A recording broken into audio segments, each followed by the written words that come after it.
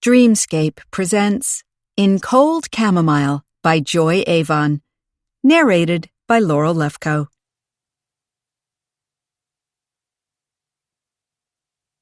Chapter 1. One red heart for the day of love. Callie Aspen attached the red heart badge with her name to the lapel of her jacket and checked in the car's rearview mirror that it was in the right spot. Then she threw a regretful look at the empty passenger seat where her Boston Terrier Daisy normally sat strapped in her basket. But the Valentine's event today would pull in so many visitors that it would make the quiet little dog uncomfortable, and Callie had decided to leave her at book tea, where the regular helpers would look after her. She got out of the car and took a moment to soak up the sunshine slanting across her face. It shone down from a pale blue winter sky, streaked with errant clouds, and turned the frost left on Haywood Hall's lawn into little twinkles, as if someone had strewn diamonds across it. The house itself looked cozy, with smoke coming from the many chimneys, indicating the hearths were well fed, and welcome warmth would wrap itself around Callie as soon as she stepped inside. But it wasn't just warmth waiting for her behind the broad front door, which was the exact reason she stood a little while longer to breathe the crisp air and listen for the sound of birds in the nearby trees. It was so wonderfully quiet. And inside it would be hectic, full of the bustle of furniture being moved around, people shouting orders at one another, panicky last-minute discussions about the best place for a buffet table or about a notebook with important directions that had been mislaid. And as one of the organizers, most queries would be directed to her, demanding an instant solution. Their Valentine's event consisted of 6 main themes, which had seemed manageable when Callie and her great-aunt Iffy had thought it up. But as it had started to unfold, more and more people had gotten involved, and at last count they had over 100. Everybody was anxious that his or her part in it would go off without a hitch, and they all called Callie at every hour of the day with new ideas or old concerns. The leader of the Baroque orchestra that would perform in the old ballroom had proven to be especially difficult, having at first praised Haywood Hall's acoustics, then deemed them disastrous for his group's performance. His violinist had complained about a draft on her neck, and the singer who was supposed to perform with them hadn't even shown up for rehearsals. There was no shortage of big egos around, and Callie could feel a headache forming just thinking of dealing with all of these people. She took a deep breath and walked up to the front door, taking a moment to touch the railing along the steps, which was also adorned with a layer of frost. It felt cold under her fingertips, but melted instantly, betraying that the heart of winter was past and spring was on its way. Callie found the front door ajar and pushed it open, ready to face the attack of voices and noises, hunt for the first notes of discord, and the need for her to step in and soothe.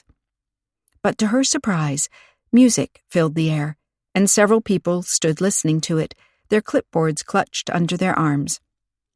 A flute played a haunting solo, and then the entire orchestra joined in, sending waves of beguiling music through the house.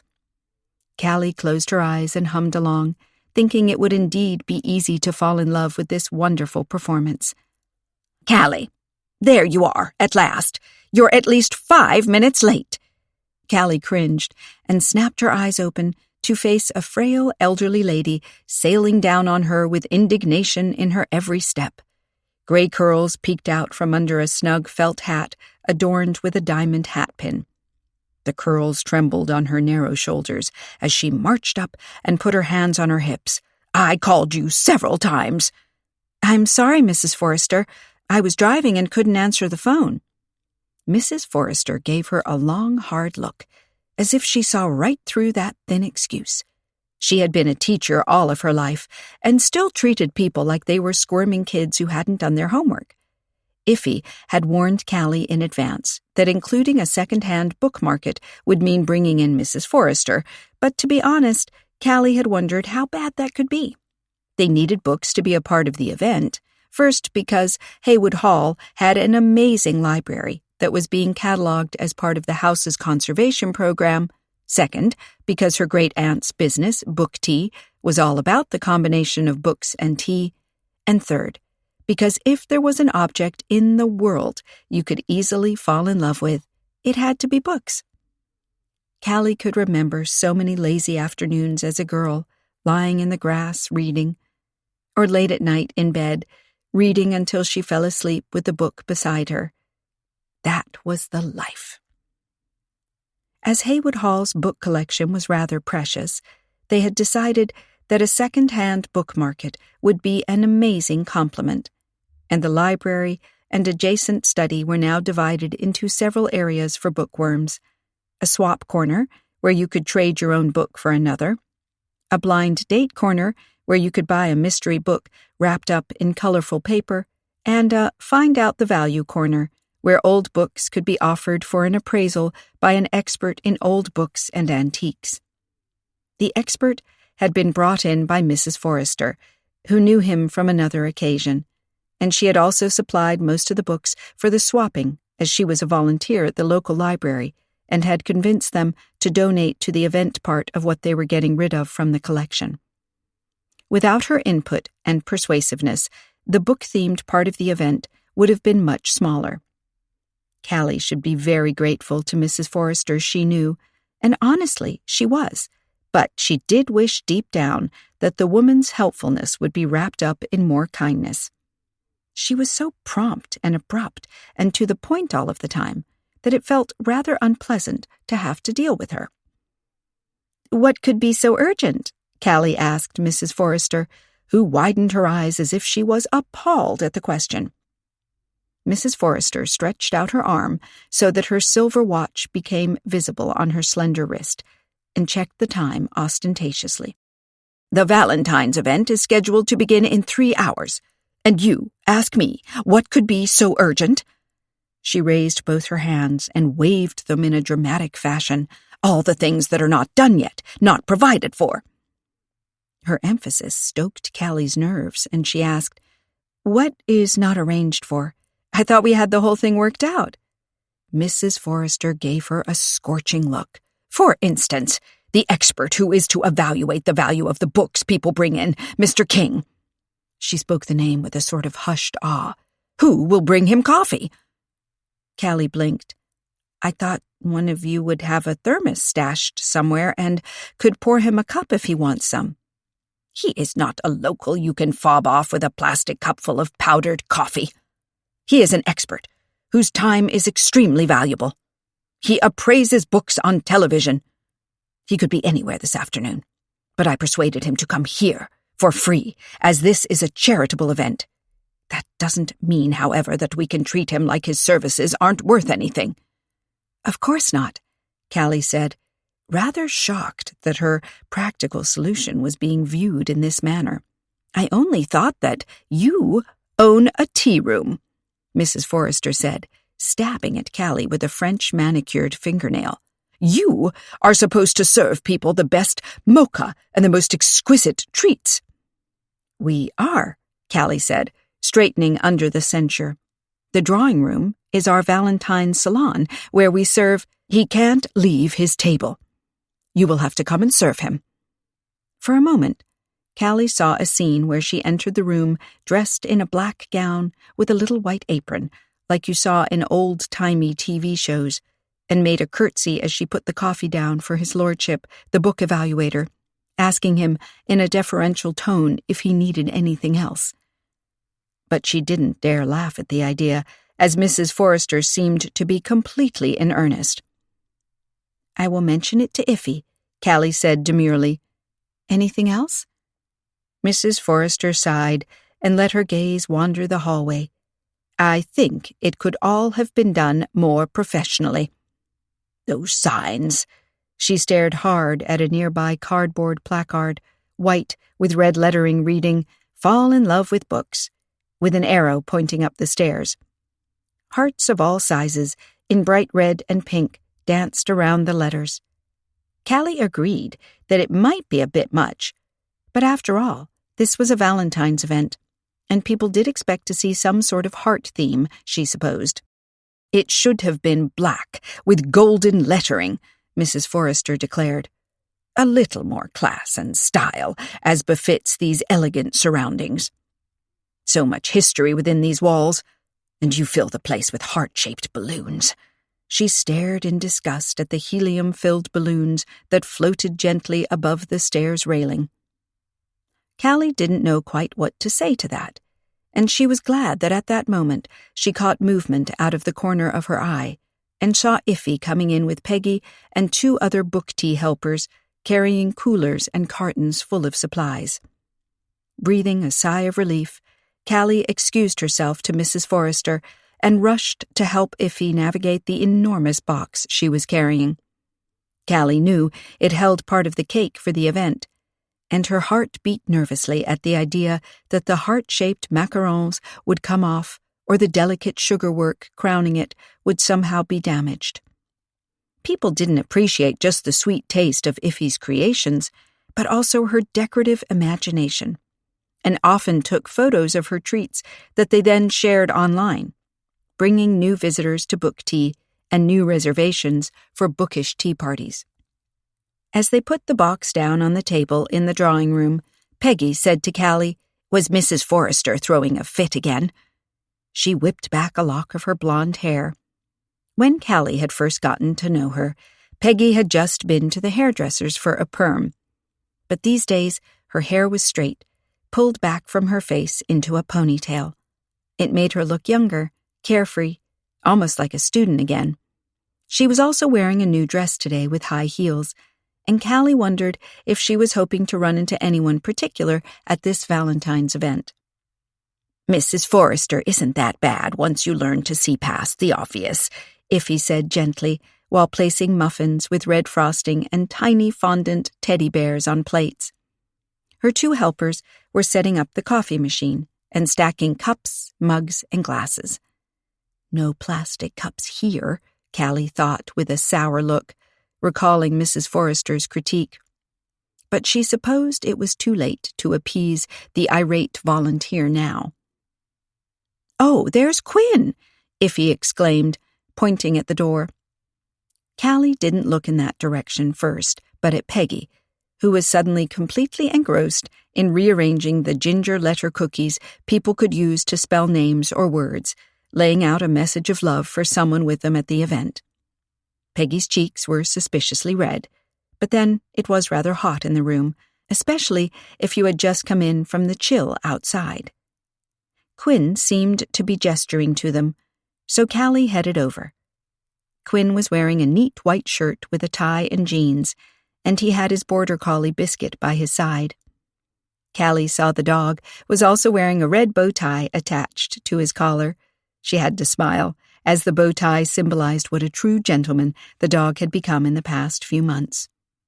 Quinn had adopted Biscuit the previous summer, after his elderly owners had decided he was too much for them at their age and wanted to return him to the rescue where they had found him.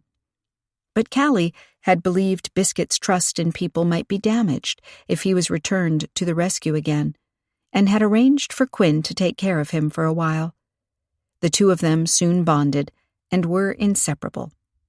The idea of him ever going back to the rescue was long forgotten, and Biscuit was a welcome face in his new hometown, with people stopping Quinn in the street to pat Biscuit or ask if Quinn could show them something new the dog had learned.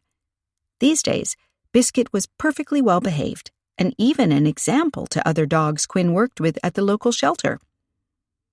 "One of the heaters in the stables isn't working," Quinn explained to Callie. "The temperatures are rather chilly for the animals to be there all afternoon. Do you have a toolbox around so I can see if I can fix it?" "Sure. In the conservatory closet, I think. Follow me." Callie was glad Quinn had proven to be handy, doing repairs on the cottage she had rented when she had come to live in Hart's Harbor. Not only had he fixed what was broken, but he had also painted and wallpapered, turning the rather sparse little place into a brand new home for her. Smiling at the recollection, she led the way through the hallway, past the sign reading, "Fall in Love with Plants," down a corridor and into the conservatory, which had once been the domain of Haywood Hall's gardener, Mr. Leadenby. Callie felt a stab of sadness as she recalled his sudden death and the events it had put into motion. It was difficult still to think about his death, but they had all banded together to solve the murder and save the house. That was something that would have meant the world to Leadenby. Yes, a day like today, with people flocking in to admire his orchids on display and swap plants and seeds, would have been something after his own heart. Biscuit had his head up at the many strange scents assaulting his sensitive nose, and he turned this way and that to look at the gardening enthusiasts who were setting up shop. Callie greeted a few people as she made her way to the large wooden closets against the far wall and opened a door to search inside. The metal toolbox should be on one of the shelves. She recalled it was bright blue. Yes, there it was. She breathed an inaudible sigh of relief that she had found it in a single try and didn't have to hunt for it elsewhere in the large house. Mrs. Forrester's insistence that there was too little time to get everything done before the event had started to make her jumpy. "There you are." She pulled the toolbox out of the closet and handed it to Quinn. It was quite heavy, but he carried it in one hand. "I hope you can fix it. I don't think we can bring in another heater on such short notice." "I'll have a look, and if I can't fix it, I'll call around and see if anyone can help out." Quinn smiled at her. His quiet confidence that locals would help him was a testimony to how well he had integrated into his new hometown. Callie knew he had only planned to spend a few weeks in Hart's Harbor that summer, but work offers had kept him around, and these days she believed Quinn was about as much a resident as the rest of them.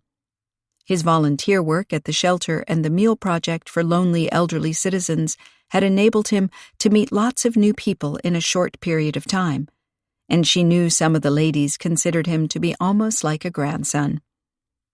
Callie smiled as she watched him walk out the conservatory door that led into the garden, to round the house to the stables where the animal portion of their event would be.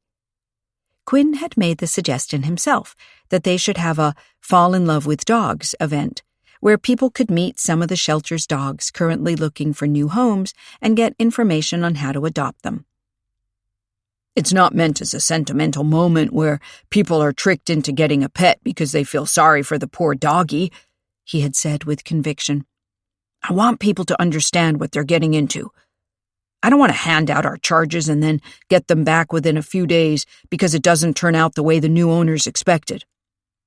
They had agreed that the event would focus not just on finding the eligible dogs a new home, but also on engaging people with the shelter, perhaps getting some new volunteers or donations. A win-win, Iffy had called it with a smile. Callie rolled back her tight shoulders and looked around her, sniffing the scents of the tropical plants. The warm, damp air folded itself around her, and she longed to linger a bit with people who were not rushing or scolding one another, but rather quietly putting things in place and chattering about how much they looked forward to the afternoon's visitors. Someone passed around lemonade in plastic cups, and Callie noted with a wry thought of Mrs. Forrester's demands that here nobody seemed to feel above drinking from a plastic cup. Still, the reminder of the honored expert with television credentials who was about to arrive at the hall sent her darting back into the hallway, determined to treat the man with all due respect. After all, he was offering his time for free. Callie had gotten the impression from a quick look at his website that he had become a celebrity overnight after a TV appearance, around Christmas of the previous year, on a show where people bring in their flea market and garage sale treasures to see if they happened to be worth a fortune. In any case, Mrs. Forrester had insisted on advertising their event in the local paper, with the man's name and photograph prominently on display, and several regional papers had also run it, claiming a TV star was visiting Hart's Harbor. It was good promotion for the event, and Callie kept her fingers crossed that the star wouldn't have an attitude that turned people off. Just as she was about to turn into the drawing room again, a tall, gray-haired man came through the front door. He walked very upright and looked about him with keen brown eyes. There was a certain joie de vivre about him, an energy that immediately captured attention. He took in the decorations, the heart-shaped balloons, the signs with the red lettering that Mrs. Forrester had deemed inferior, and smiled. The warmth of that smile made his features even more attractive, and Callie concluded with a grin that in his younger years he had probably been a regular heartbreaker.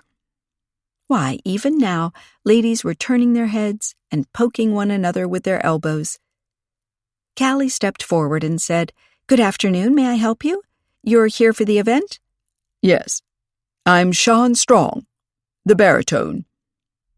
Callie hesitated a moment as her mind conjured up another name for the singer, but with so many participants she could have mixed up a name or two. She reached out her hand. "Oh, yes, you're going to perform with the orchestra. How nice to meet you at last." Recalling her earlier judgment about the presumed ego of the absent soloist, her cheeks flushed a little as she shook his hand. He smiled widely. "I'm so sorry I couldn't be here sooner. I've just ended a string of performances in Vienna and only flew in this morning." Callie's jaw sagged. "You just stepped off a plane from Europe?" "Yes.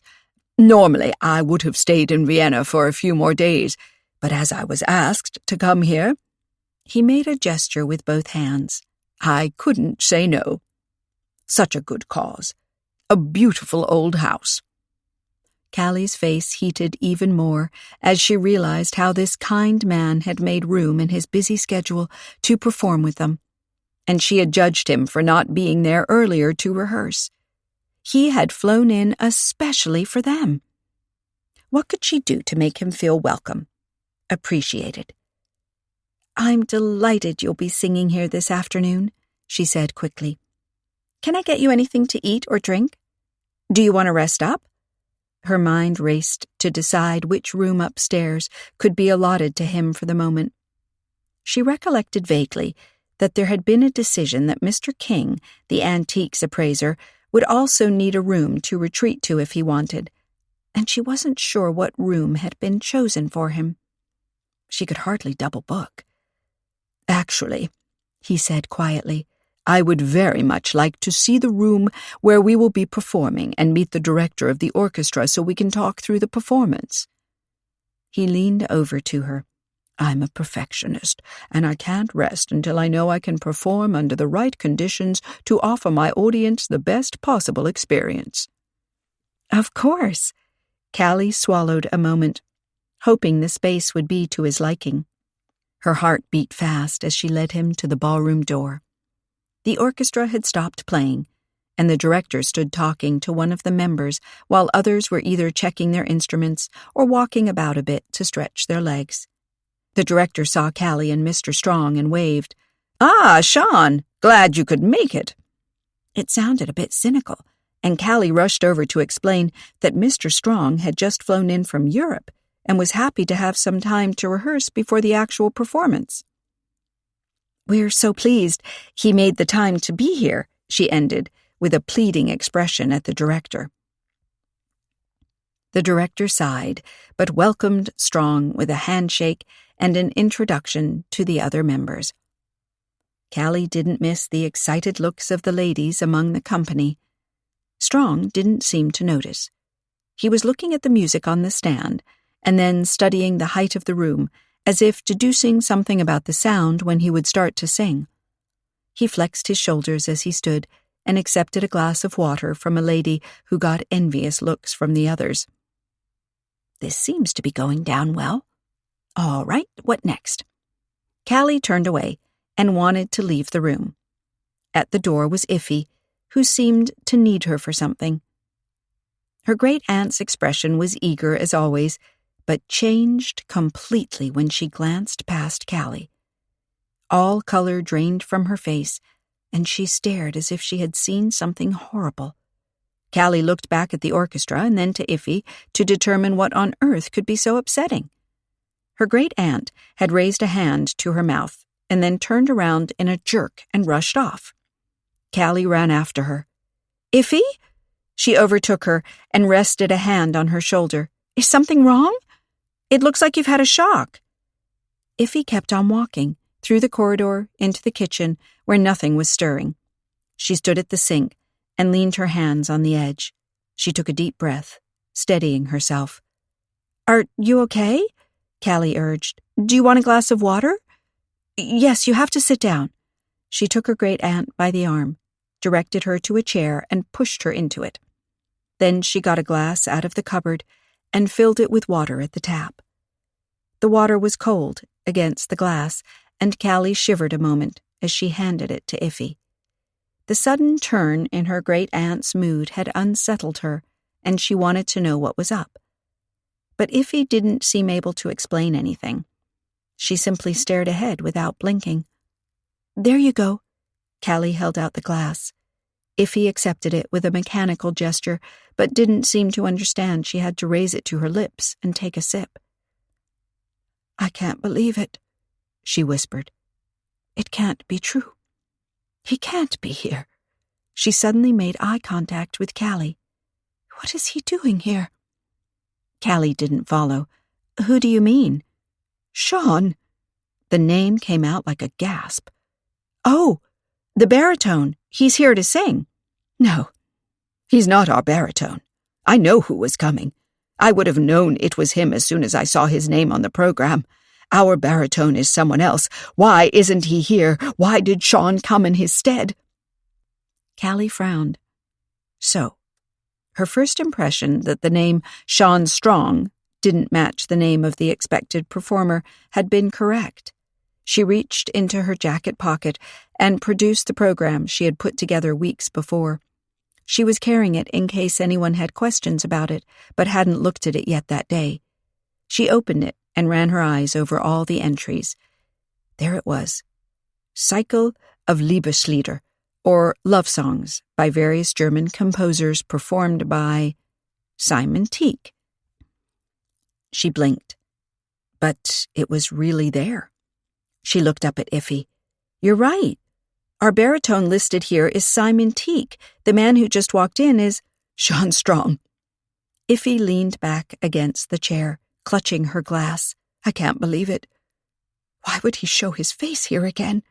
"He's been here before? You know him?" Iffy seemed to focus on Callie for the very first time.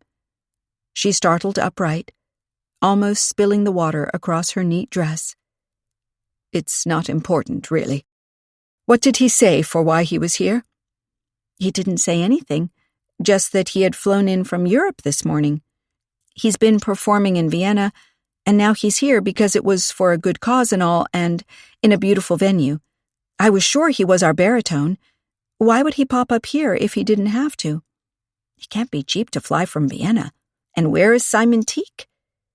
Iffy had sagged again and was sitting with her head down, her hands tight around the water glass. "I'll go ask him," Callie said, and rushed off with the program in her hand. She found Strong in a deep discussion with the lead violinist of the orchestra. She tapped his arm. "Excuse me a moment, but something is unclear. Our agreement was with the baritone Simon Tieck, but you just introduced yourself to me as Sean Strong?" "Oh, didn't I mention that?" He flashed his heartthrob smile again. "Simon is ill. Nothing serious, just a little throat infection, but it does affect his voice. He asked me to take his place, for the good cause and all that. I agreed to it. I have a thing for old houses." He eyed her with a twinkle in his brown eyes. "Is there a problem?" Callie shook her head. "No, not at all. Very kind of you to take Mr. Tieck's place. I wish him a speedy recovery. I'll tell him when I talk to him." Strong nodded at her and returned his attention to the violinist, who had waited impatiently with his sheet music in hand. Callie slowly retraced her steps to the kitchen. It was a coincidence. A man falling ill, another taking his place. Inadvertently returning to a place he had apparently been before. But if it was such a long time ago, would he even remember? Iffy obviously did. Callie swallowed when she realized she had to tell her great-aunt it was indeed Sean Strong taking the place of the man they had asked to come. Iffy was still sitting there, frozen in shock. She had not touched her water. Callie said, "It's all clear now." She tried to sound light and casual. "The man we asked to come turns out to be ill with a throat infection. Mr. Strong kindly offered to take his place." "Offered? When he knew he was coming here?" Iffy sat motionless, a deep frown over her eyes, as if she was trying to work out something she couldn't quite get a handle on. Callie closed in on her and leaned over. "Do you know him?" Iffy looked up. She blinked, as if suddenly aware of Callie's presence and the fact that she wanted to know things. "He performed here before. It didn't turn out. Well, it wasn't his fault, I suppose." Iffy shook her head with an impatient insistence and rose to her feet. She put the glass of water on the table with a thud that suggested her usual determination was coming back to her. "It's just silly of me. I hadn't expected to ever see him again." "He performed here? In Hart's Harbor? Years ago?" "A lifetime ago." Iffy's voice was soft, her eyes staring as if into a distant past. "He wasn't well known then. Not a world traveler like he is now." She looked at Callie, her keen, brisk self again. "Well, I suppose it's just a coincidence then. People do fall ill at the most inconvenient moments." She hesitated a few seconds, fidgeting with her hands. "I would appreciate it if you do not mention to him that you know he was here before. I will certainly act like I don't remember." "But," Callie searched for the right words, "I just said it didn't turn out well at the time. Bringing it up would just be painful, and Mr. Strong is doing us a favor by taking the sick baritone's place. We should treat him with respect." Callie wondered whether Iffy meant to imply that there had been some scandal surrounding Mr. Strong's previous performance in Hart's Harbor, and that it was better for everyone involved to act as if said performance had never happened. Callie agreed that making their guest uncomfortable should be the last thing they wanted, so she nodded. "Okay, I really don't know him at all, so it won't be hard. I'll just stay out of his way." Iffy walked to the door. "I won't come to the performance." "But you said you wanted to hear it, that you loved Liebeslieder." "It doesn't matter much. Hopefully, it will be so crowded at our tea event I won't be able to leave anyway." Iffy smiled at her, a wan, forced smile. "It will be all right. Just act like you have no idea, Callie." Then she left the kitchen in a rush. Chapter 2. "There are more lemon macarons in the trunk of my car," Peggy said to Callie. Her cheeks were red from the heat in the room and from rushing around to serve everyone. She carried a tray with mint teas and cappuccinos for a nearby table. Callie said, "I'll go get them." "Give me the key." Balancing the tray against her hip, Peggy extracted the car key from her pocket and handed it to Callie, who rushed off with it. In the hallway, she almost bumped into Mr. Bates. The pet portrait painter, who had done a stunning portrait of Daisy, beamed at her. "What an excellent event. Personally, I have no appreciation for Valentine's Day at all. This whole commercial thing with having to buy presents and all. But you gave it a fun twist. I was just up in the library." He pulled a book out from under his arm. "I handed him my leather-bound edition of War and Peace, which I have read countless times, and got this." He showed her a big book with reproductions of oil paintings. "I can leaf through this for hours. I'm already looking forward to it.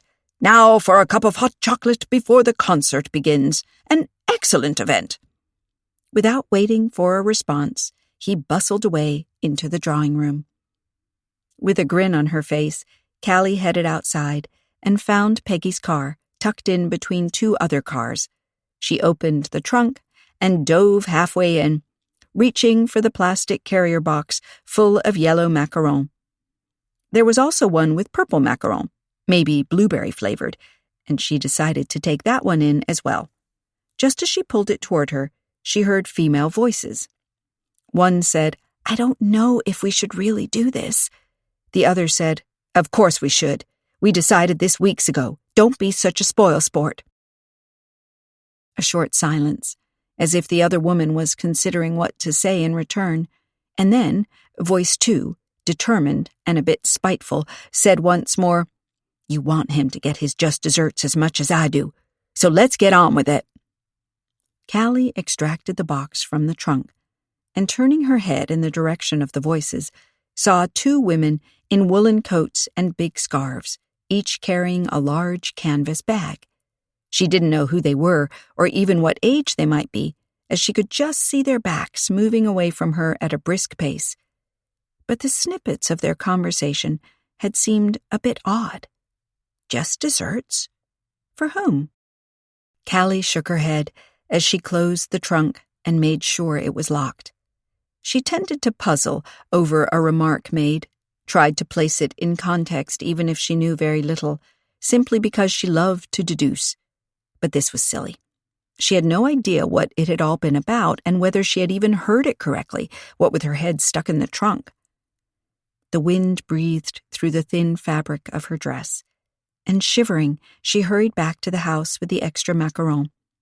Back inside, in the bustle of tea drinkers in the drawing room, she was glad to see Iffy serving and talking and laughing like her usual self. The shock of finding Sean Strong at Haywood Hall seemed to have worn off. Callie's own discomfort had evaporated with the reassurance her great-aunt was well, and she passed both boxes of macaron to a book tea helper and retreated to see how things were going in the other themed areas. She first ventured out to the conservatory, passing a lady carrying a huge blossoming pink orchid, just remarking that she had never had one with so many blooms yet.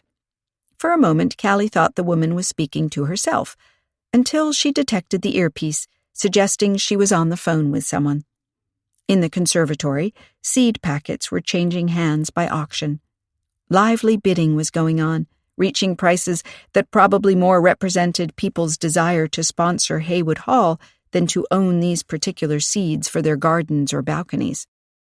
Callie saw some nice geraniums that she could put in hanging baskets at her cottage once it was a little warmer, and the seller offered to drop by later in the year and bring the geraniums to her. "White and pink or red, you tell me closer to the time." He passed her a card with contact information, and she slipped it into her pocket.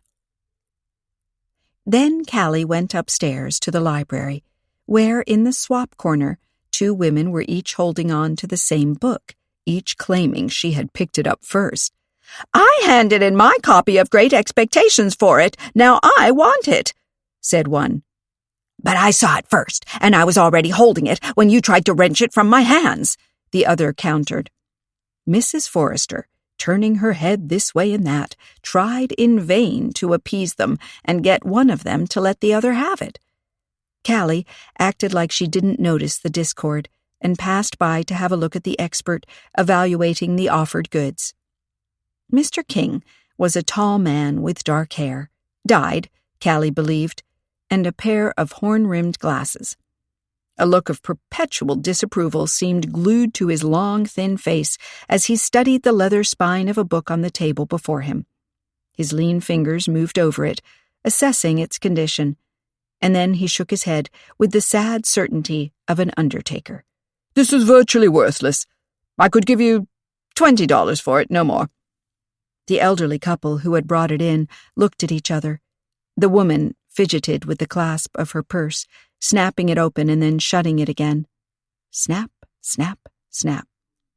"It comes from my mother's inheritance," she said in a thin voice. Her husband retorted at once. "You have so many of her things. This is just gathering dust in the attic. Let's take the $20.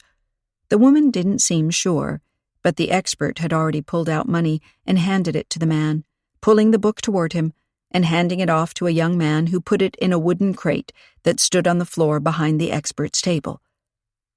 Callie saw it contained quite a lot of books already. She hoped the locals would at least be happy with the deals offered to them and wouldn't, in hindsight, regret having parted with something valuable. She was just about to turn away again and continue her inspection of the event's themed areas when she saw the 2 women from outside in the parking lot now carrying their woolen coats over their arms. They still had their scarves wrapped around their necks, though, and one of them was ducking into hers as if she was still cold.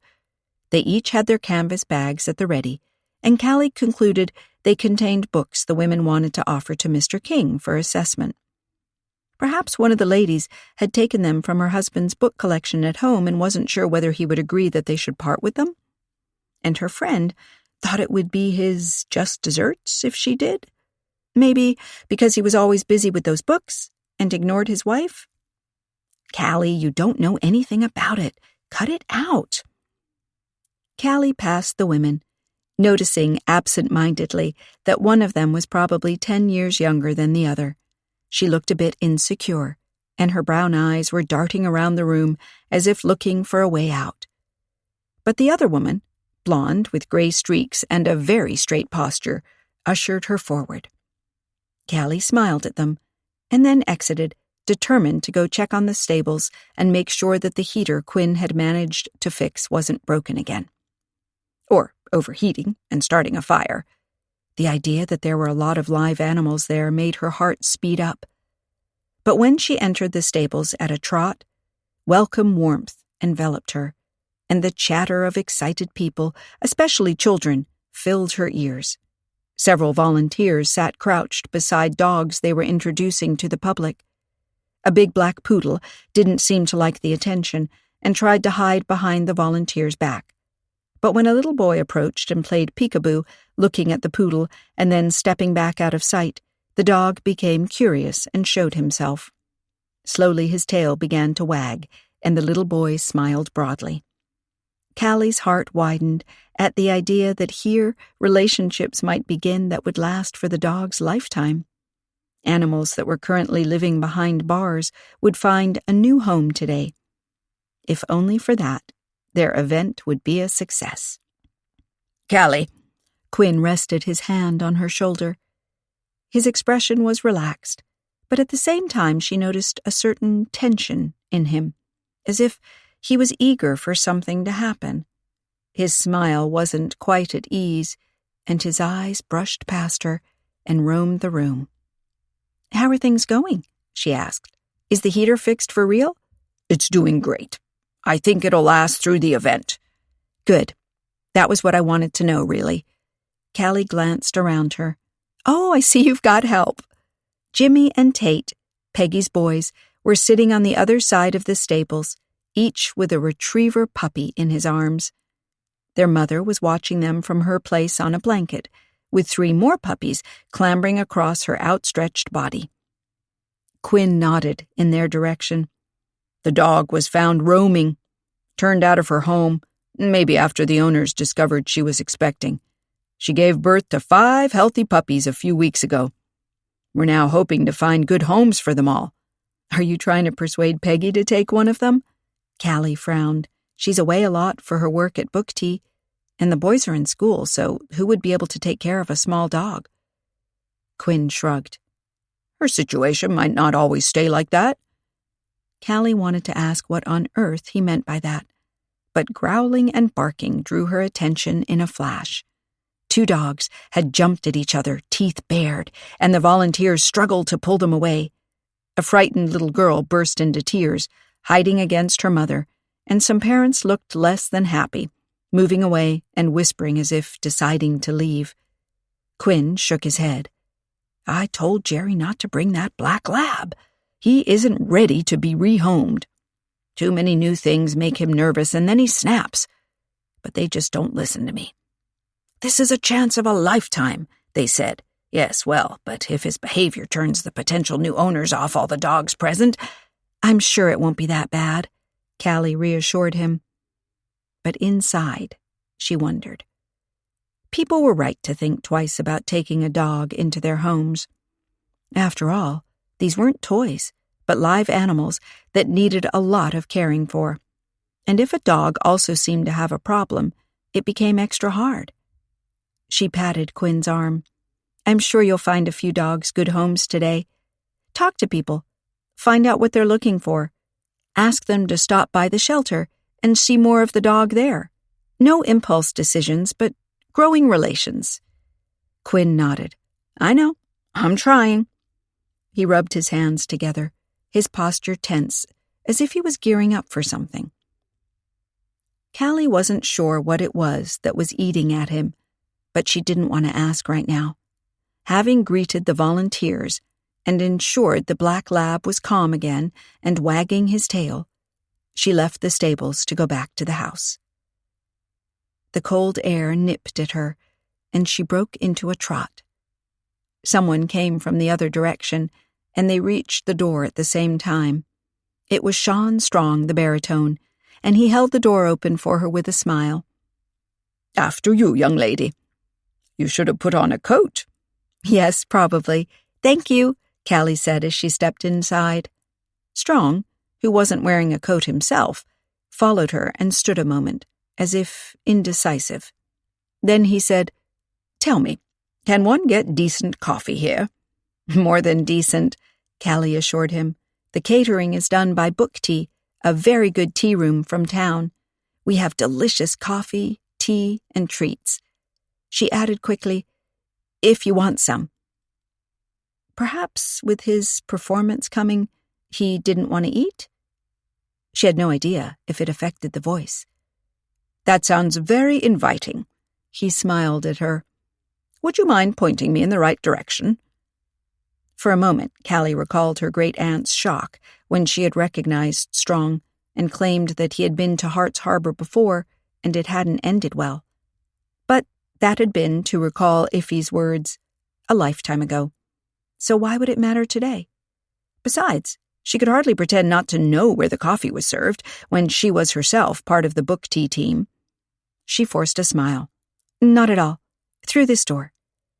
Callie led Sean Strong into the drawing room, where the scent of mocha coffee and walnut cake filled the air. People were standing in groups, as all of the seats were already taken. Callie and Sean had to push their way through to get to the long table where Iffy was serving. She was just lifting a new chocolate cake from a container and putting it on a plate to start cutting it up. White frosting on top outlined a great house, which might be interpreted as Haywood Hall, but could also represent Mr. Rochester's abode from Jane Eyre or iconic Pemberley. Callie moved aside to let Strong reach the table and place an order. She looked at his face. To her surprise, he stared at her great-aunt with a look of worry in his eyes, a slight frown, an uncertainty that didn't seem to fit his confident attitude. Did he also recall his previous visit to this small town and the unfortunate events that had taken place? What could they have been? If he looked up, "May I—" The words, "help you," seemed to die on her tongue as she stared at Strong. He held her gaze with that quiet, slightly concerned look. Then he smiled and said, "Hello, Iffy." Callie's jaw sagged when he said her great-aunt's first name. Iffy had only let on that Strong had performed in town, but not that he had known her personally. Or had she been on some organizing committee at the time? Still, if it was that long ago, why would Strong, who apparently traveled the world, recall her at all? "Hello, Sean." Iffy's voice was soft and slightly unstable. She straightened up in an attempt, it seemed, to regain control of the situation. "I heard you were replacing Mr. Teak this afternoon. I hope he isn't too ill?" "No, he'll be fine. Really. Just a little throat trouble after a head cold. You know how that is." Strong seemed at a loss for further things to say. He just stared at Iffy, who stared back. Callie wished she had told Strong to go back to the ballroom, where she would bring him his coffee order. It would have been better to avoid this confrontation. Even if she had no idea what it was about, it was obviously painful to both parties. "This young lady here tells me you have amazing coffee," Strong said at last, in a forced, cheerful tone that sounded insincere. "That young lady," Iffy replied, taking up the light tone, "is my great niece, Callie Aspen. She has come to live in Hart's Harbor to help me with the book tea." He frowned again. "Help you? Are you not well? I'm fine, but I'm not getting any younger. Neither of us is, I suppose." Strong seemed to want to protest, but then he nodded. "I suppose." He sighed, and Callie noticed that Iffy cast a worried look over his features, then down his figure, as if to see if something might be wrong with him. Strong said, "I'd like a coffee, please." Iffy checked her watch. "Isn't it too close before the performance? Will you come and listen? I can't leave here. Callie can take your place, I'm sure." Strong flashed a smile at Callie. "Your great-aunt loves classical music, especially by German composers." "I don't have the time." Iffy sounded more insistent now, almost annoyed. Callie looked from one to the other. It was clear something had passed between them when they had met before. But what could it be? Iffy poured coffee for Strong and handed the cup to him. As their hands touched briefly, Callie saw a flash of sadness in her great-aunt's eyes, as if she was sorry for something. For Strong? Had he done something wrong in the past? Ruining things for himself in Hart's Harbor? But why, then, had he returned? He didn't have to take Teek's place, she supposed. A throat infection was a valid reason to cancel, and they would simply have had to tell the audience the orchestra would perform without a baritone. She accompanied him back to the door. "Did Mr. Teek ask you specifically to take his place? I mean, you were in Vienna after all. It wasn't nothing to fly out here." Strong glanced at her, a quick, almost suspicious look. "It was the best solution. All for a good cause, right?" He toasted her with the cup. "This smells delicious, thank you." And he walked off. Callie noticed he hadn't asked her to come and listen to his performance, just Iffy. How odd. Not that she felt passed over or anything, but it had seemed as if he attached special importance to Iffy being there. Callie shook her head. She shouldn't be too curious about things that were none of her business. Just as she was standing there, she saw the two women who had spoken about just desserts come back down the stairs. The younger one was carrying a bag that seemed much emptier now, so they had sold off something to the antiques appraiser. They didn't look very happy, though, so maybe he hadn't offered a very good price? Callie heard her name and saw Dorothea Finster waving at her from the stairs. The elderly owner of Haywood Hall looked excited, with spots of color on her cheeks. Callie rushed up to meet her. "Is something the matter?" "I just wanted to take a moment to say how much I appreciate all of this. You put together such a wonderful program. The house is alive with people, music, flowers." She gestured around her. "Valentine's Day is a day of love, and I feel that love everywhere." Just as she said it, Mrs. Forrester burst from the library's door, holding scissors clutched in her hand like a weapon. Her face was pale with anger, and her eyes flashed as if she could barely control herself.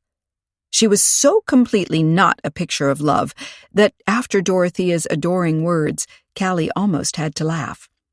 But something in Mrs. Forrester's expression prevented her from it. The woman was truly mad into the depths of her veins and ready to stab someone with those scissors, it seemed. Dorothea glanced after her as she passed them and vanished down the corridor. "She's very good at what she does," she said weakly, almost as if to offer an excuse for the presence of the unpleasant woman on the premises. "I guess," Callie said, to be accommodating, "that she has to be firm in order to run the library and all the other things she's involved in. She does get a lot done." They looked at each other, and then, in spite of herself, Callie had to laugh anyway. Dorothea joined her, a soft chuckle behind a politely raised hand. "I would never have admitted it otherwise," she whispered, "but now I will tell you I am positively afraid of that woman. She is like a battle ram. When she comes for you, you'd better step aside or you'll get run to the ground. I wouldn't like to get into an argument with her." "You're the hostess, so she won't pick a fight with you," Callie assured her. Apparently, She's very much a perfectionist, and when something doesn't turn out the way she had pictured it, she's none too pleased. She thought a moment. Maybe she feels like everybody takes her efforts for granted? Dorothea nodded, suddenly perfectly serious. It can be a risk when you rely on the same people over and over to make every community event into a success. They are eager and pull their weight, but after a while they ask themselves, what for? I must remember to give her an extra compliment when we're done later today. Can you help remind me? Of course. Callie smiled at her. We did intend to give all the volunteers a check for a free cup of coffee at book tea, so Mrs. Forrester will also be getting that. A lovely idea. Dorothea patted her arm. I'm so glad to have you here. Oh, she pointed at the grandfather clock. It's almost time for the performance. Are you coming too? Callie hesitated. She wanted to hear the enigmatic Sean Strong sing, but she also felt obliged to keep an eye on how things were going. You go and I'll pop in later, she said to Dorothea, who nodded, and slowly made her way down the stairs. She didn't look like she was 93, but Callie imagined she could feel it in her bones. With a warm smile, she followed the fragile figure as Dorothea made her way down and then turned to the ballroom. Music already poured out the door, inviting people to flock there.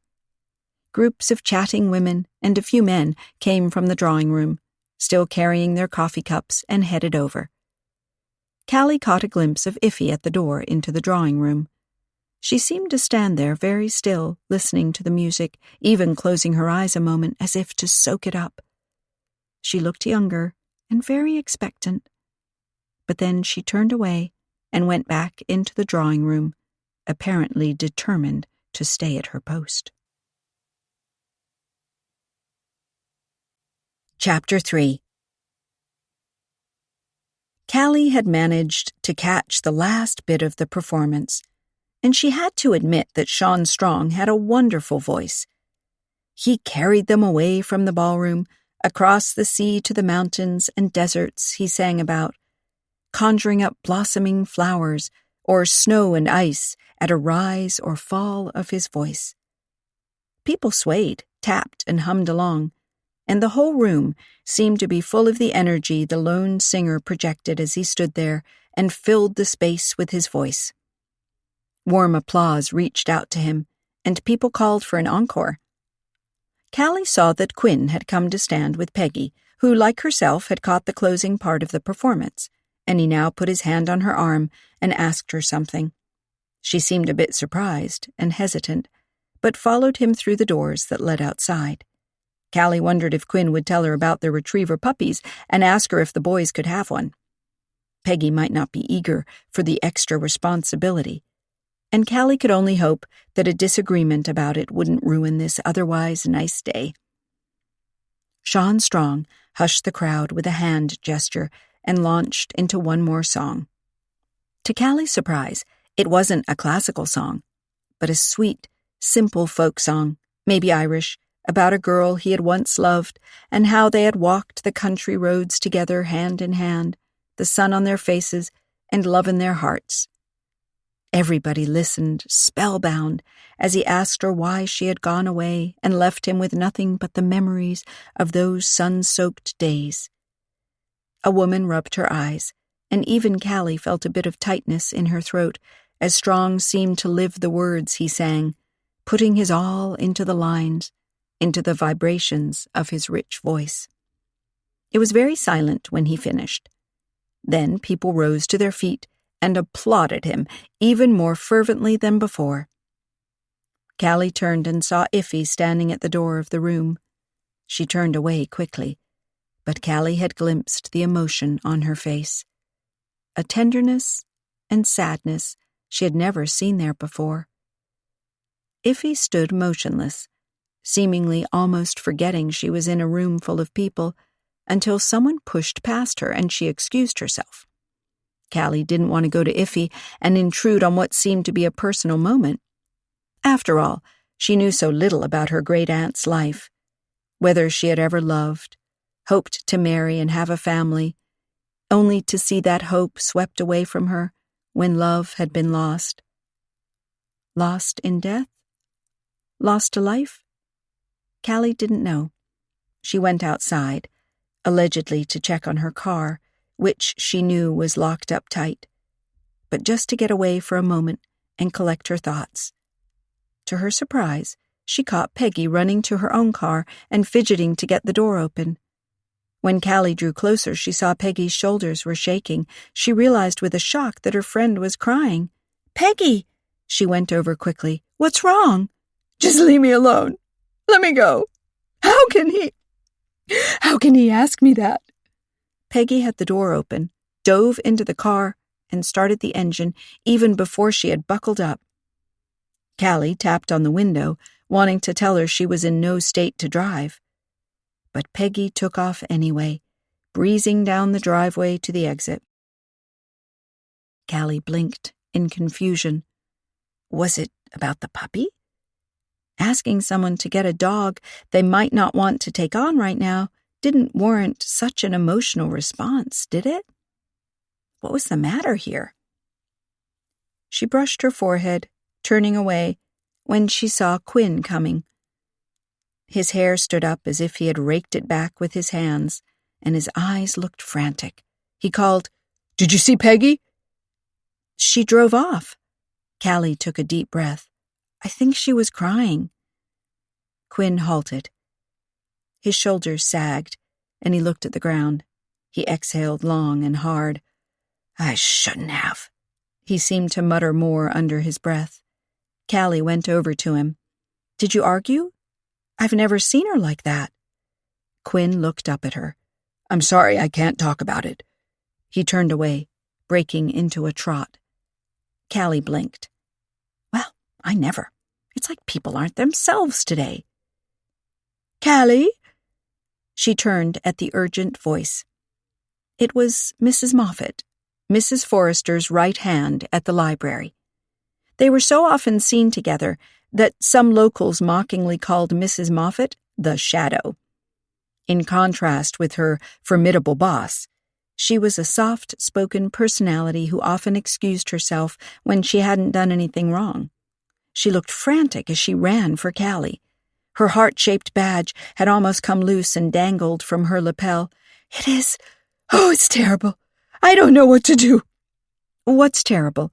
Callie asked, catching the woman by the shoulders to steady her. She seemed to be swaying as she tried to catch her breath. Mrs. Moffat blinked her wide green eyes at her. "I should never have gone in there alone, but I saw him go in there. I thought he might still be there. I only wanted to ask if he might do a few more evaluations, just because there were so many people and I hate disappointing." She gasped for breath. "Take it easy now," Callie said soothingly. "It will be all right." "No, it won't." Mrs. Moffat pushed the next few words out with an effort. "He's dead." "Dead?" Callie echoed. Surely not another dead body at Haywood Hall. Everything inside her resented ever living through something like that again. "Dead?" Callie repeated once more. "You must be mistaken. You must have seen something, perhaps in the dimness of that room?" "Yes, that was it, a trick of the eyes or the mind." But Mrs. Moffat shook her head emphatically. "He's dead. He's lying on the floor, staring up at the ceiling. He looked kind of surprised, like he could have believed someone had dared to kill him, and there was blood nearby. Oh!" She held her hand to her mouth. She kept her panicky eyes on Callie. "I know we all said that someday she'd kill someone. She's fierce like that, but I never meant it. Not like she would really do it. Not—" She gasped again. Callie squeezed her shoulders. "Calm down now. Who's dead?" "Our expert, Mr. King. I would never have guessed you could kill a tall, strong man just like that. He stood 2 heads over her. Maybe she never intended to. Maybe she just wanted to threaten him to put him in his place, and then—" Mrs. Moffat sucked in air. "It's too horrible." Callie said, "Are you certain?" That there is a dead body?" Before she could say more, Iffy appeared by her side. "People are saying there's something wrong upstairs. Someone hurt or even dead. We should go up and have a look before things get out of hand." "Mrs. Moffat here says she's seen it." Callie swallowed. "Another murder." Iffy brushed her forehead. "That can't be. Who would kill someone on such a nice day? A perfectly harmless event." Callie tried not to think of Iffy's own strange response to the appearance of Sean Strong, Peggy's tearful departure, Quinn's tension earlier, and Mrs. Forrester holding the scissors like she could just kill someone with them. Yes, there had been a positively murderous look in her eyes. Telling herself not to draw any hasty conclusions, Callie focused on Mrs. Moffat. "We have to call the police." "You do it." Iffy nodded at Callie. "I'll go in with Mrs. Moffat, and we will make sure nobody gets into that room. We don't want people, especially children, seeing anything gruesome." Mrs. Moffat whimpered as if she now realized it was too late for her, and she had already seen the gruesome thing. Iffy put a firm arm around her and led her away. Callie dug her phone from her pocket and hesitated a moment. The police station? Or Deputy Ace Falk's cell phone? She had his number because he was sort of her boyfriend? Callie frowned, as she didn't really want to think about that issue right now.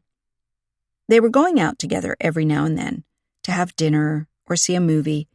They were having a good time together, having serious conversations, or just talking about nothing really, and just feeling that they liked to be together. So why did she have to wonder why he had never officially asked her to be his girlfriend? Or why they were always going to other towns on their dates, almost as if they shouldn't be seen together around Hart's Harbor? Not to mention that after the sheriff's unfortunate concussion on New Year's Eve, Ace had been so busy leading things at the station that she had barely seen him at all. Callie shook her head. She didn't need him privately now, but for business. Another murder case where she happened to be on the scene. How did that keep happening to her? She chose his cell phone number from her contact list and waited as the phone rang. "Hello?" She could hear wind blowing past the receiver, so she knew he was outside. Maybe on some case, looking at evidence? Or searching for a fugitive? "Ace? It's me, Callie. I'm at Haywood Hall for our Valentine's event, and someone died here." There was a short silence. "Died? You're serious?" "Yes, unfortunately, I am. Mrs. Moffat just came to tell me. An expert we asked to come evaluate old books died, and Mrs. Moffat is certain he was murdered. I haven't seen the body, so I can't tell." "And you are not going to see the body either. Stay away from it, please." Ace sounded pleading. "I will come over right away. You know the drill. No touching, no interfering, and nobody leaving." Callie thought of Peggy, who had rushed off in tears moments before they had heard about the murder. But she didn't want to tell Ace that Peggy was upset about something, or rather someone, and that someone was Quinn. When Quinn had first come to town, Ace had been suspicious of him, and Callie didn't want the protective deputy to think that Quinn had somehow hurt his sister. Ever since Peggy had lost her husband and was raising her sons alone, Ace had tried to do anything he could to help them, and he would never allow anyone to harm them in any way. Callie was sure Quinn hadn't meant to hurt Peggy either, but still she had raced off in a state of great distress. What a mess. "Callie?" She heard Ace's voice with an urgent undertone. "Yes, I heard what you said, and I understand. I'll see you later." She disconnected and went inside to tell everyone to stay put as the police were coming in for an investigation of what had happened in one of the upstairs rooms. She wasn't going to call it a murder right away, but deep down inside, she knew it could hardly be anything else. So much for their celebration of love. Chapter 4. When Callie heard the sirens outside, she headed into the hallway to meet Ace the moment he came in. As always, it struck her how capable he looked in uniform, how determined. But the moment their eyes met, she saw the concern for her there, and the disbelief that murder had found their little town again. He came over with long strides, his hand reaching out as if he wanted to wrap an arm around her. Then he seemed to remind himself he was on duty and stood stiff and straight in front of her. "Where's the body?" "Upstairs. I'll take you to it." They walked up the carpeted steps, and as they went, she felt his hand brush hers a moment. "Are you okay?" he asked softly. "Yes, I'm fine. Well, like I said, I didn't see the body, so it was just the shock of hearing that someone had died. The event was, well, rife with tension might be a bit much to say, but I did notice some people behaving oddly."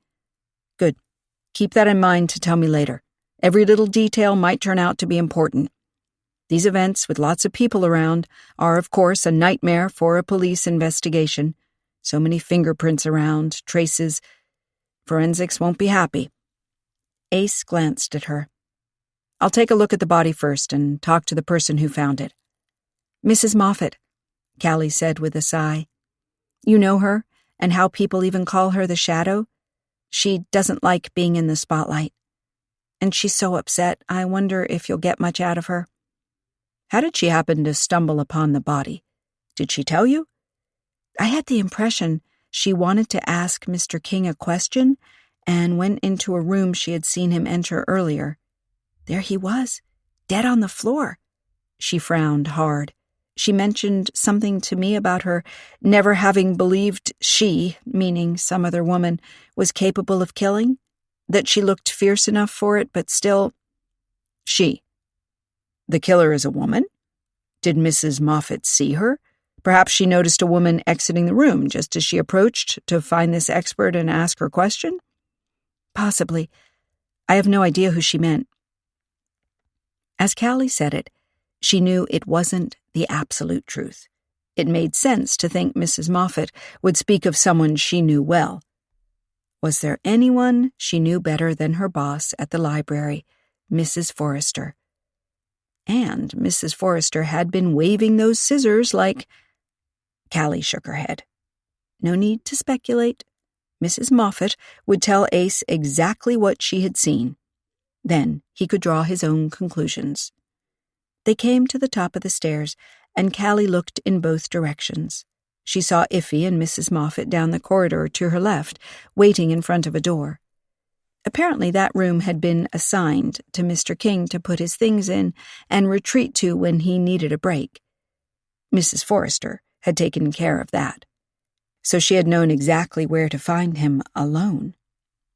Callie shook her head at her own morbid thoughts. She waved Ace along to the two waiting women. Mrs. Moffat stood with her head down, sobbing into her hands. As Callie approached, she heard Iffy say, "You will have to tell him everything. There is no other way." Callie's heartbeat stuttered. Had Mrs. Moffat considered holding something back from the police, from Ace? Why? Did she know more about the death than she wanted to admit? Or was she considering shielding someone? If she had really seen Mrs. Forrester leave the room right before she had gone up to the door, her boss, someone she had worked with for many years, someone she might consider a friend, even though she was a bit dominant. Not a likable personality, but not exactly a cold-blooded criminal either. What a dilemma to face. "Good afternoon, Mrs. Moffat," Ace said in a kind tone. "I heard you had quite a shock." Mrs. Moffat looked up at him and rubbed her nose with her soggy handkerchief. "That's right, Deputy. I feel all shaky. I don't quite know what to say or do." "How about you tell me slowly and step by step what happened this afternoon?" Ace suggested. He had produced a notebook and pen and eyed the woman expectantly. Iffy said, "Really, Deputy, she's had quite a lot to work through and is barely able to stand up. Can't we sit down somewhere quiet to talk?" Ace looked over his shoulder and called out to one of his men. When he approached, Ace instructed, "In there is the body. Don't let anybody in except for the doctor as soon as he arrives. I'll speak to this prime witness first." Mrs. Moffat shrank under the words prime witness and looked at Callie with wide, tear-stained eyes, pleading for help. She was obviously not used to being the center of attention, and certainly not a focal point for the police. Callie put her hand on the woman's arm. "Iffy is right. You need to sit down. Let's go into this room." Being familiar with Haywood Hall's layout, she took Mrs. Moffat to the nearby billiard room and opened the door for her.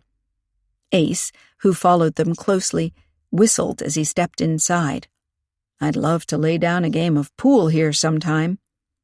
Callie shook her head at him, as this was hardly the time to discuss something like that. But to be honest, she'd love to play pool with him, and especially here. She didn't claim to be very good at it, but she had played it quite a few times at hotels that had a billiard table, and she enjoyed the game. Most of all, she enjoyed beating men who believed women couldn't play pool. She didn't want to say Ace would have such prejudices, but even so. Mrs. Moffat sank into one of the 3 leather chairs grouped around the fireplace and buried her face in her hands again. Her shivery breathing filled the silence. Iffy, who had come in with them, stood beside her and rested her hand on her shoulder.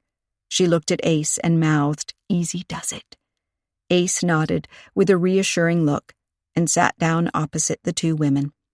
He rested his notebook on his knee and said, "You were here to assist with the book part of the event, Mrs. Moffat?" "Yes." Mrs. Moffat lifted her head. "It's called Fall in Love with Books, and we thought up such good ideas for it. We're doing a book swap, you know, where you can exchange a book you've read for something new, and we had this expert come over to determine the value of old books. Mr. King came in rather late, and he was quite demanding. I thought to myself, his name is King, and he behaves like a king, expecting us to run for him at his every beck and call. I wouldn't let him know how I felt, of course. He was our guest of honor. Mrs. Forrester has talked about him incessantly since asking him to come over and him agreeing. He had a young man with him who helps him. I can't remember his name, but he is very efficient and not at all stuck up like Mr. King was." Ace took notes. "You met the expert on his arrival?" "No, Mrs. Forrester handled that. She was very proud of herself that she had signed him up for the event. He's on TV sometimes, you know, in one of those shows where people bring in buys from junk sales, hoping they turn out to be a real antique treasure. I bet if I tried it, mine would be worth nothing. But sometimes, you see, people get the news they really have something big." "I think I saw a bit of that once," Ace said in a pleasant, conversational tone. "Those experts really know their stuff." Mrs. Moffat nodded and sat up. "He was supposed to be the afternoon's star attraction." Callie tried to keep a straight face, as she was certain the musical bit with Baroque orchestra and famous baritone had been advertised as the event's highlight. But apparently, Mrs. Forrester had liked to think she had brought in the main star. "I have to admit," Mrs. Moffat said, in a tone as if she was sorry, "that it got on my nerves how she went on about him, especially after I saw him in the flesh." She twisted her soggy handkerchief. "He was a rather ordinary man with dyed hair, you know. In fact, nothing about him seemed particularly real." She frowned hard. Even his signet ring struck me as bought from a site to engage in those live role plays where everyone is a knight, highwayman, or princess with ladies-in-waiting. My grandson is completely wrapped up in that world. He has a collection of medieval swords and things, all replicas, of course." "Of course." Ace nodded. Callie bet he was slightly confused by this sidetrack, but didn't want to pull the woman back to the facts with a direct question. She seemed to forget about her shock a little now that she was telling her side of it, and he obviously wanted her to keep going. Mrs. Moffat said, "I thought he was rather stuck up and unreal, but Mrs. Forrester praised him to me and to his face. It was rather embarrassing how she tried to please him, offering him a room where he could retreat if he wanted to. And he just looked at her down that long nose of his as if he was laughing at her secretly. It was very unpleasant." She shivered. "I was glad I didn't have to work with him, like that poor young man. Just before it started, he yelled at him, really yelled at him, not spoke with a raised voice, no, shouting, and cursing too, such an unpleasant character. She crossed her arms over her chest, and then suddenly her expression fell. Her features crumpled and she gasped, raising a hand to her lips. "And now he's dead. I'm so sorry. One shouldn't speak ill of the dead, of course." "On the contrary, Mrs. Moffat," Ace said quietly. "It can really help if you paint me as complete a picture of the deceased as you possibly can. I do understand you hardly knew him, but you seem very observant, and every tiny bit of information can help solve this crime." Mrs. Moffat relaxed a bit. "Oh," she said, as if she couldn't grasp the concept of her story being important. "Oh." A flush of gratitude or actual excitement rose in her cheeks. "I see." She sat up again. "Well, he shouted at that poor young man because of something he hadn't put ready on the table, a loop or something, and that young man shrank and crouched behind the table to look for it. It was like he wanted to crawl into a corner. So very sad for a grown man, don't you think? I remember saying to myself that it had to be very crushing for one's self-esteem to work for someone who was always finding fault." Callie wondered a moment if Mrs. Moffat knew this from her own experience. After all, Mrs. Forrester could also be considered someone who always looked for and found shortcomings in her fellow beings. Ace nodded. "So this expert was a man who looked down on other people, you'd say?" "And grossly overrated his own talent," Mrs. Moffat nodded and leaned over as if she wanted to share something highly confidential. "He gave ridiculously low values to those books. I'm no expert myself, but I felt like those people were really robbed." Callie looked at Iffy, who shook her head as if to indicate that Mrs. Moffat had to be in the wrong here. After all, people usually thought their old stuff was worth much more than it turned out to be. "He sat down to work then, and there were people around, so no harm came to him there?" Ace said. "Certainly not," Mrs. Moffat said with a snort. "When he left the room, he was alive and well, bumping into someone, almost stepping on their foot, and not even excusing himself." "So he left for a short break, and then?" "He didn't come back." Mrs. Moffat widened her eyes. "Mrs. Forrester went after him, but even she couldn't persuade him to come back. And then he was dead. I found him. I didn't go near him. I didn't touch anything but the way he lay there. Nobody lies on the floor like that. I ran out again and I looked for Callie to tell her about the dead body." Ace's eyes narrowed. He seemed to clutch his pen. "Why Callie? Why not Mrs. Forrester?" Mrs. Moffat looked startled. I thought I should report to one of the organizers of the event." Callie tilted her head, unsure what it was in the woman's tone that didn't strike her as genuine. Was she fudging the truth? "Where was Mrs. Forrester at that time?" Ace asked. Mrs. Moffat smoothed her wet handkerchief. "I have no idea. I ran down and found Callie and told her what I had seen. She asked me to wait inside with Iffy while she called you." Mrs. Moffat exhaled, as if she was glad to be done. "Can I go now? I have a terrible headache and want to lie down in my own bed." "Just a few more questions. You've already helped me so much." Ace smiled. "When you went to the room where you expected the expert to have retreated, did you see anyone coming from that direction? Someone who might have been in there with him?" "No," the answer came fast. "The corridor was empty." "Are you sure?" Ace leaned over closer to her. "You saw no one, not even a shadow? Someone going down the other direction?" Twisting the handkerchief into a knot, Mrs. Moffat took a deep breath. "I did hear the click of a door closing, so maybe the killer hid in one of the other rooms while I came over?" She swallowed hard. "I'm glad I didn't run into him. He could have killed me, too."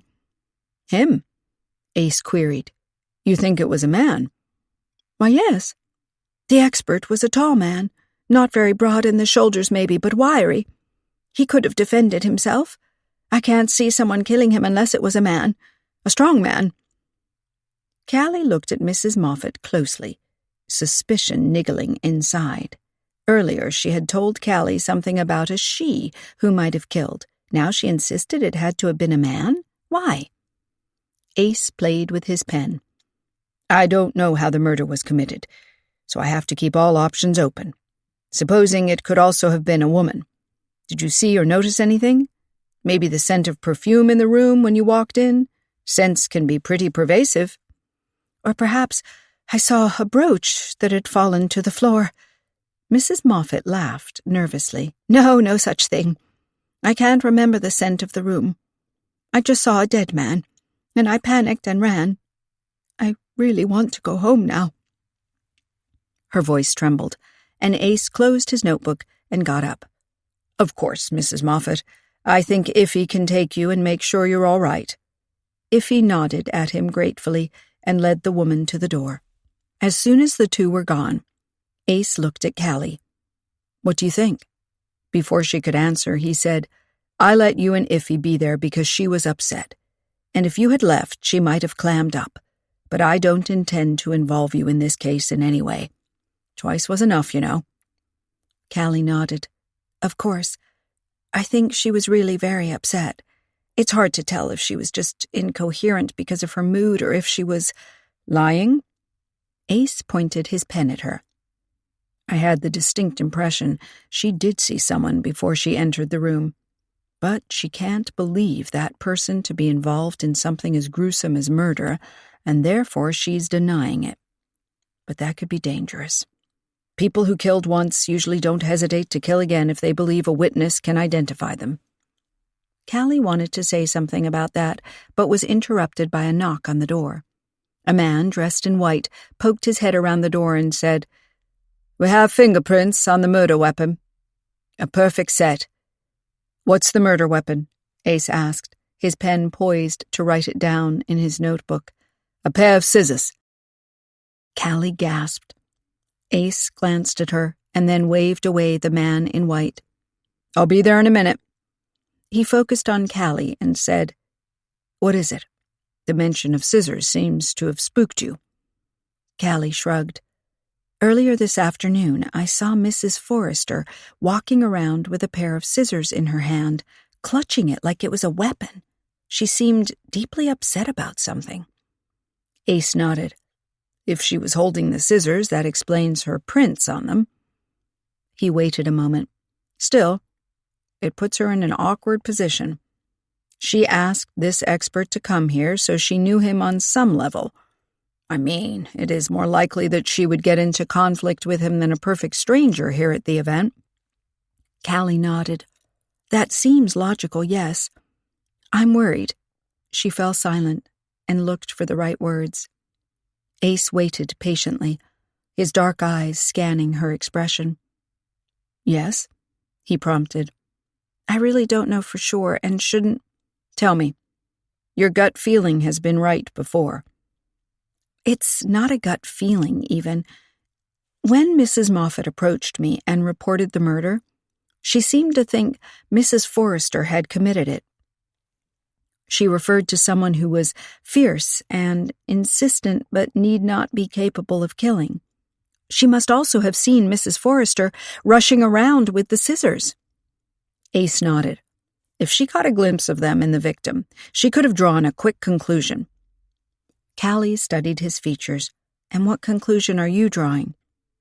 That I need to speak to Mrs. Forrester. Ace walked to the door. He hesitated with his hand on the knob.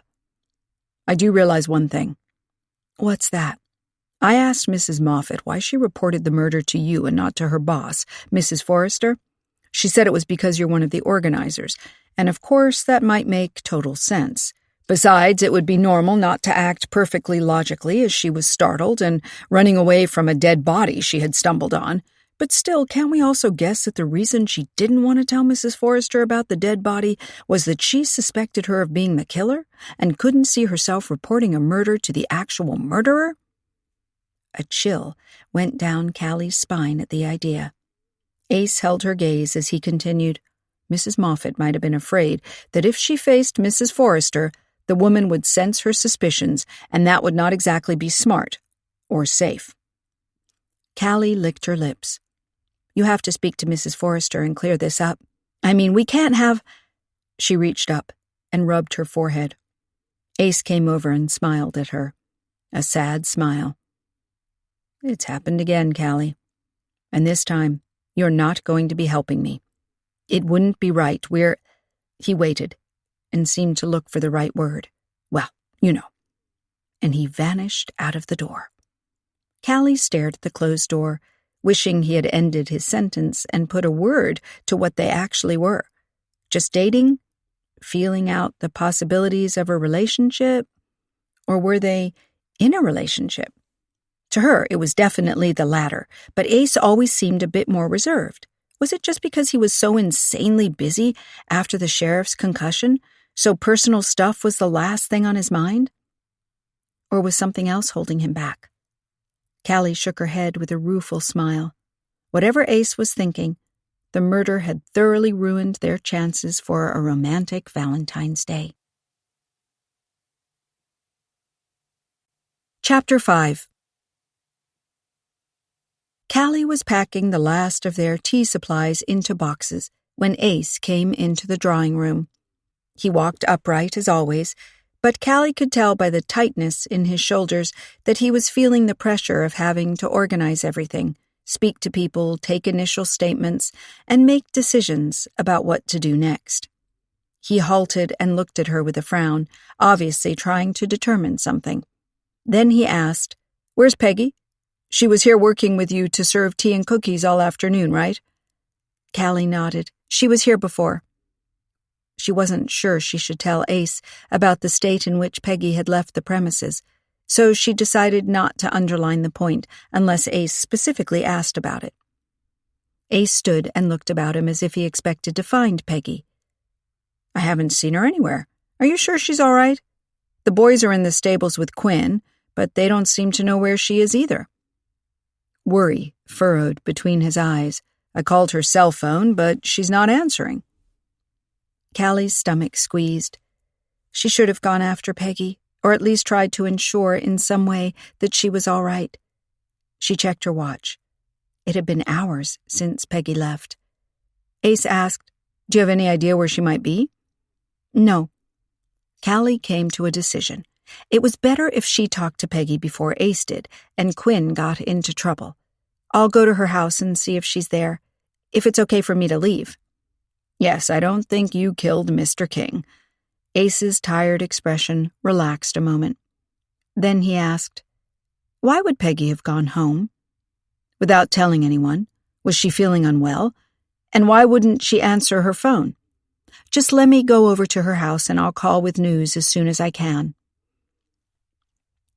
Callie wanted to walk past him to the door, but Ace grabbed her arm. "Do you know something? Is she sick? Has she been keeping that from me?" Callie shook her head, but Ace pressed her wrist harder and said, "Don't keep things from me, Callie, please. I know if Peggy asked you to keep something a secret, you'll feel loyal to her and all that. But she's my sister. I love her, and I would do anything for her."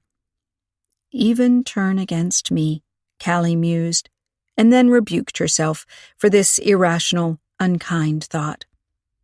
Ace was handling a murder investigation here and was suddenly confronted with his missing sister and a suspicion of why she had left without saying something to anyone. That would, of course, prompt questions. "I don't know anything about her being ill. If I did, I would have told you. I'll just go to her house and let you know right away what's up. Promise."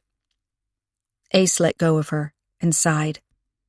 "Sorry, Callie. I just, another murder in our town. People being upset and afraid and asking me what's happening. And the sheriff still being incapable of doing much. That stupid accident on New Year's Eve. I still can't figure out how you can hit your head on a beam in your own attic and get a concussion that keeps you out of work for weeks." "Injuries to the head and neck are always tricky," Callie said. "People involved in rear-end collisions can sometimes suffer symptoms for months without doctors being able to find any clear sign of damage." Yeah. Ace made a dismissive gesture with both hands. "I've heard that from several people. Fact is, though, I'm left to fend for myself, and there were hundreds of people present on the grounds when this murder took place. Some job. He nodded at her. You let me know about Peggy, huh? As soon as I can. Scout's honor. Callie slipped out the door and felt in her pocket for her car key. She hoped with all her heart Peggy would be at home and was simply not answering her phone because she was upset and didn't want to talk to anyone. But after a couple of hours, how upset could she still be? With worry clawing at her stomach, Callie got into her car and drove away from Haywood Hall. Looking back at the majestic mansion in her rearview mirror, she noticed the smoke she had seen on arrival was still cheerfully wafting from the chimneys. But now something had been added to the cozy sight, an incongruous element. Police cars in front of the house. Even without their lights flashing, it made the place look like the scene of an accident. But murder was no accident, Callie realized. It was deliberate. Mrs. Forrester?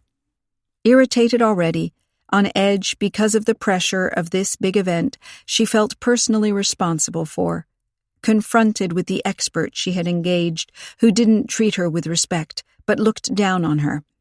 Had he perhaps shouted at her like he had at his unfortunate assistant? A weapon at hand. A stab in red-hot anger, then panic. What have I done? Callie swallowed as images of how it might have played out filled her head, and she clutched the wheel. She just hoped Ace would figure out how to handle this without jumping to hasty conclusions and, even worse, making impromptu arrests that could damage someone's good name and reputation forever. Callie wanted no part in this. She would just make sure Peggy was okay and then... What? Forget about all of it? She realized with a heavy feeling inside that it wouldn't be that easy, as Haywood Hall was part of her life here, her work, her everyday existence. She and Iffy had taken on the immense responsibility of preserving the house for future generations, at Dorothea Finster's explicit request. Dorothea. Callie realized that she hadn't even had a chance to talk to the elderly lady and comfort her after the shock of another murder in her home. Again, Mrs. Keats, the faithful housekeeper, Iffy, and the book tea crew were all involved, if only by being near the scene as it happened. Thinking back to the first murder she had helped solve, she recalled vividly how hard it had been just because so many people she cared for had been under scrutiny and turning to her for help to clear their names. The domineering Mrs. Forrester was no particular friend of hers, so she need not feel that same anxiety in this case. But she did realize that if the woman was innocent, her position was very precarious, and she had to be terribly afraid. Callie turned into the road Peggy lived on and looked at the numbers. It was dusk already, and she almost turned into the wrong driveway. But then she saw Peggy's car. Did that mean she was at home? That would make it easy to check up on her and inform Ace that everything was all right. With some relief, Callie parked her vehicle behind Peggy's car and got out, closing the door softly. She walked up to the house, but didn't knock on the front door with the fishnets beside it and the little wooden boat that read on the bow, Greg, Peggy, Jimmy, Tate. A bittersweet memory of Peggy's intact family before her husband's death. She walked around back to where the kitchen was and looked in through the kitchen window. For a moment, Callie thought Peggy wasn't there, and she'd have to return to the front of the house anyway to ring the bell. But then she caught sight of her friend, sitting at the kitchen table, her head supported in both of her hands. Callie felt relief rush through her that Peggy was there and pulled out her cell phone. She quickly texted to Ace, "Peggy at home. I'm going in to talk to her. Everything okay?" As she typed the latter, her heart clenched because she wasn't sure at all that everything was okay. But Ace had wanted to know where his sister was, and at least Callie had located her and could tell him she was safe in her own home. She'd have to find out more first before she could decide what to tell Ace about it. Her heart sank, thinking she might have to keep something from him. He had asked her not to, pleading with her even. But what if Peggy shared something with her that was confidential and— this was going to be very complicated. Callie took a deep breath and then knocked on the window. Peggy jerked upright. She seemed reluctant to even turn her head and see who was there. Her tight posture suggested she was contemplating getting up and running off again into a part of the house where she wouldn't be observed. But then she slowly turned around. Her face was pale, her eyes red from crying. She seemed relieved, though, that it was Callie looking in, and came to the back door at once. Callie had expected Peggy to invite her in straight away, and was already mentally making tea for her distraught friend. But Peggy opened the door only an inch or two and said in a hoarse voice, "I feel terrible. Just leave me alone." "Why do you feel terrible? Is there anything I can do for you? Maybe make a cup of tea?" Peggy seemed to want to say no and bang the door shut, but after a few moments' consideration, she sighed and opened the door wider. "Why not? I can't face the boys this way. They aren't with you, are they?" She peered into the garden worriedly. "No, they're still at the hall. Quinn is looking after them." Callie realized Peggy had no idea that a murder had happened there, but it didn't seem like a good idea to tell her now, and since the boys were taken care of, it couldn't hurt to tell her later. Peggy didn't seem pleased, though, to hear that Quinn was with her children. She hesitated and said, "Maybe you should go get them." "They'll be fine there a little longer." "A cup of tea first, okay?" "I'd like some too." Callie stepped forward, and Peggy backed up to let her in, then walked into the kitchen ahead of her and sat at the table again. Callie picked up the kettle and filled it with water from the tap. She glanced at Peggy and saw she was looking at a book she had opened on the table in front of her. Not just a book, but a photo album. Her finger traced a picture as she sat there, small and lost. Callie put the kettle on and then walked over to her. She came to stand beside her and looked down at the photo album. The picture Peggy was caressing with her fingertip was a photo of a radiant bride, a smiling groom beside her. They looked devastatingly young and eager for life, holding on to each other tightly. Callie's throat constricted as she recognized Peggy's features in the bride's face and realized the groom had to be Greg, Peggy's deceased husband.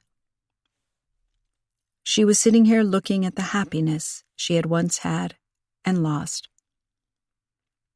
Callie put her hand on Peggy's shoulder and said, "I'm here for you if you want to talk about it." Peggy didn't say anything. She just kept stroking the image of her dead husband. Callie had no idea how grief like that felt. She had never lost anyone that close to her. She still had both her parents, and she had never had a partner, let alone a husband. Thinking of Ace, she tried to imagine what it would be like to be married to him, have children with him, and then lose him, perhaps as he got shot in the line of duty. The news, the numbness, the shock, the loss, the loneliness, the struggle to get back on her feet for the children's sake.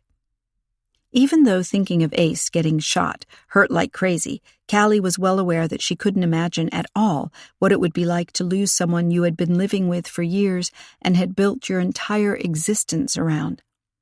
It seemed surreal. Peggy said in a hoarse voice, "I can't do it, Callie. I can't." Callie squeezed her shoulder. She struggled with her need to say something comforting, but didn't know what, as she had no idea what Peggy was going through. She didn't want to say something superficial, shallow, or unfeeling, or worst of all, cliched. She just stood there and listened to Peggy's breathing in the silence. Then the kettle began to sing, and she rushed to collect a teapot and mugs, tea bags, and cookies. At last she put down the teapot with brewing tea and a mug by Peggy's side and sat down opposite her. Still, she hadn't said a word. Peggy looked up at her. Her left hand found the mug and closed around it because she wanted to feel its searing warmth. "I can't do it. I just wish that Quinn hadn't done that, hadn't said that." Now I'll have to tell him I can't see him anymore." Her expression tightened, and Callie was sure she was going to cry again. Her heart clenched for her unhappy friend, who so deserved a little joy in her life. But Peggy controlled herself with the greatest effort and stared into her tea. Callie wasn't quite sure what to make of what she had said, but she did recall how nervous Quinn had been when she had met him. Today was Valentine's Day, and oh no. Had he maybe expressed his feelings for Peggy and... Callie stirred her tea, even though there was no sugar in it, and looked at the vortex her spoon formed all the way to the bottom of the mug. "Why did he have to do that?" Peggy asked again. "It was going fine. Him coming here for dinner, playing with the boys, doing a chore here and there, us having a lunch when I came from book tea and him from the community center. It was all going fine." Peggy's free hand formed into a fist. "He should just have accepted what he could get, friendship, being a part of something, togetherness, the feeling life was getting better again, that it wasn't all cold again, but maybe could be a little warm and have some colors, but..."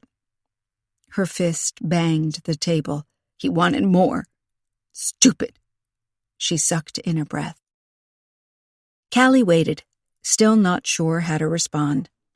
1,000 thoughts rushed through her head, but she couldn't decide which one was the right one. If there even was a right one. Peggy said, "I know it's Valentine's Day and all, but that didn't mean he had to. He even got me a present." Her voice broke, and she sobbed into her hands. Callie took a sip of tea. It was so hot it burned her tongue. She put the mug down and ran her hand over the tablecloth. "Nobody gets me presents like that since Greg died," Peggy said in a strangled tone. "When he gave it to me, it was like it was the old days again. Like I could be happy again. But that isn't right. It isn't." She pressed her clenched fist against her mouth. Callie wondered if Quinn, on giving Peggy a present, had smiled and leaned down to kiss her. It seemed like a quite natural thing to do, but apparently it had totally unnerved Peggy. She hadn't seen it coming, or maybe, deep down inside of her, she had, but had avoided thinking about it, confronting the issue. Callie glanced at the photo album, the smiling couple looking out into a life together, believing they could conquer it all as long as they held on tightly to each other. She said, "How did you meet Greg anyway?" Peggy looked up. A smile flickered over her exhausted features. "On the beach. He was surfing. He loved water. That's also why he joined the Coast Guard. The sea was everything to him. He never believed he could control her. He always told me she was a fickle mistress, giving and taking as she wanted. He knew how dangerous it was, but he had to go anyway. That was just his way." She smiled tenderly down at the wedding photo. "I knew when I married him that he might someday, but you put it out of your mind. I was sure he was careful, especially after the boys were born. He loved them to bits. He would never leave them." She swallowed hard. "I'm sure Greg did everything he could to be safe during missions. But when there were lives at stake, he lost sight of his own safety. He wasn't reckless, but he also wouldn't hesitate to take a risk if he believed he could save a life." She looked up. "He saved 3 teens that night. Silly kids had gone out in a boat, no idea of boating, no clue as to the weather or the undertow. Without Greg and his colleagues, they would have died for sure. Greg dove deep to drag up the 3rd one. He'd heard it was dangerous because there was wind and the sea was so rough, but he had to do it anyway. He got hit by some planking." Peggy sat there, the tears still on her lashes, her eyes staring into nothing. They pulled the kid from his arms into the boat, and they wanted to grab Greg, but he was losing consciousness because of the blow to his head or lack of oxygen from his deep dive, and he sank away before they could get him in. They did everything to save him, I'm sure, but it didn't help. I guess..." Her expression was tender. Greg died believing he had done the right thing. He couldn't help himself, I know. But it hurt. She looked at Callie, her eyes wide and childlike. It hurt, Callie, and I can't go through that again. Callie took a deep breath. Peggy lifted her hand. Just don't say anything, please. I know Quinn is a good guy and he loves the boys. I'm just not looking for a relationship. Not right now. Maybe never. She snapped the album shut and held it against her. Thanks for coming over and asking if I was all right. I am. I will be. I just don't want to see Quinn right now. Could you go get the boys and bring them here? Of course I can. Callie rose. I do have to say that something happened at the hall. The boys were nowhere near it, but the police are there to look into it. Does Ace know about? Peggy seemed worried. No. Just that you left. I'll tell him you had a headache. As soon as Callie said it, she realized she was agreeing to lie to Ace for Peggy, and that would mean trouble sooner or later. He might not believe it, but I'll call him. Peggy pulled out her cell phone. I'll tell him I'm not feeling well, and that you'll bring the boys to me. I don't want to see him here and get all these questions about what happened and how. He'll blame Quinn, and it's not Quinn's fault, really. Peggy raised the phone to her ear, and soon she was talking to Ace. Callie waited until she had finished, and then took her leave, telling Peggy to lie down on the sofa a bit. Drink that tea, she said, handing her the mug. There's more in the pot. Thanks. Peggy held her gaze. I don't want you to lie to Ace for my sake, but just try not to let him think any further than that I got a headache. He'll be knee-deep in work anyway, I hope. He won't think too much of it. Callie nodded and left the house. She hoped she could pick up the boys without running into Ace at all. In person, it would be harder to just pretend. There was nothing really wrong with Peggy, so it wasn't like she was hiding some terrible thing from him, but still, she almost wished she didn't know anything at all. Chapter 6. Back at Haywood Hall, the number of parked cars had thinned out, suggesting people had been allowed to leave after providing their contact details and an initial statement about what they had heard or seen that could be related to the murder. Callie believed that most people present had probably not noticed anything worthwhile and were just the unfortunate victims of a tragic death during a public activity. She sighed, realizing how their Valentine's event would be remembered as the one with the murder. You know, that man who got stabbed with scissors in the room upstairs. They had, of course, hoped their event would be memorable, but not in this way. Callie went to the stables and found the volunteers from the shelter busy packing up everything they had brought to present the dogs to the public. The dogs themselves had already been put into the shelter vans, and the stables seemed oddly empty without their presence. Tate and Jimmy looked glum, sitting on a hay bale, kicking it with their heels. When they saw Callie, Jimmy yelled out, "Quinn won't let us take the puppy home. I bet if Mom saw him, she'd love him too and we could have him." "A puppy is a lot of work," Callie said, closing in and smiling down on them. "Speaking of going home, it's time to go. Your mom is home already, so let's go too." "Why didn't Mom come see the puppy?" Tate asked, looking up at her with wide eyes. He enjoyed being the baby of the family and used his charm whenever he believed it could get things to go his way. "Mom is very tired," Callie said. "I think it best to just come along now." The boys sighed, but Jimmy pulled Tate to his feet and marched him off. Callie wanted to follow them, but then saw Quinn standing there, looking at her much like Tate had. She wanted to avoid talking to him, but it was no use, as he was already closing in on her. "Is Peggy okay?" "She just asked me to come get the boys and bring them home. I really don't know anything else," Callie said quickly.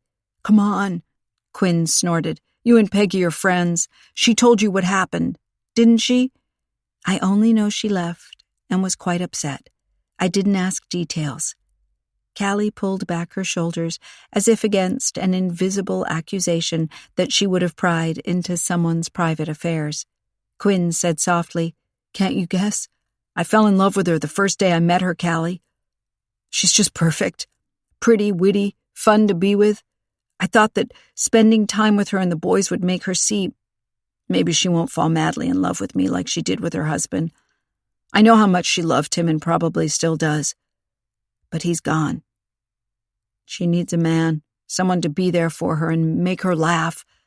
I want to be that man. I thought that after all the months we spent together, she'd care for me too.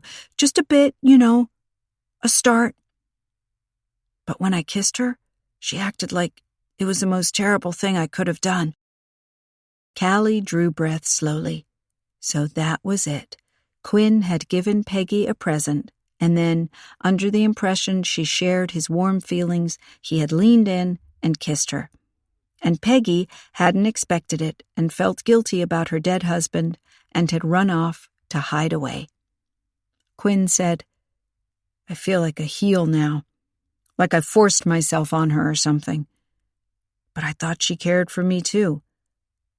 I never thought it was like what she had with Greg because I know I can't compete with the man she's loved ever since she was a teenager. She had kids with him and all. But still, I believed we could have something different. That we could mean something to each other, not that she hated me." "I'm sure she doesn't hate you, Quinn." Callie figured that if Peggy hadn't felt anything for Quinn, she would have told him so. She would have gotten angry rather than sad. It seemed like she did care for Quinn in her own way, but felt like she shouldn't, that it was somehow wrong. As Callie wasn't sure about this, she didn't want to put it into words, though, and just said, "Give it some time, Quinn." Maybe Peggy didn't see it coming, and it just took her completely by surprise. Quinn looked doubtful. She can't have missed how things were between us, that we were growing closer. Maybe it was there, but she never consciously allowed herself to consider it. "Then you come and barge in," Quinn said ruefully. "Honestly, I thought it was the right moment, Callie. Valentine's Day just seemed perfect for it. I had rehearsed what I was going to say and—" He put his hand on her arm. "Can't you, since you're going to Peggy now, can't you put in a good word for me? Can't you tell her I never meant to hurt her feelings and I want to talk it over with her?" Callie took a deep breath. "Why don't you call her in the morning or something? I don't know if it's a good idea if I talk to her now. She just wants to be left alone." Quinn looked sad. "I understand." His shoulders slumped as he stepped away from her. "Callie!" Jimmy appeared beside them and eyed her accusingly. "You said you wanted to take us home and now you're not coming." He looked up at Quinn, and his expression cleared. "Are you making a plan?" he asked, his voice high with excitement. "So we can have the puppy? You can convince Mom." "Your mom isn't feeling well right now," Quinn said. "We'll have to wait until she's better." Callie hoped he wasn't just giving this advice to the boy, but also taking it to heart himself. She said goodbye and waved in passing to a few volunteers who gave her curious looks, and then exited the stables to find Ace there, waiting for her with Tate by his side. "You run ahead to Callie's car," Ace said to the boys, "and we'll follow. Go on now." Jimmy seemed puzzled, but he didn't ask. He yelled to Tate, "Race you!" And they were off, flailing their arms as they ran. Ace said to Callie, "Is Peggy okay?" "I thought she called you," Callie said innocently. "Yes, she did, but what does that tell me?" He gave her a probing look from his deep brown eyes. "You saw her. You know more than I do about how she really is." "She's fine. She just needs some time to—" Callie considered a moment. Valentine's Day is just not easy for her. It wasn't really a complete lie. Ace sighed. "Still, huh?" He kicked a stone on the path. You hear so many stories about working through grief, and sometimes it seems like it's all over and done with in a few months.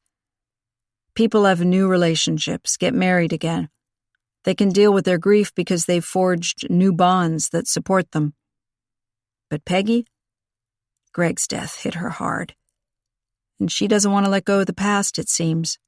I don't mean that in a condemning way, just that I worry for her sake. Greg's gone. He can't hold her and help her with the boys, and I'm just sad for her that she feels like she has to do it all alone.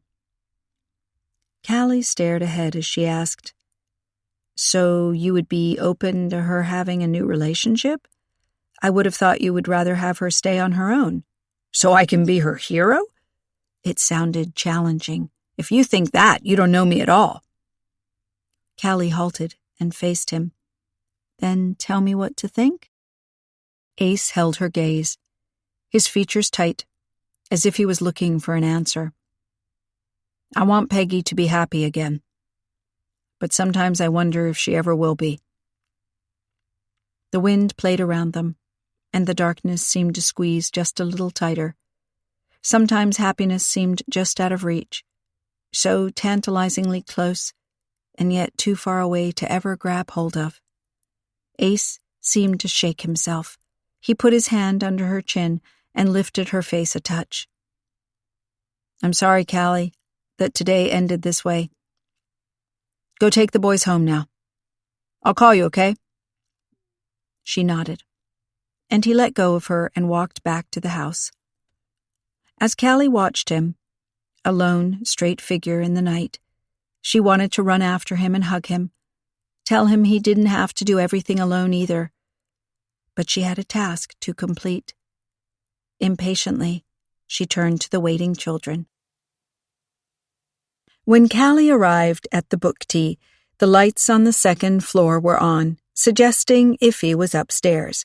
Callie felt relieved and went around back, receiving a warm welcome from Daisy, who ran for her and pressed herself against her leg.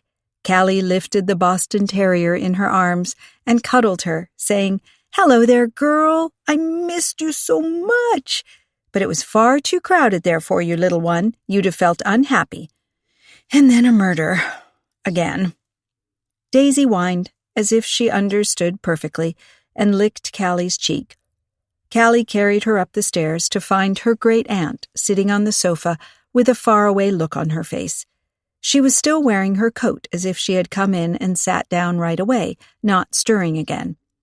Looking at her quiet face, Callie had the unpleasant sensation that everyone was different that day than they usually were, and not in a good way. She clutched Daisy tighter as she said, Iffy, is something wrong? Iffy shook herself and looked at her. Wrong? She repeated. No, nothing is wrong. Then a wry laugh formed round her lips. If you can claim nothing is wrong when someone has just been murdered. She reached up and rubbed her face. Mrs. Forrester is on the run. What? Callie asked. She must have misheard. Her fingerprints were on the murder weapon, and several people heard her arguing with the expert.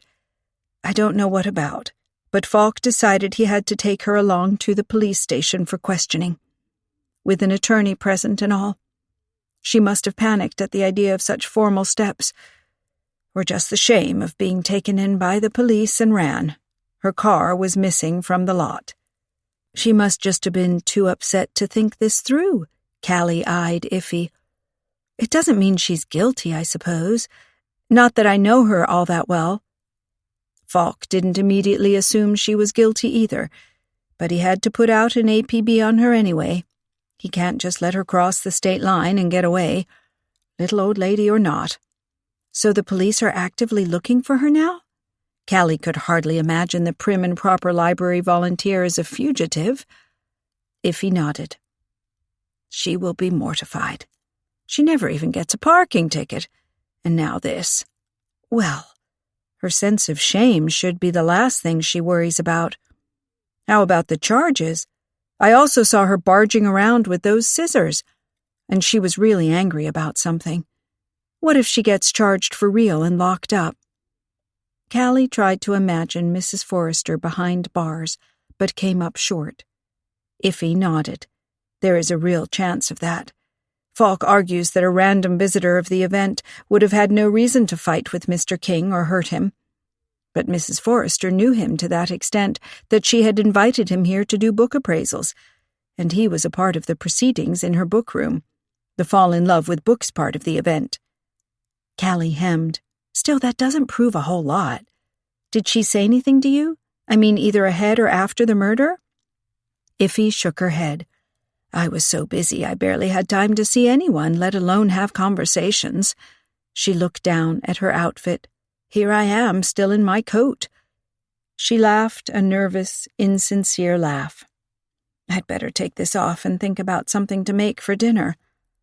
Callie looked her over with a sharp, observant glance. Are you sure there's nothing wrong? You don't seem like yourself. Of course, murder is shocking, but Mrs. Forrester isn't a close friend of yours. I do know her from the days she was a little girl. She's younger than me, and I used to babysit her and her siblings. They were a wild bunch, mainly because of her older brother's silly ideas. Callie ignored this fond reminiscing and tried to get a foot in the door with a tentative, "But does it?" She wanted to ask about the handsome baritone, but didn't quite know how to put it. Iffy raised a hand, cutting her off. Some other time, Callie. I'm going to fix us dinner. It's late enough as it is. Callie nodded. It was probably for the best. She wanted to come along into the kitchen to lend a hand, but Iffy waved her into a chair. You must be exhausted. Sit down and put your feet up. I'll bring you a plate of hot food as soon as I'm done. Callie felt awkward letting her great aunt do all the work, but she suspected she wanted to be alone, doing something distracting, and so she just took the offer, sinking into a comfy chair and putting her feet on a stool. Daisy curled up in her lap and grunted in satisfaction. As Callie watched how the Boston Terrier's eyes fell closed at once, she wished it was that easy for her to relax and get some rest.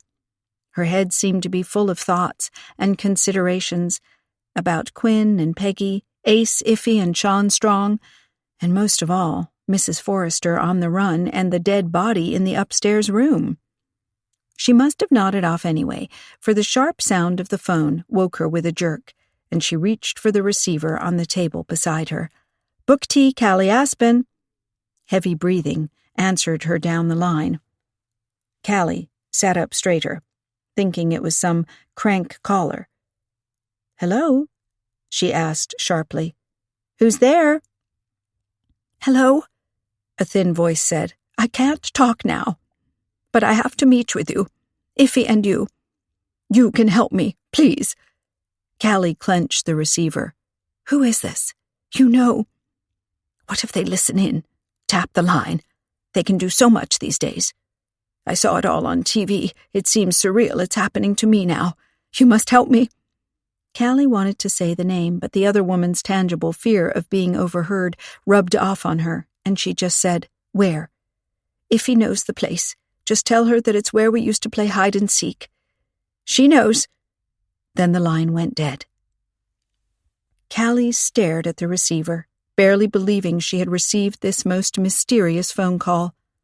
She then put it down and rose, Daisy in her arms, to head to the kitchen. Iffy was just chopping carrots and looked at her over her shoulder. I told you I don't need help. It sounded so sharp it would normally have hurt Callie's feelings, but she was now on fire to tell Iffy about the call. Didn't you hear the phone ring? I answered it, and it was Mrs. Forrester. At least I think it was. She didn't want to say her name for fear of being overheard. She seems to think the police are tapping our line. She wants to meet us. She thinks we can help her. Help her with what? Iffy asked, bewildered. A carrot in her one hand, a knife in the other. Getting cleared of suspicion, probably, Callie said. Her heart sank as she thought of having to sort through another murder case. It wasn't just hard work to figure out motives and track down people who might be involved, but it always seemed to touch on people you liked or cared for and get you in an emotional jam. Right now, standing here, feeling the afternoon's rush in her feet and the heartache of Peggy's situation in her chest, going out to save Mrs. Forrester was the last thing she wanted to do. But Iffy nodded firmly, dropped the knife and carrot, and reached behind her back to untie the laces of her apron and take it off. Did she say where she is?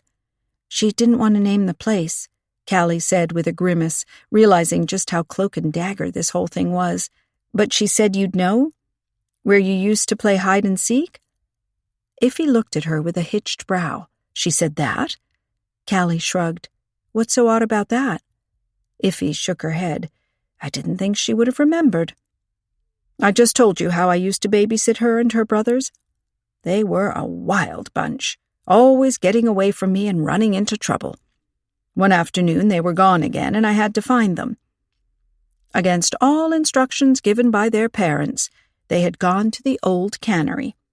It's an abandoned building where they used to can fresh fish and other seafood. It was closed down in the 60s.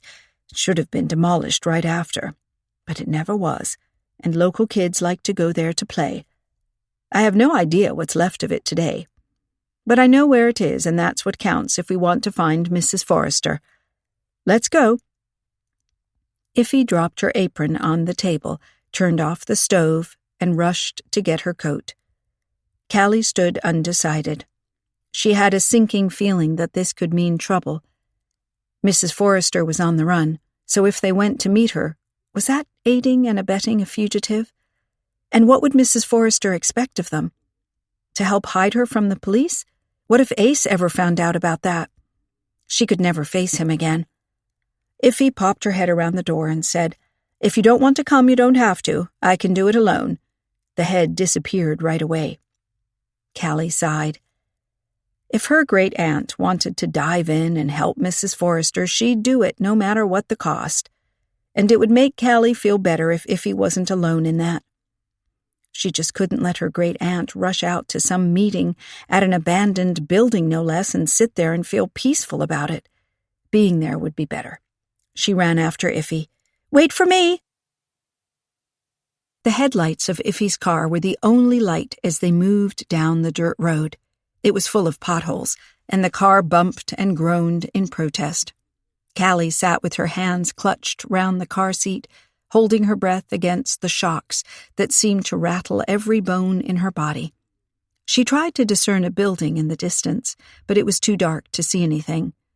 A shiver went down her spine at the idea of how isolated this spot was. Mrs. Forrester had, of course, wanted to be safe from the police looking for her, but still, places like this creeped Callie out. Iffy checked the rearview mirror. Doesn't seem like anyone is following us. Why would anyone want to follow us down this horrible road that leads nowhere? Callie queried. Mrs. Forrester was afraid the police were watching us to find her. That makes total sense. If Falk thinks Mrs. Forrester might contact us, he could have someone watching the book tea and monitoring our every move. But it doesn't seem like we're being followed at all. Iffy nodded in satisfaction. There's the building. Callie could still barely discern anything, but Iffy steered the car with confidence into what had once been a parking lot and was now just a field full of weeds shaking in the breeze. She turned the ignition off, and with the headlights gone, it was suddenly overwhelmingly dark and lonely. Callie reached for Iffy, grabbing her arm. Are you sure this is a good idea? I mean, I can understand Mrs. Forrester being careful, but this is ridiculous. We could have met at a roadside cafe or someplace. This is just too creepy. I don't want to get out of the car. Ignoring her protests, Iffy opened the glove compartment and pulled something out. A click, and bright light filled the car. Flashlight, Iffy declared, clutching the handle. Now come along.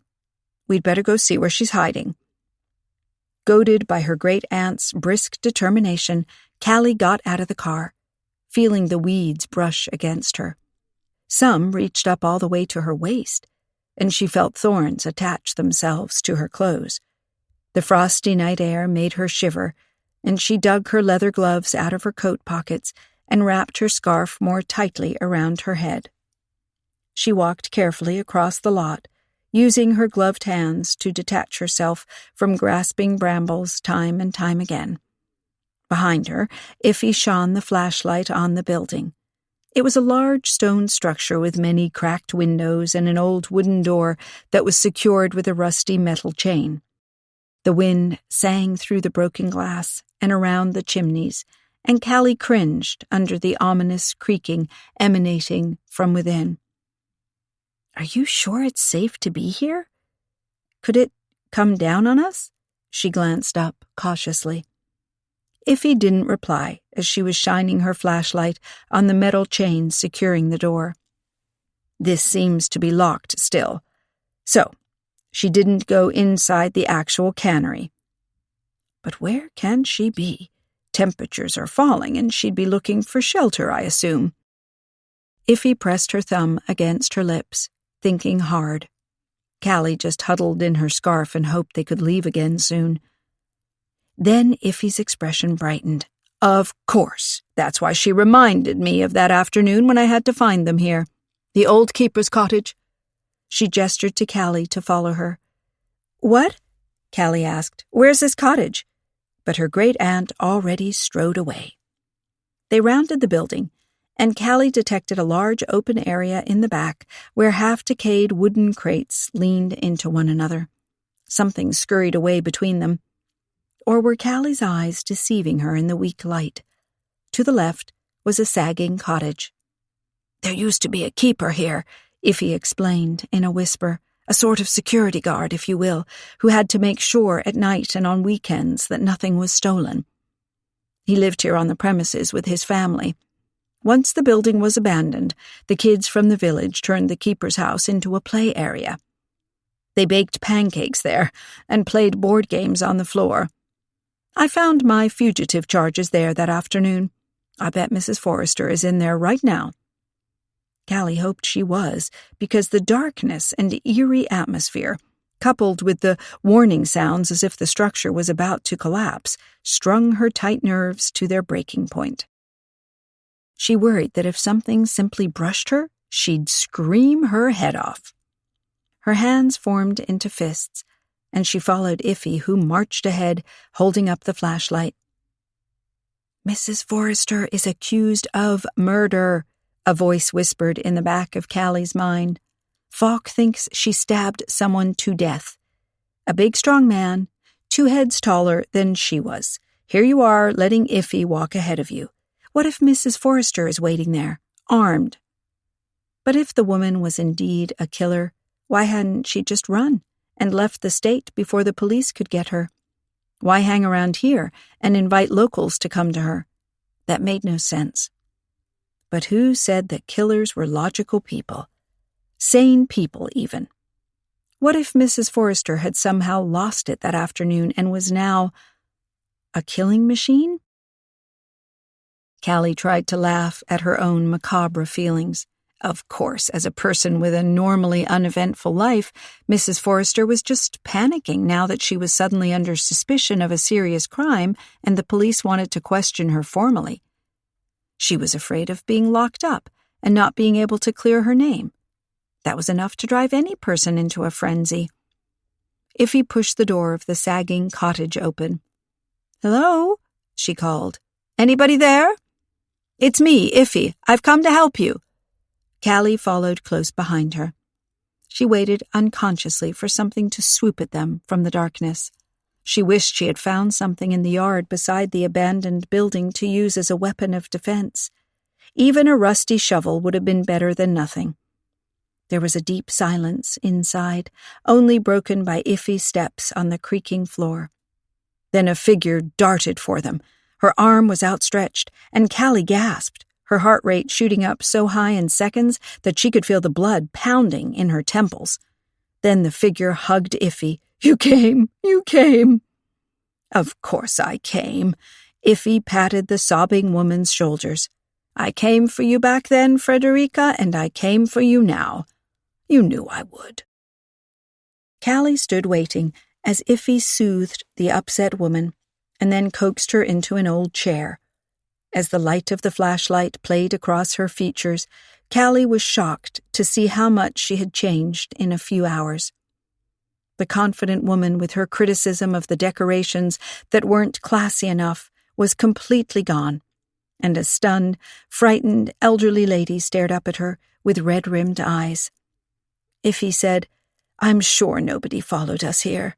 You can tell us what happened, all of it." Mrs. Forrester wrung her hands. "If only I had never invited that man to the event." Her voice shook. "On TV at Christmas he seemed so nice." A real gentleman. I admired him. I thought he was—" She swallowed hard. "He agreed to come free of charge, to help us with conserving Haywood Hall, for a good cause and all. But as soon as he had set foot there, had looked at the rooms, also rooms where he had no business—" Her voice grew stronger as she recalled this behavior that had obviously enraged her. "He came to tell me he wanted a fee anyway. A steep fee, because he had now seen that we could easily afford it. He said he had seen a vase he wanted, in exchange for his cooperation in the event. I was appalled, outraged." Mrs. Forrester waved both her hands to underline her point. "As if I can simply give away someone else's property. I told him that Mrs. Finster owned the house and all the things in it. And then he said he would find Mrs. Finster and tell her I had promised him the vase in return for his services. I said I had promised no such thing, but he just laughed at me and said he would produce an email in which I had said it. I don't know how he thought to do that if I never sent him any such email, but I saw in his eyes that he meant it. I got so very, very cold inside." Callie's gut squeezed as she looked at Mrs. Forrester and realized the predicament the woman had found herself in. Some stranger she had invited to their event, accusing her, even implying he could make it look like she had given away someone else's property, like a careless person, something she wasn't and would never be. Had it been enough of a motive for murder? A stab with the scissors in blind anger over his audacity? Mrs. Forrester said, "We argued about it, and people must have overheard. Not the exact words, but raised voices. They will tell the police and then—" "Your fingerprints are on the murder weapon," Callie said. "And because you ran, Falk also put out an APB on you." Mrs. Forrester nodded. "I knew he would do that when I ran away from Haywood Hall. He'd have to. I don't blame him. But I just couldn't stay. I couldn't face the people and the shame of being arrested and taken along in handcuffs in front of people I've known all my life." "Now you're on the run," Iffy pointed out gently. "That made it even worse." Mrs. Forrester hung her head. "I know. That's why I called you. You have to help me. I never promised him any vase or anything else in the house. He agreed to come free of charge." "Do you have an email from him saying so?" Callie asked. "No, I wish I had. The initial contact was by email, but then he called me to talk about the details and we agreed he'd come for free. Later I sent him directions to the hall." Mrs. Forrester knotted her fingers. "I'm sure we never ever discussed any precious vase from the hall's collection." "That vase is of secondary importance," Iffy said. "The main thing is, did you kill him?" "Of course not. How can you think that of me?" Iffy raised a placating hand. "I'm not thinking anything. I'm just putting the question you will have to face. The man is dead, and you argued with him shortly before he died." "Yes, but I can't have been the only one who didn't like him. He was rude, pretentious, demeaning. There must have been others who hated him. One of them killed him at the event, so there would be lots of people around, and it wouldn't be easy to establish who had done it." Mrs. Forrester looked pleading. "You must find out for me who did it. Please." Iffy said, "When you left Mr. King after the argument about the vase he wanted to have, he was still alive and well?" "Oh, yes. He wanted to go and find Mrs. Finster to tell her about this fake email in which I had supposedly promised the vase to him. He had this mean, smug smile on his face. I didn't know what to do. I thought about calling the police and reporting him as a con man, but I didn't want to ruin the event by having the police come in. I was in the restroom wondering what on earth I could do. I was just so— it's not like me to be clueless." Callie almost had to laugh, as this was certainly true. Iffy asked, "Do you have any idea how long you were there?" "I stayed there for a while, thinking, and then I decided I just had to face Mrs. Finster and tell her the truth. But when I went to look for her, she was in the concert. I checked my watch, and I thought that maybe as the concert had started soon after the argument I had had with Mr. King, he might not have gotten to her yet, and I could be first. So I sat in the concert myself and waited. But after it ended, she had to talk to all the people who had performed. And then, word was out already about a dead body. Mrs. Forrester sighed. She looked bone-weary. I couldn't believe it. I just knew there would be trouble. I had no idea then that it had been done with my scissors. She sat up. Of course my fingerprints are on those scissors. I brought them and used them to cut some paper and tape for last-minute adjustments to the mystery book packages and to a sign pointing to our part of the event. But I didn't stab that man. I would never take a life. Iffy nodded. I believe you. She leaned over. But you have to tell this to the police. Everything you've just told us. Also about the vase? Mrs. Forrester asked with wide eyes. They will certainly see it as a motive on my part. You have to be totally honest. Then Falk can make the right assessment of the situation and help you. Help me? Lock me up, you mean? We all know he's not the sheriff. How I wish that man hadn't hit his stupid head on that beam over New Year's. Mrs. Forrester huffed. He has 30 years of experience on the job. Callie said, Falk is doing great when the sheriff isn't around. He solved 2 murders earlier. You can rely on him to look at all the evidence. With a sob, Mrs. Forrester looked at her. Easy for you to say. You aren't under suspicion. Falk wouldn't ever think you could be involved since you're dating him. Callie felt her cheeks heat at this remark, which sounded almost like an accusation, as if the idea of them dating was a crime in itself. We're just friends. It came out quickly, and she wondered for a moment why she was so eager to deny it was anything more. They were dating, period. But Ace made such a point of going to other towns on dates, avoiding them being seen together. Did he not see their relationship quite like she did? Would she look silly if it turned out she had expected too much? Iffy said, Falk is a very honest and hard-working man, Frederica. You know that. You just have to entrust yourself to his judgment. Rubbing her hands, Mrs. Forrester huffed. Did I hide out here in this dilapidated shack, cold and lonely for nothing? I called you because I believed you would help me. How? By hiding you from the police. The fact that you ran and didn't give a statement has only made it worse. Iffy shook her head at Mrs. Forrester. I will help you. I will do anything I can to clear your name. But I can't help you as long as you're making your own case worse by running from the police. You have to turn yourself in. Then they'll lock me up. Not necessarily. You can explain to them about the scissors and the argument you had with the victim. You can assure them you won't leave town. I can't see Falk throwing you in the cell. You're not exactly young anymore. Mrs. Forrester harumphed, but she also nodded slowly.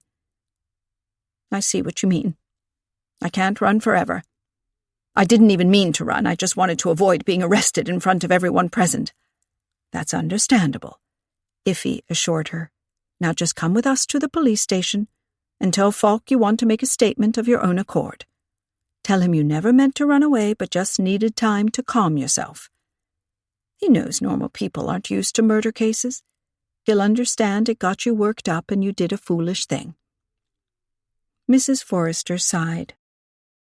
Callie bet she didn't like to admit she had done a foolish thing, even though today was different from any normal day. Frederica Forrester just didn't make mistakes. Iffy patted her shoulder. Come now. It's cold here. There's coffee at the police station. You can wash up a bit and have a hot drink, and then you can tell Falk the whole story. I'm sure he will lend a sympathetic ear. If I really have to. Mrs. Forrester rose to her feet, shoulders slumped.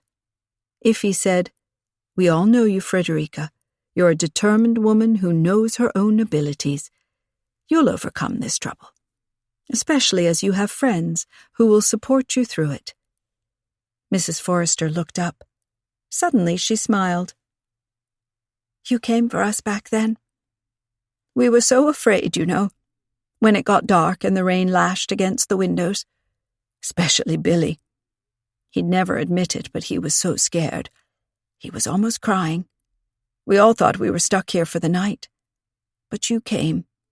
You didn't even scold us or yell at us. You just took us home and gave us hot chocolate." Iffy smiled back at her. Maybe the police station will have hot chocolate as well. Chapter 7. At the police station, it was quiet, as one might expect on a normal evening in a small town. Callie walked in ahead of Iffy and a reluctant Mrs. Forrester and caught sight of Falk standing at a colleague's desk, half leaned over, looking at the monitor of the computer the colleague was working on. The concentration in his expression, the slight tension in his posture, the way he supported his suntanned hand on the edge of the desk, it all etched itself into her memory right away, and she felt a smile creep up. Ace just loved his job. It was his life, his identity, maybe even the way he was wired. Right now he was completely engrossed in whatever problem was unfolding on that computer screen, and he didn't even notice that some locals had walked in, that, in fact, the solution to one of his problems had walked in. He could now cancel that APB on the unfortunate library volunteer. Callie cleared her throat, and Ace looked up. His expression changed for a moment when he saw her, warmth lighting his eyes, but then he discerned Mrs. Forrester behind her, and immediately suspicion flashed across his features. He came to the counter and said, "Good evening. What's this? A committee?" Callie sensed he figured that they were there to plead for Mrs. Forrester's innocence and didn't like it. Annoyance formed in the back of her head that he hadn't even let them explain why they were there, but was instead ready to jump to conclusions. If he said, "Mrs. Forrester is very sorry she ran off, Deputy, but she was in shock.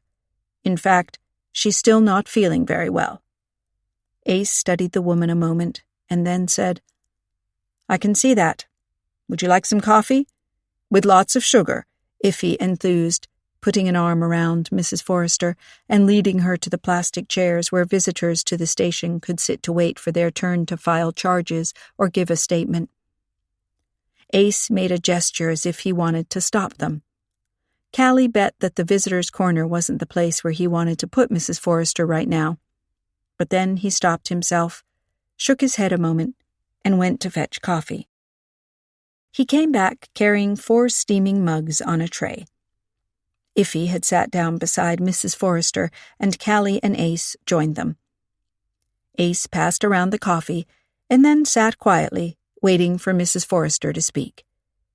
Callie suspected he was burning with curiosity over where Mrs. Forrester had been, how she had ended up with Iffy and Callie, and what had really happened between her and the victim that afternoon at Haywood Hall, but he didn't pose a single question. Callie admired him for his psychological insight, sensing these moments were essential to settle Mrs. Forrester and get her to open up. Not in an interrogation room where she might have felt cornered, but simply here, sitting down over coffee, like acquaintances meeting. "I'm so sorry, Deputy," Mrs. Forrester said at last. Her face crinkled as if she was close to fresh tears. "I should have come up to you the moment you arrived. I was a coward." She hung her head.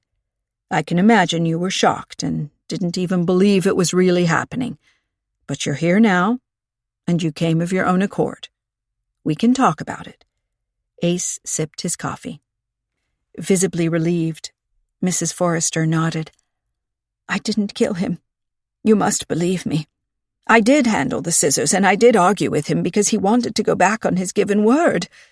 She began to explain how the victim had suddenly asked for payment for his participation in the Valentine's event, and not just cash, but a vase from the house that wasn't hers to give.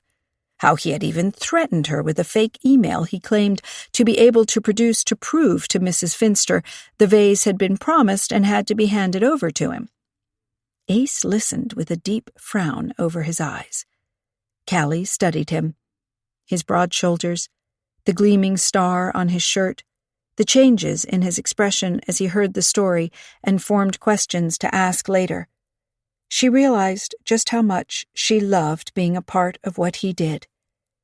But it seemed that the closer they got, the more distant Ace became where his work was concerned, not wanting to involve her in anything he was busy with. At least it felt that way sometimes. Mrs. Forrester sighed and clutched her coffee mug. I can't believe that he actually threatened me to play along with him. That he could produce an email in which I had allegedly agreed to pass something from the house to him. I don't understand technology well enough to know if it's possible to make such an email. He would have to have made it, forged it, as I certainly never sent it to him. I would never do a thing like that. Ace sat up, leaning his mug on his knee. Mrs. Forrester, I hate to say this, but your story is hard to accept. Although Callie had expected some resistance on Ace's part, after all, it was his task to question people and see if their statements held water, she cringed under this judgment. Ace continued. This man had just had his big break on TV, and he was building a reputation as an expert in his field. Would he resort to such low tactics as putting pressure on a small-town librarian to give him antiques by way of payment for an hour's work? It seems unlikely. Mrs. Forrester glared at him. Well, it is what happened. She nodded firmly. Why would I make it up? You might have had a personal reason to fight with him, and you don't want to disclose this reason to us.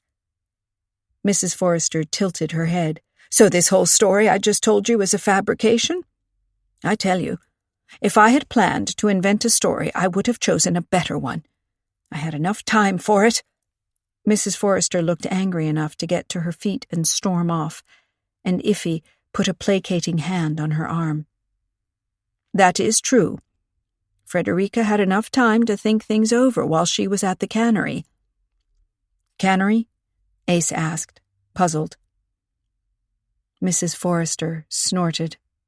I know hiding places around Hart's Harbor you've never heard of, young man. I came here to speak with you of my own accord. Else you would have spent some time looking for me. Callie was worried a moment Ace would get mad at the woman's tone, but she saw his brown eyes twinkle as if her feistiness amused him.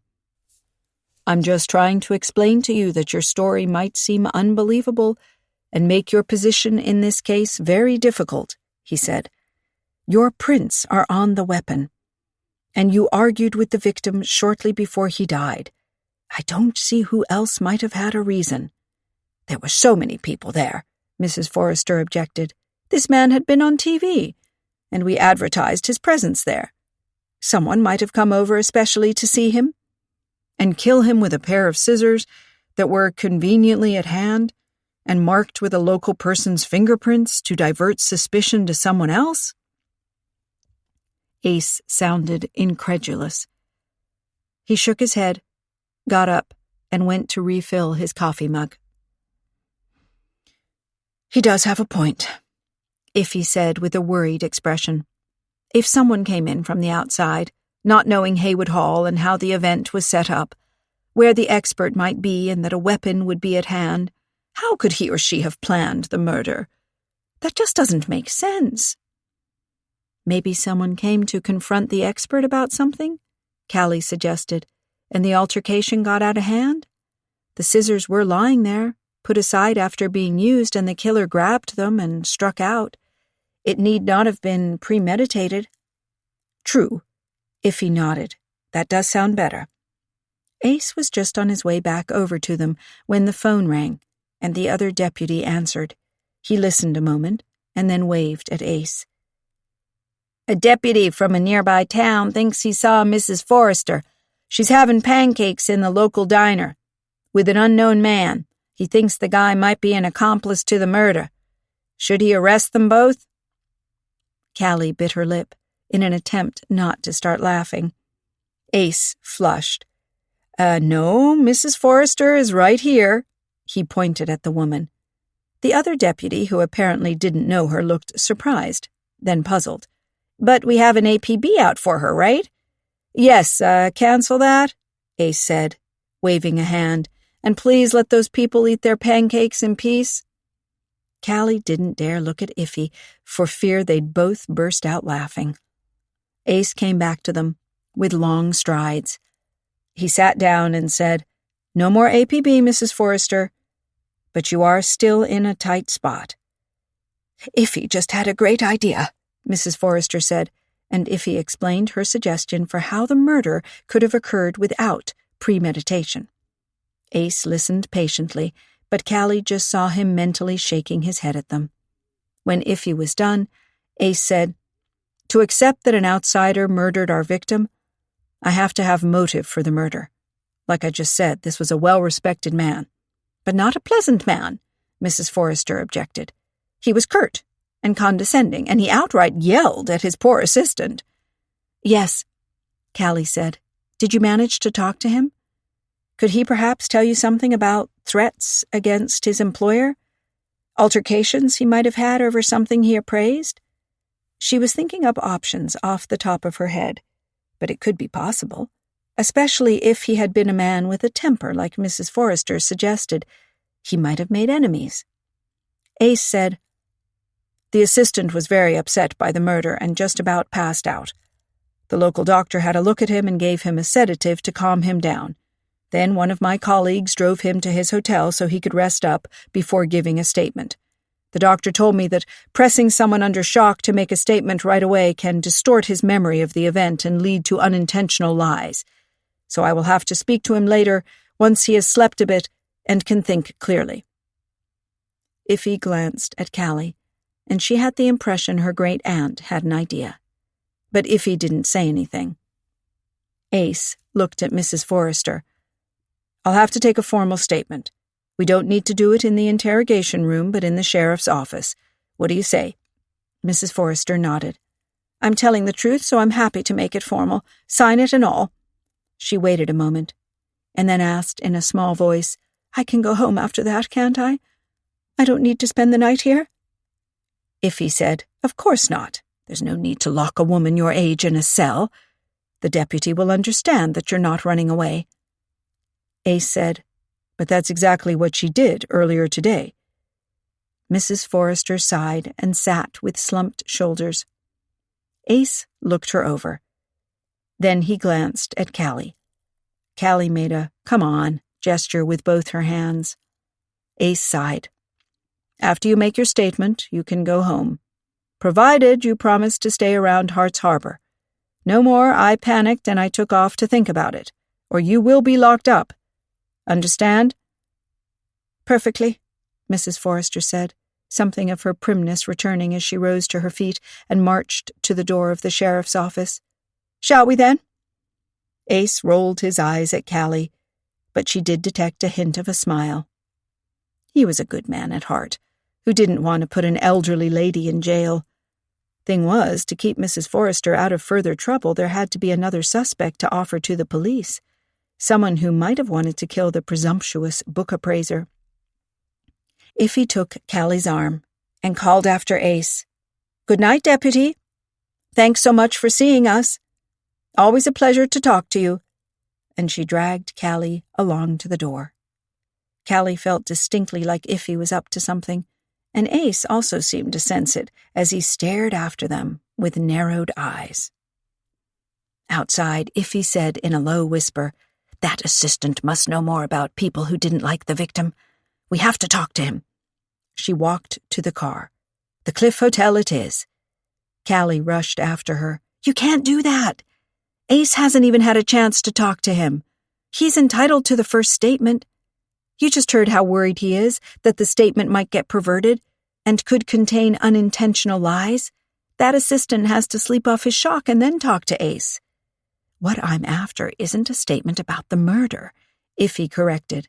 "Just some factual information so we can hunt down other suspects.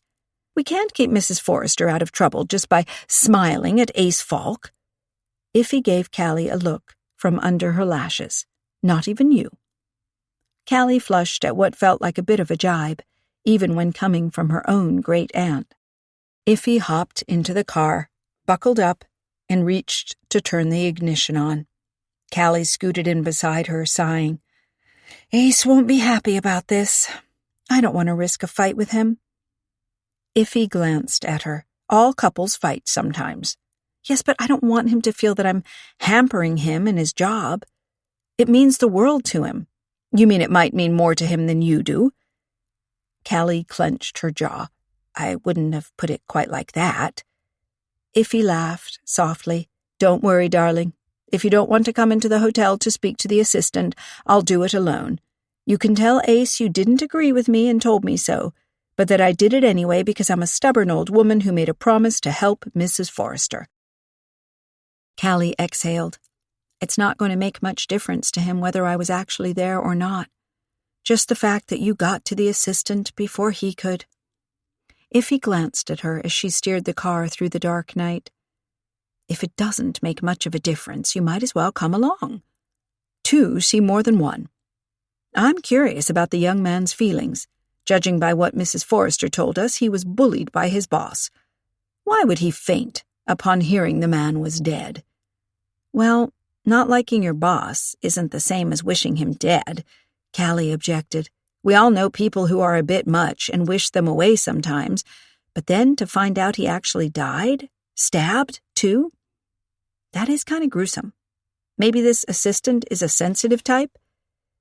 Iffy nodded. Who knows? We'll find out soon enough. Chapter 8. The Cliff Hotel was a beautiful Art Deco building with revolving doors, behind which porters in red uniforms waited to carry people's luggage, direct them to the elevators, or answer queries. The man who stopped them as they came in, a tall individual with a big black mustache, looked doubtful when Iffy asked about the assistant of Mr. King.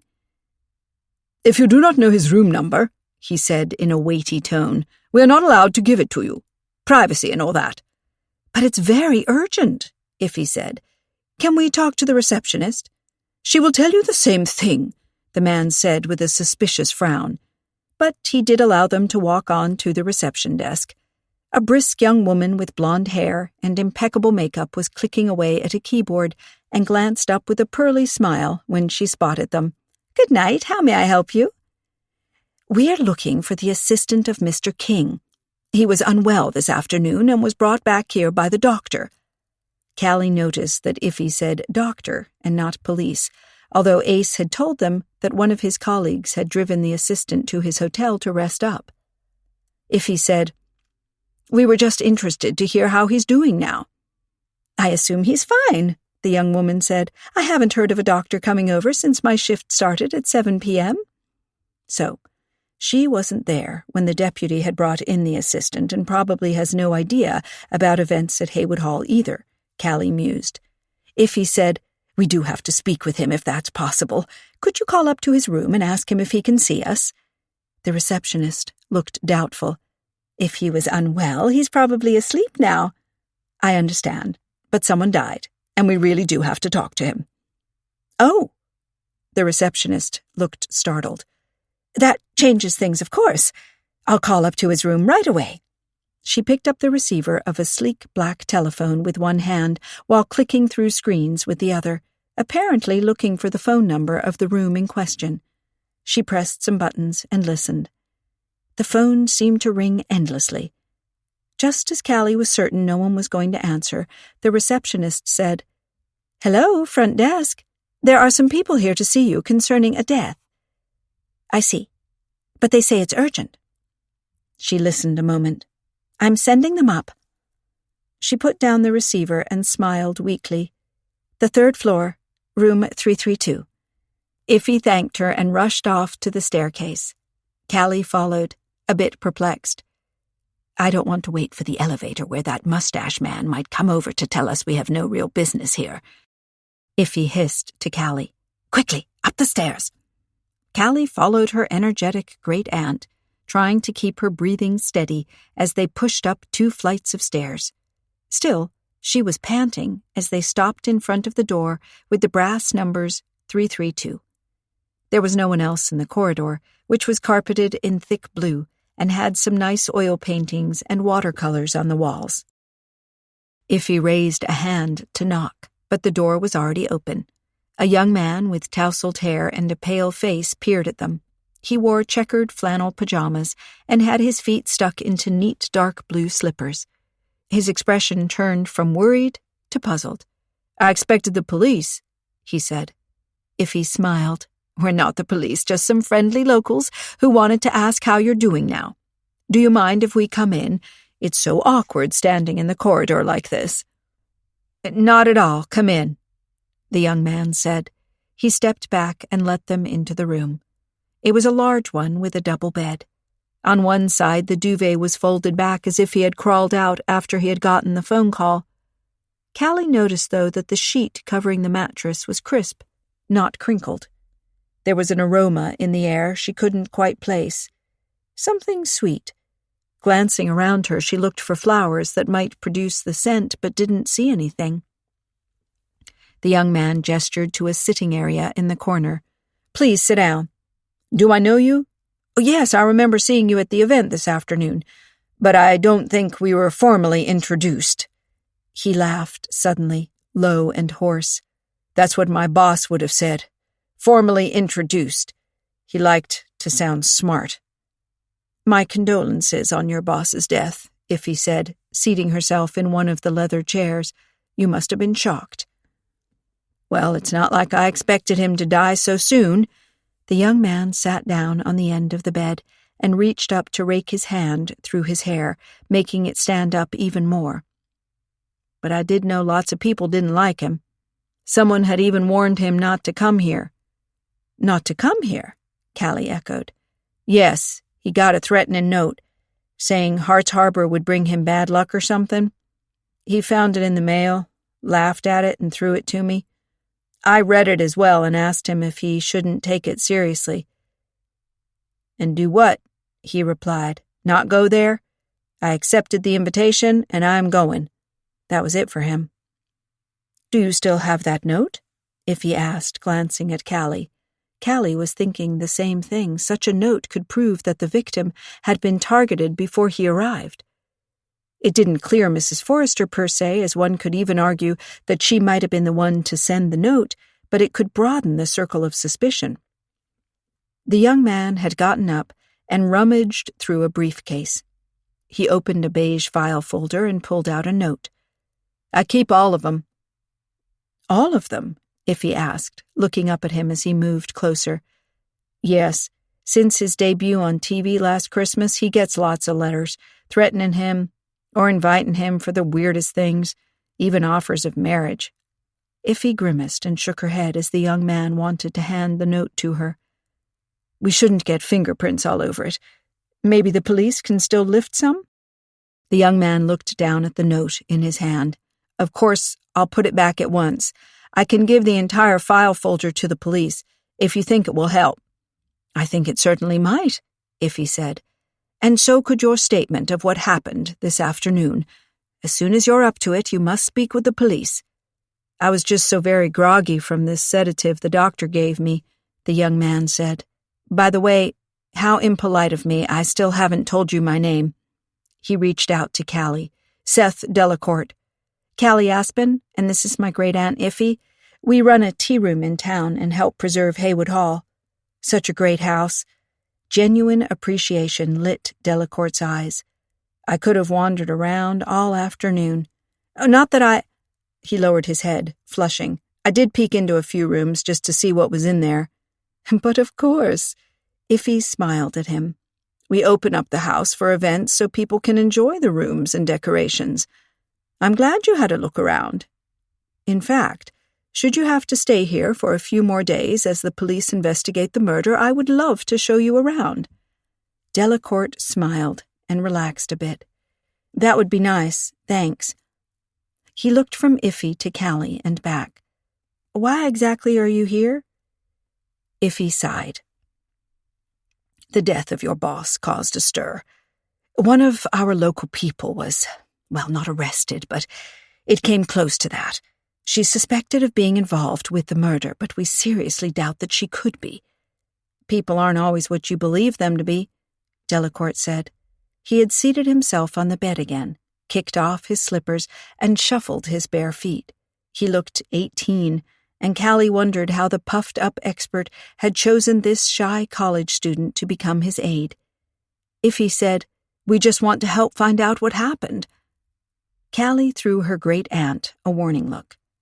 Now that they knew there had been a threat against King before he even came to Hart's Harbor, and Delacourt possessed a file full of such threats that he would hand over to the police as soon as he got the opportunity, their job was done. Iffy had said in the car that she wouldn't ask about the murder and risk influencing his statement before Ace had gotten a chance to talk to him. Delacourt leaned back, putting his hands on the bed. He seemed to weigh his words. My boss was a very unpleasant man, who managed to get into fights with people wherever he went. He made demands and he went back on his word. Iffy glanced at Callie as if to say that this confirmed what Mrs. Forrester had told them. Callie wanted to signal her not to push it any further, but didn't know quite how, and Delacourt was already continuing to speak. Whenever we went somewhere and the atmosphere was pleasant and relaxed, I knew it wouldn't stay that way. I tried to avoid being nearby when the bad weather broke, but since I was his assistant, that wasn't easy. He laughed, softly. It didn't matter to him whether I was there or not. You'd think he would behave better when other people were present, but maybe he didn't even see me as a person with an opinion. In any case, my opinion of him didn't matter. He scoffed. Callie felt sorry for him as he sat there, pale and undone, feeling his way around a situation that was too big to grasp. She herself couldn't really believe there had been a violent death again, and that she was a part of it. This time it was even worse. Delacourt fidgeted with a loose thread on the duvet. He didn't just argue with the person who had invited him here and say he was no longer working for free, but he also... Iffy raised a hand and interrupted him. You overheard the argument with Mrs. Forrester. The excitement in her expression betrayed that her thoughts were racing. She was assuming Delacourt could confirm to the police that his employer had told Mrs. Forrester he wanted to be recompensed for his efforts, and that he'd even asked for a vase from the house, claiming Mrs. Forrester had previously promised it to him. Delacourt shook his head. The argument started in my presence, but then he drew her aside and I couldn't overhear any details. I just know he was at it again, breaking his word. I wanted to leave the house and not come back, but I work for him, so I couldn't really leave. Callie said, You were just saying Mrs. Forrester wasn't the only one he argued with? That's right. Delacourt tore the thread off the duvet and held it in his hand, glancing sheepishly at it. Then he dropped it to the floor and sat up. He also fought with that singer. They almost came to blows. Singer? Callie echoed, glancing at Iffy. Her great-aunt sat in her chair clutching the armrests as if to gain a firmer grasp. You mean the baritone, invited to join the orchestra? Callie asked. Yes. I saw them. That singer was holding my boss by the shoulders, shaking him. Callie cringed at the mental picture conjured up. Once Ace heard about this, he would see another suspect, all right, but not one that would be more agreeable to Iffy than Mrs. Forrester had been. But that's not logical at all, Iffy protested. Sean didn't know he was coming here.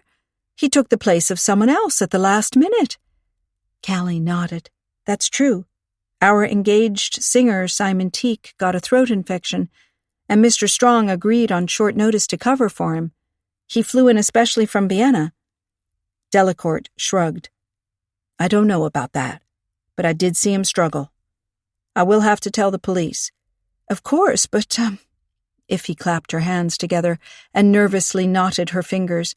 Could you overhear what it was about? No, like I said, I liked to stay far away from his fights with people. I didn't want anything to do with it. Delacourt pulled up his legs and hugged his knees. He looked even more pale now. Perhaps you should get back into bed, Callie suggested. You don't look well. You should tell all of this to the police. I'm sure it will really help Mrs. Forrester's case. And, she added to herself, get Sean Strong into trouble. Something that seems to upset Iffy quite a bit. Delacourt nodded at her. I'll talk to them when they contact me. He leaned his chin on his knees. Anything else? He sounded quite weary. No, we're leaving. Callie rose to her feet. Thanks so much for seeing us at this inconvenient moment. Could you give me your phone number in case I have another question? Of course. Delacourt got up, walked to the closet, and extracted something from the pocket of the suit that was hanging there. He handed her a card. Call me any time. Callie nodded. Thanks. She gestured to Iffy. Good night, and thanks once more for seeing us. As she stood beside the low table waiting for Iffy to rise, her gaze brushed across the table's surface and noticed a bit of wetness there, a half circle like that formed by a glass that has a drop of something along the bottom. There was no glass in sight, though. Good night, then. Delacourt let them out the door. They heard him lock it as they walked away across the thick carpet which muffled their footfalls. Iffy stared ahead with wide eyes. Callie put a hand on her arm. Sean Strong, she said. What can it mean? Iffy looked at her. I don't know, but I have a bad feeling about it. Sean is an impulsive man. Callie's heart sank. You mentioned that last time he was here things went wrong? Did he fight with someone? Is he violent? Iffy didn't say anything. Callie pressed, If you know something, you have to tell Falk. He'll find out about it eventually, I suppose, and he'll be mad when he discovers that you knew about this prior incident and kept it from him. It was such a long time ago. Does it really matter? Can it be related?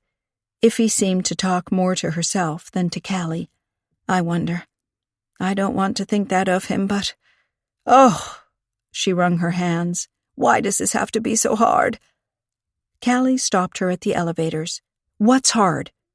Iffy eyed her, shadows under her normally laughing eyes. Seeing him again. Meeting up again and realizing what you dreamt of. Hoped for.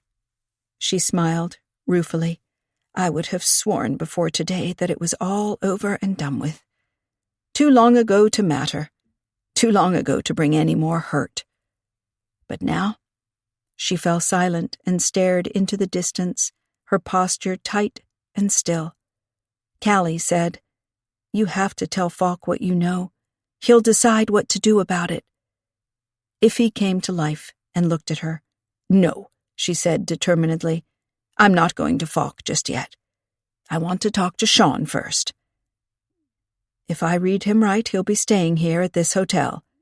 This is just the place for him. Let's go find out. Chapter 9. The woman at the reception desk eyed them with suspicion when they came up again. Didn't you manage to speak with the gentleman in 332? She asked, her neatly plucked brows drawing together. Iffy nodded. We did speak with him, but we also have to talk to someone else who's staying here, Mr. Sean Strong. About this same death?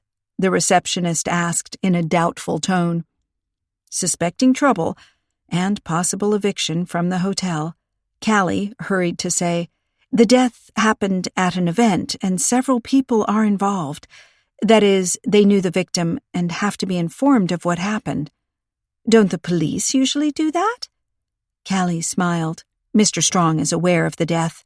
He just needs to know about some related issues. He performed at our event, so we do want to speak with him. And you do not have his cell phone number? Iffy put her hand on Callie's arm. Let's just leave, she said in a weary tone. I'll have to go look up his cell phone number, although I don't see what harm there is in simply calling the gentleman's room to inform him that we're here. The receptionist sighed. Oh well, I suppose I can do that. Your name was Callie Aspen? And Iphigenia Aspen, Iffy added with emphasis, as if that name would make all the difference. Callie wondered if it would. One moment, please. The receptionist checked her records on screen and picked up the receiver. 2 ladies are at the desk for you, Callie and Iphigenia Aspen.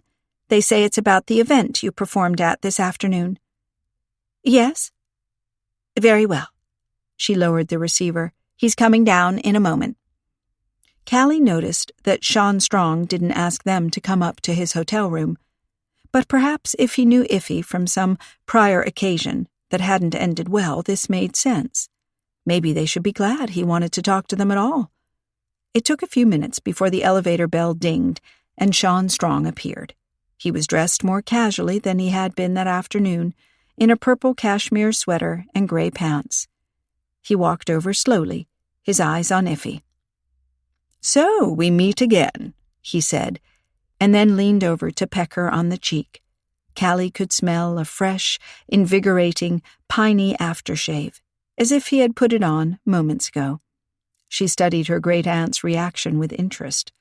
Iffy looked up at Sean Strong, her expression undone and vulnerable. "Have you spoken to the police about the murder?"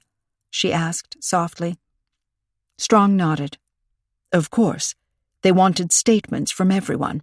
Not that there was much of a point to mine. I was with the orchestra the entire time."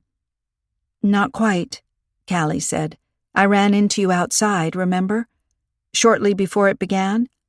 You asked me for coffee and I brought you into the drawing room?" Strong looked her over as if he was wondering why she had brought that up.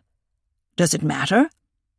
Callie took a deep breath before adding, "People also saw you arguing with the victim."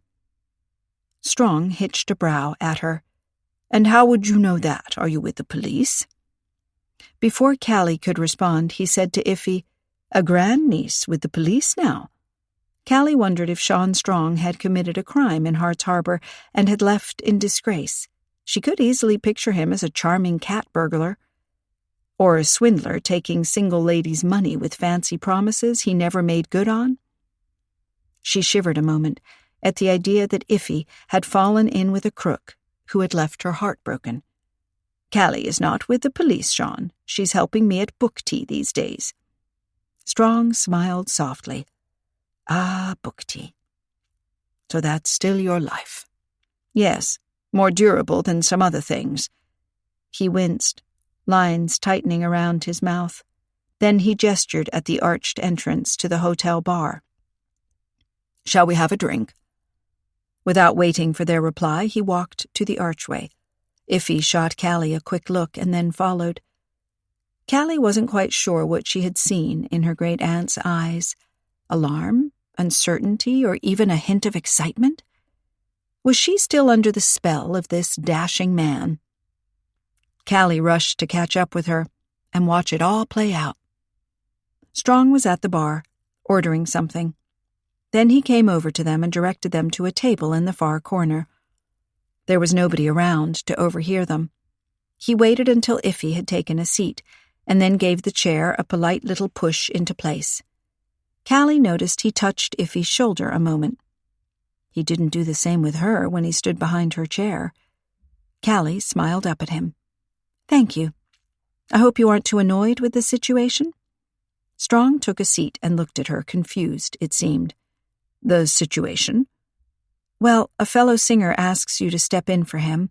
You graciously agree to do so, flying out all the way from Vienna, and suddenly you're embroiled in a murder case?" "Oh, that." He said it as though it was but a minor thing. An hour's delay at the airport. "Like I just said, I have nothing to do with it."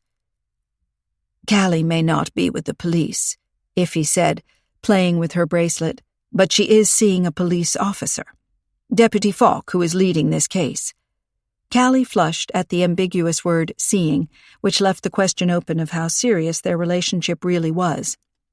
Ace had been so reticent to be seen with her. "And?" Strong studied her with a half-frown. Iffy shrugged. "I'd be careful about lying." "I'm not lying. I was with the orchestra." "But not the entire time," Callie said, "or else you couldn't have been observed arguing with the victim." "Our source claims," Iffy added, "that you were holding the victim by the shoulders, shaking him. That suggests more than just a few exchanged words in passing." Strong leaned back. "I have no idea what you're talking about." Iffy shook her head. "The source will speak with the police and be considered reliable. He was close to the victim. He may be lying to shift suspicion." A waiter brought drinks, a whiskey for Strong and a raspberry mocktail for Iffy. Strong gestured to Callie. "The young lady still has to order." After Callie asked for mineral water and the waiter left, Strong lifted his whiskey glass and toasted Iffy. "To the old days." Iffy seemed reluctant to touch her glass to his. "What did you fight about with the victim, Sean?"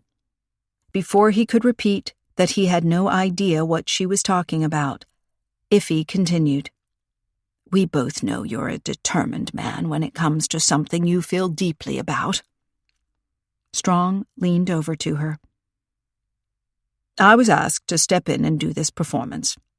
Yesterday, around this time, I was still in Vienna going about my business. Do you really believe I came to an event and then got into an argument with an unknown man and killed him?"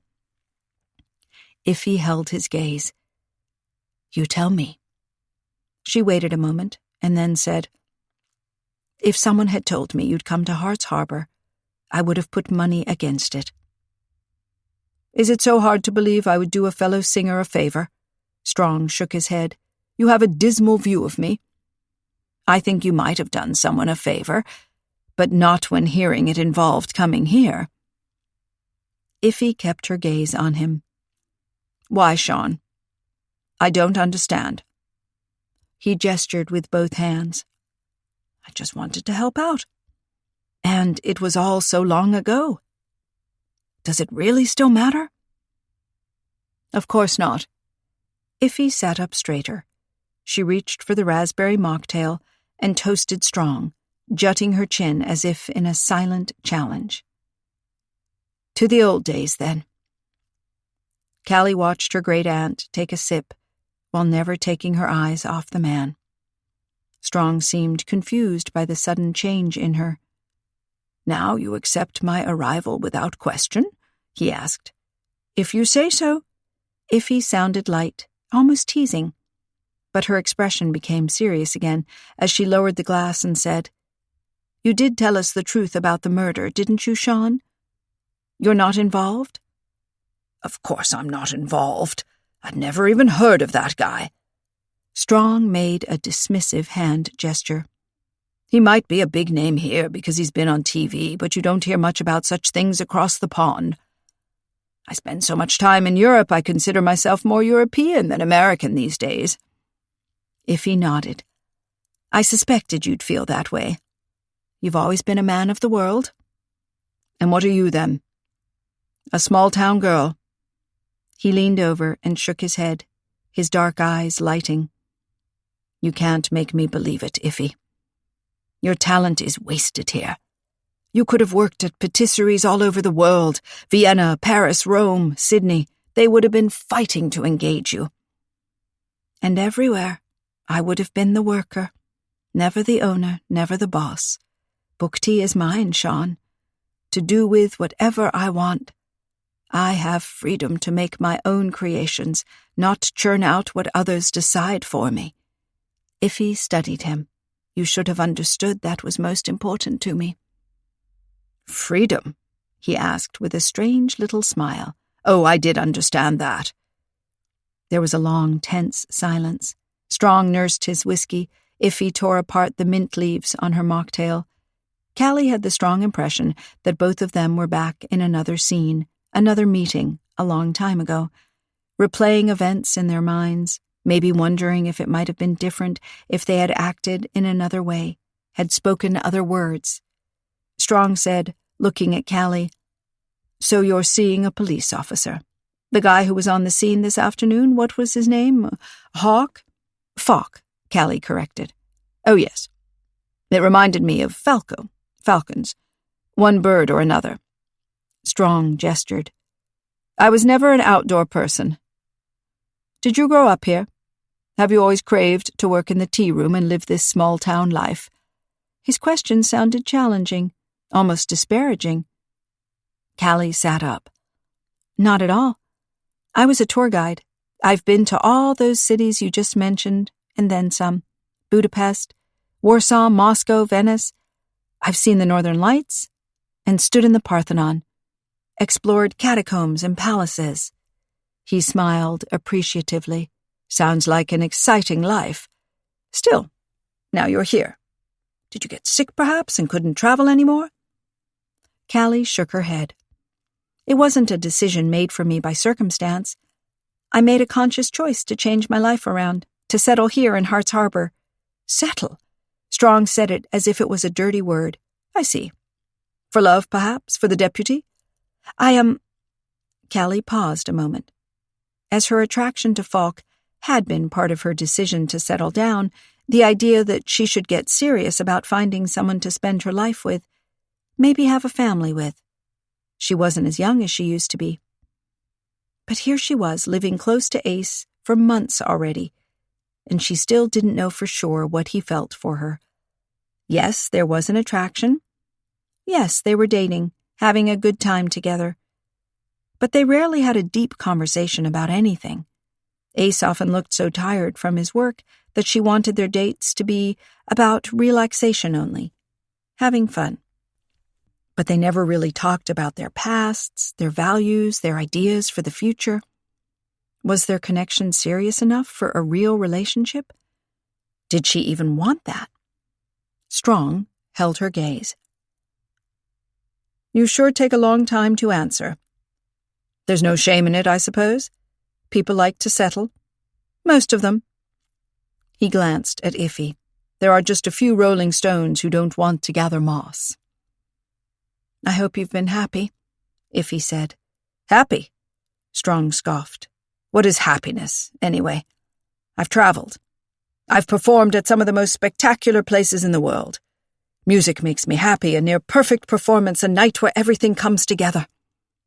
Callie noticed how Iffy shrank a moment under the latter words. Had there been a night back then when Iffy had believed everything would come together for this man and her? Their attitude toward each other now was far too charged to assume they had known each other only superficially. Strong emptied his glass and gestured for the waiter to refill it. "You shouldn't drink too much before bed," Iffy said. Strong smiled at her. "It helps me sleep. Better than pills, I suppose." He leaned his elbows on the table. "Now what exactly did you want to talk to me about?" The waiter came with a new glass and took away the old. Iffy waited until he had retreated before saying, "I want to know what you argued about with the man who was murdered this afternoon." "I told you we didn't argue. Your source lied." Strong looked confident as he spoke.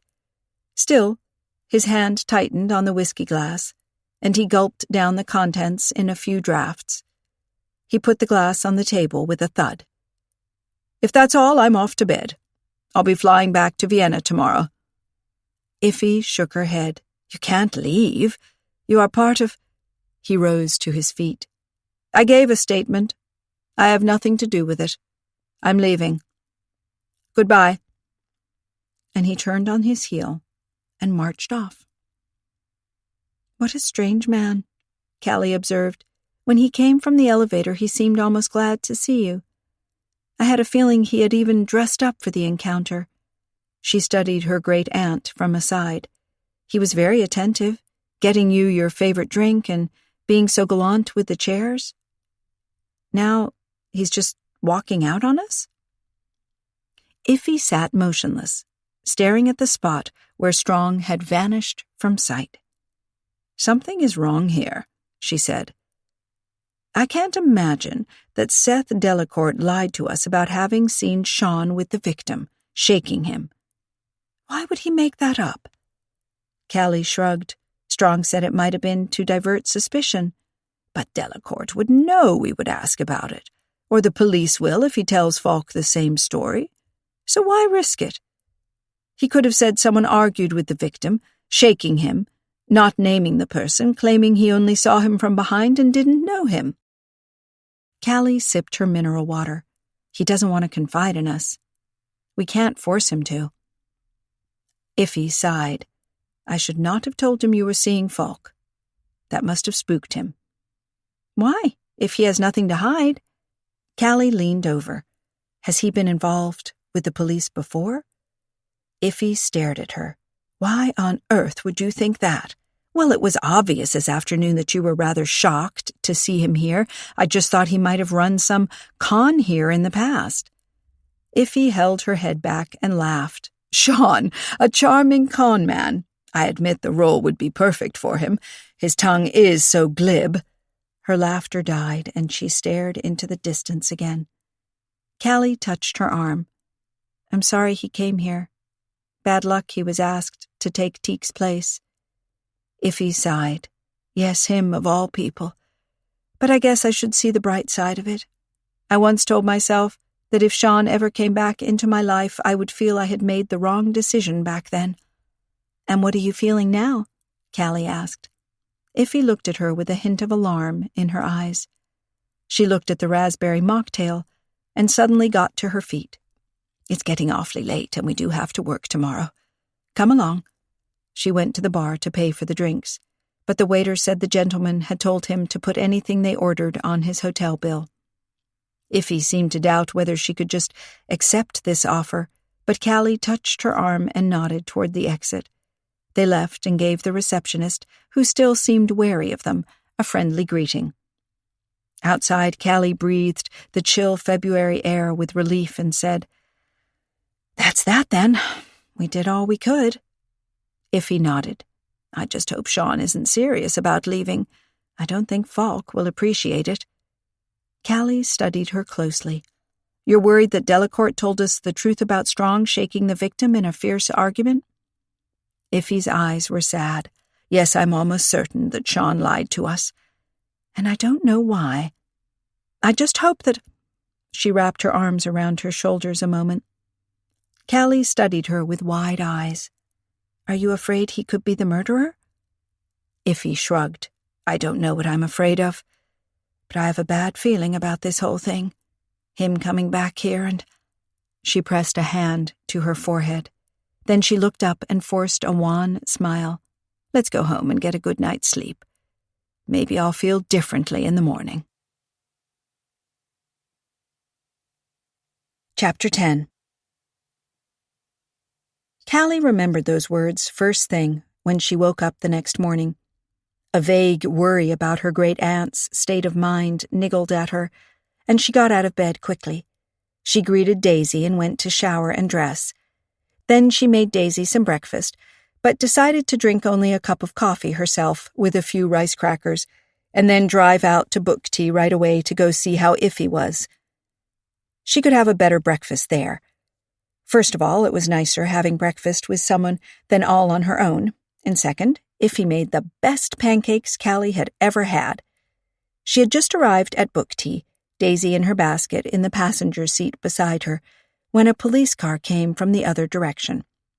The two cars pulled up simultaneously, turned into empty parking spots. Callie put the brakes on and got out. She waved at Falk. "Ace, good morning." Ace gave her a less than enthusiastic wave back. He came over and said, "Someone should make a law against early morning arrests. They drain all the energy I need for the rest of the day." "Poor you."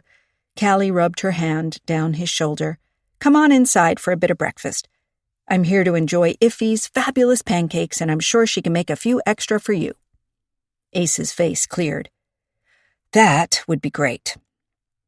Callie took him and Daisy around to the book tea's back entrance and knocked on the back door before pushing it open and stepping in. Callie inhaled, expecting the invigorating scent of coffee and eggs, or toast or pancakes, but there didn't seem to be anything on the air at all. As she came into the kitchen, she found it empty, the sink pristine, with no traces of cut-up oranges or some spilled coffee, and her great-aunt was nowhere in sight. Ace hitched a brow at her. Where can she be? Still in bed? He checked his watch.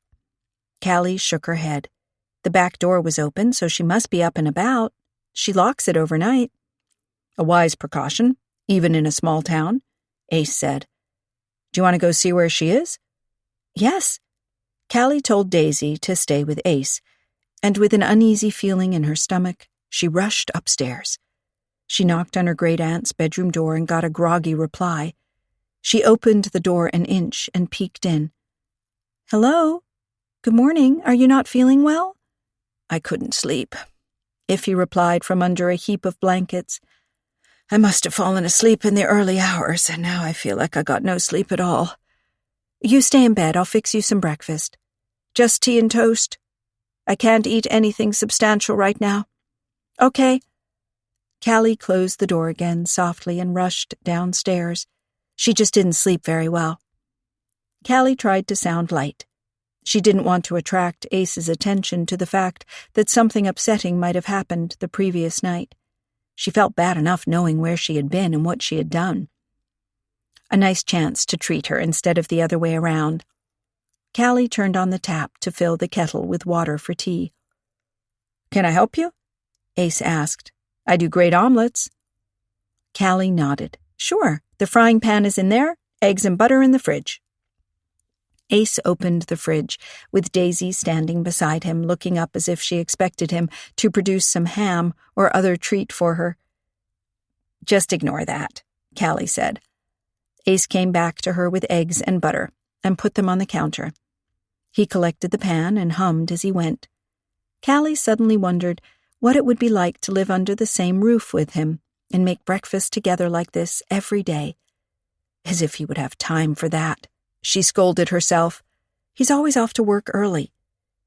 Ace buttered the pan and put it on the stove, then beat the eggs in a bowl. While Callie made toast for Iffy, the scent of omelets began to fill the kitchen. On toast? She asked Ace, and when he nodded, she also put bread in the toaster for the two of them. She ran up with Iffy's tea and toast, and when she came back in, Ace had already put plates on the table and the toast was ready to eat. They sat down opposite each other with hot toast and fresh omelets while coffee brewed in the maker. Pretty perfect, Ace said, around a bite. Your omelets? Callie asked with a grin. No, this moment. He smiled at her, a leisurely smile that warmed her inside. She held his gaze, not minding that her food was getting cold. He was right. This was perfect. The perfect start to the day. She had done the absolute right thing coming back to Hart's Harbor and settling here. This was real life, not all the traveling about from one hotel to another where breakfast was good but also impersonal. Life was about forging bonds with special people. Then Ace's phone rang and he pulled it from his pocket to answer it. Callie hoped he wouldn't have to rush off right away. She listened intently to his end of the conversation. Yes, he said. Yes, I see. Okay? I'll do the interrogation when I get back. Just let him sit there and think it over. Yeah, right. Later. He lowered the phone and looked at her. Is that coffee about ready? Sure. Callie got to her feet and filled 2 mugs, handing him his. As their fingers touched, Ace smiled at her again. She leaned over and kissed him on the lips. He tilted his head. What's that for? Just because I'm happy to see you. He grinned. Same here. He pulled her over to sit on his lap. She leaned her head against his, and they just sat there, listening to the vague sounds coming in from outside, a car in the distance, singing birds. Then Ace said, I can't stick around much longer. I know. Just a minute or two. Callie wrapped her arms around his neck. I see too little of you. You're always working. Yeah, well, maybe I can solve this murder quickly. Got a suspect in the interrogation room now who checks all the boxes. Callie studied his excited expression. Means, motive, opportunity? Ace nodded. Means is easy. Those scissors were lying around for anyone to grab. Motive can be found in the argument the suspect had with the victim, and opportunity. The word argument made a little jerk pass through Callie's body. Who did you arrest? She asked with an unsettling feeling in her stomach. Sean Strong, the baritone. Callie sat up. Really? You established that he did fight with the victim? The victim's assistant said so. I went to the hotel early to speak with Delacourt, and as soon as he mentioned Strong, I wanted to talk to him. He was staying at the same hotel, so I expected this to be a matter of just knocking on his door and taking a statement. But it turned out he had already left for the airport. Ace tensed as he spoke. I went after him with blaring sirens and caught him just as he was about to check in. Ace looked satisfied. I took him back in cuffs. King's assistant said he was rather violent, so you never know. Callie stared at him. But are you sure you're not barking up the wrong tree? Definitely not. I just got that call. Ace patted his pocket where his phone was, his smile of satisfaction deepening. My colleague told me that they checked with the guy this arrested baritone was supposed to replace. Teal or something? Teak, Callie corrected. Simon Teak. Yeah, right. He doesn't have a throat infection at all. Strong told him it was super important to him to do this performance in Hart's Harbor. He even paid Teak the fee he would have gotten for it so he could take his place. Callie's heart sank. Strong had come to Hart's Harbor on purpose.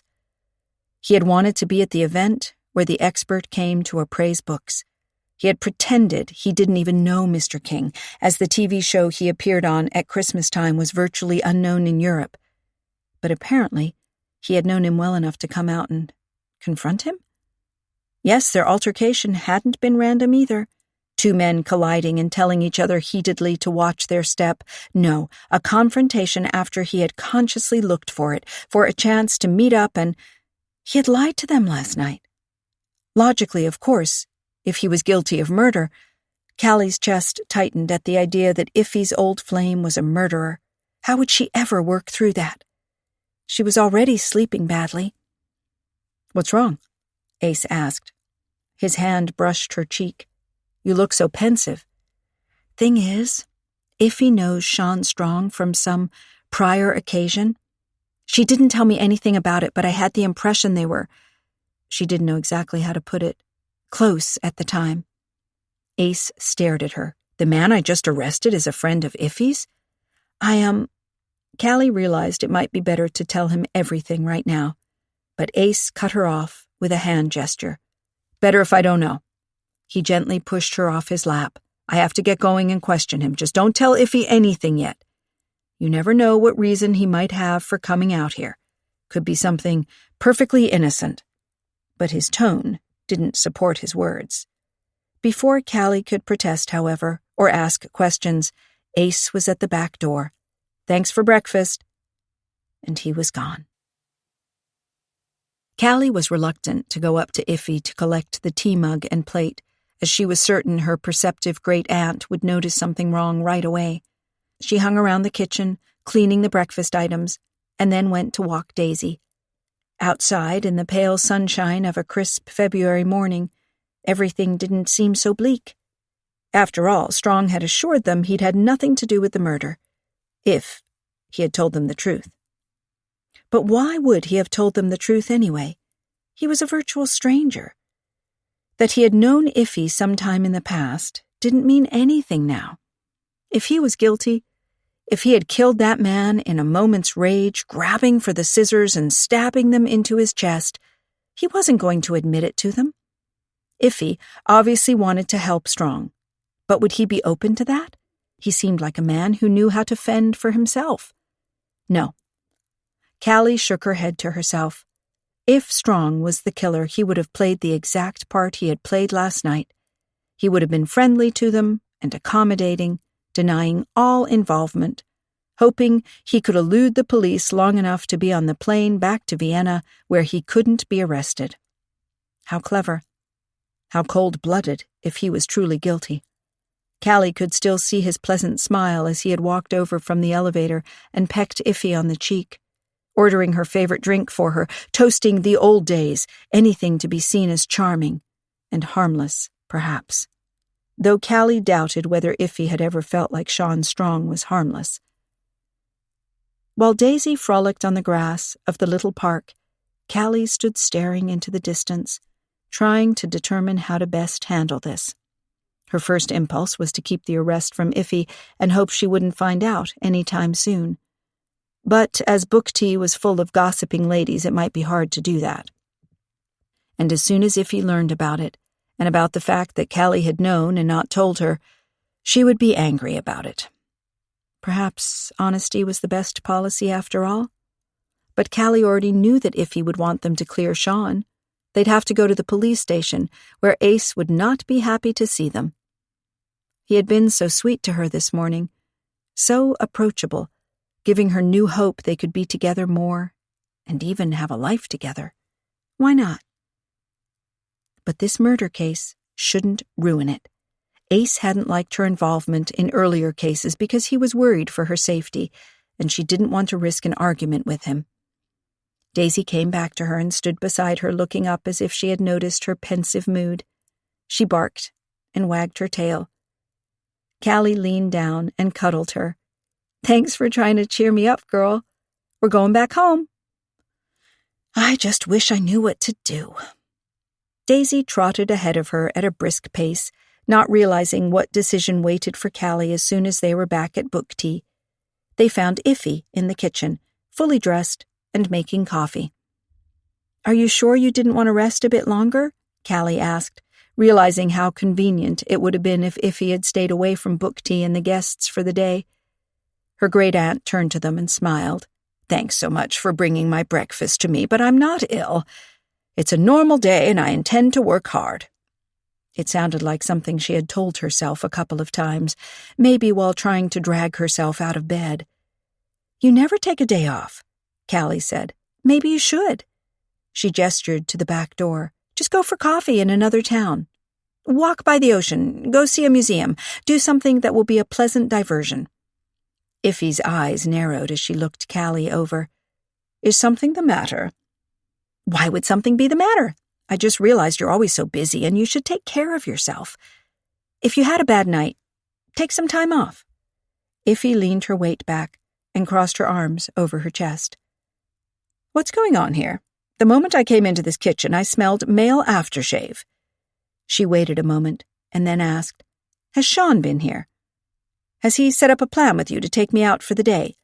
She acted like she was disgruntled about it, but it didn't escape Callie how her great-aunt's eyes lit up at the idea. A whole day spent with the man she had once cared for. Maybe still cared for? Callie's heart sank. With the best intentions, she had wanted to send Iffy out for the day, but had now inadvertently given her hope that Sean Strong wanted to spend time with her, when in fact he was at the police station, facing murder charges.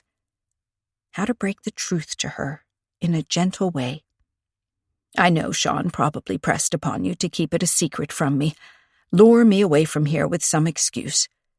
But you can't lie, Callie, I see right through you." Iffy's eyes twinkled, and there was a bit of color in her cheeks now. "Just tell me, then I'll also know what to wear." She stood ready to rush upstairs to change into other clothes, select jewelry, put on perfume. Callie's chest tightened. Poor Iffy. She really didn't want to be the bearer of this bad news. "You're not giving anything away by telling me what's up. I won't tell Sean you told me either. Now just confess." Callie said, "Sean wasn't here. Ace was. We had breakfast together." The elation in Iffy's features died. Her cheeks got even redder, though, as if she was embarrassed by her own hopeful assumptions. "Oh, well, I guess. Yes, that is logical, of course." She turned away to the coffee maker and fussed with her mug she had put at the ready. She didn't seem to think anything of Ace's arrival in the early morning, or think to ask whether he had mentioned developments in the murder case. Good. Now she need not tell her great-aunt anything. But looking at her narrow shoulders, Callie just couldn't keep the truth from her. She couldn't bear to go into this day waiting for the bad news to hit, waiting for that person to step through the door and discuss the sensational arrest at the airport that Iffy would overhear. What if she dropped something? Broke her precious china, drew attention to herself? No, she had to tell her now. "Ace told me he had made an arrest. At the airport." Iffy turned to her. "Airport?" Her blue eyes were wide and alert. "You mean the killer was trying to flee?" "That's what Ace thinks. He arrested him, and while he was here with me, a call came in that they also found out the arrested person lied about certain things. That strengthens their case against him." "Him. So it's a man. Mrs. Forrester is off the hook then. I never thought it was her." Iffy spoke fast, almost forced. Did Ace, mention who it was he arrested? Yes. Callie swallowed a moment. Sean Strong. Iffy blinked. It seemed she got the message at once, but was furiously trying to deny it, or twist it in some way to explain to herself that Sean had been arrested but wasn't guilty. The high color drained from her face, and Callie rushed to put an arm around her and help her onto a chair. Iffy said in a low voice, Sean? No, that can't be right. He was arrested while he was trying to get on a plane. That flight back to Vienna had been booked in advance. He didn't try to run? Did you tell Ace that? No, I didn't tell him we saw Sean last night. Callie figured her great aunt would understand why, but Iffy tried to pull away from her, saying, Then he doesn't even know. I have to go and tell him. Callie sucked in air. Sean can tell Ace he was already booked on that flight. He can also explain to him why he lied. To Ace, to us, to everyone. Lied about what? Iffy looked up at her, her eyes wide with shock and disbelief. He came to the Valentine's event to replace Teak, right? Simon Teak, with his throat infection. Yes, it's impossible to sing with a throat infection. I know, but unfortunately Mr. Teak doesn't have a throat infection or any other ailment preventing him from performing yesterday. He is in perfectly good health and told the police when asked about it that Sean Strong offered him money to let him take his place. What? Iffy stared at Callie. Sean Strong deliberately changed places with Teak so he would be at the event yesterday. Combine that with the knowledge that he fought with the victim, and we can conclude that he came here because he wanted to meet up with our expert Mr. King, confront him about something. That is so far-fetched, Iffy said. Sean might have changed places because he wanted to come back to Hart's Harbor. He has been here before.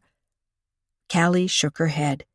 Last night you said you would never have believed he'd come back here. Iffy blinked. Yes, well, I can be wrong sometimes. She laughed, a shrill little laugh. He did want to come back.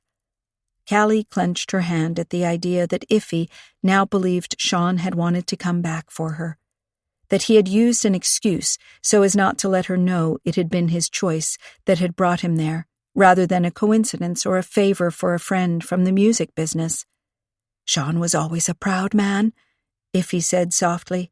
He never liked to admit he had been wrong. Maybe he didn't want to admit he was wrong leaving this little town the way he did. Maybe he wanted to come back and make up, but he didn't want to say so in so many words, so he used the excuse of the throat infection as a reason why. She looked up at Callie again, hopeful, eager. That must be it. I'll go to the station and tell Falk. It's all a silly misunderstanding. Callie shook her head. Sean told us last night he had never heard of this expert. But he fought with him, not just with words. He also assaulted him. Coincidence? I don't think so. If he came here for a purpose, the dead expert was that purpose. Nonsense. Iffy pushed herself up on the table's edge. Why would Sean, who has a wonderful life in Europe, drop everything and come here to murder some man who appraises books? That makes no sense at all. I'll explain to Falk that Sean came here for old time's sake. Then he can let him go again. Ace won't just let him go, Callie protested, but her great-aunt had already rushed off to go get her coat. Callie went after her. You're in no condition to drive. You're tired and upset. I'm not. Iffy turned to her with a wild gesture, almost losing her balance and falling against something. She smiled wanly. All right, then. No need to have an accident added to the list of disasters. You can drive me out to the station, but you won't interfere in it. I'll talk to Falk alone. Please do. Callie already felt bad about the whole thing, as she had a sinking feeling that Iffy's explanations wouldn't change Ace's mind. But she wasn't about to let her exhausted and upset great-aunt go alone. She slipped into her own coat, and with Daisy they left the book tea in a rush. Chapter 11. At the police station, Callie was happy to see Ace wasn't in direct view, suggesting he might already be interrogating Sean Strong. She hoped she could avoid him, or at least avoid the impression she had shared her knowledge of the arrest with Iffy immediately after Ace had left her, and that they were now here to interfere in the case. Iffy went to the desk and asked for Deputy Falk. Callie hovered at the door while Daisy pressed against her leg. The dog seemed a bit intimidated by the loud sounds of keyboards clicking, faxes rattling, and phones ringing. The deputy behind the desk gestured and called something, and to her annoyance, Callie saw Ace appear from the corridor leading to the interrogation rooms.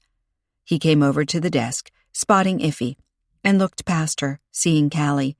Callie wasn't quite sure what the words were for the expression on his face, but it came close to unpleasant surprise. Irritation, even. Iffy explained something Callie couldn't hear, and Ace frowned, as if he wasn't about to comply. Then he relented and waved her along to an office that wasn't used. He closed the door behind them. Callie felt nervous that he hadn't even acknowledged her with a nod or a wave of the hand, nor asked his colleague to offer her coffee while he was talking to Iffy. She paced the floor where the sitting area was, too nervous to sit down and look at one of the dog-eared magazines about boating and fishing littering the low table. Daisy walked beside her, her head tilted in confusion at what on earth they were doing there. But after a while, she got tired of it and lay down, putting her head on her paws. "You're right, girl," Callie said with a rueful sigh. "Taking it easy is better, but—" A sound behind her jerked through her, and she whirled around. But it was just an elderly woman entering the station. She stood a moment looking around her, apparently insecure, and perhaps even intimidated by the idea that she was now in a police station. Callie wondered briefly where she had seen her before, but as the book tea received countless visitors every day, she assumed it had been there and didn't pay much real attention. She resumed pacing, checking her watch, and determining if he had already been in there for 7 minutes. It seemed much longer. Ace's colleague had gone to the desk to ask the new arrival how he might help her, and the lady started to explain in a quivering voice that she had been to Haywood Hall, but had been told there that she had to come to the police station. "Come here?" the deputy asked. "Do you know something about the murder that happened the other day?" The woman looked startled. "Oh, no, I know nothing about the murder. I had no idea that the man had died until they told me at Haywood Hall. I only want my book back. I will return the $20 he gave me for it. I should never have brought it, let alone sold it. But my husband insisted." Oh, yes. Now Callie remembered. The woman was one half of the elderly couple who had offered some book from a relative's inheritance to the book appraiser, and Mr. King had offered to buy it from them for $20. The woman hadn't actually wanted to part with the tome, but her husband had said that then at least a part of the useless inheritance would have delivered some value, or something like that.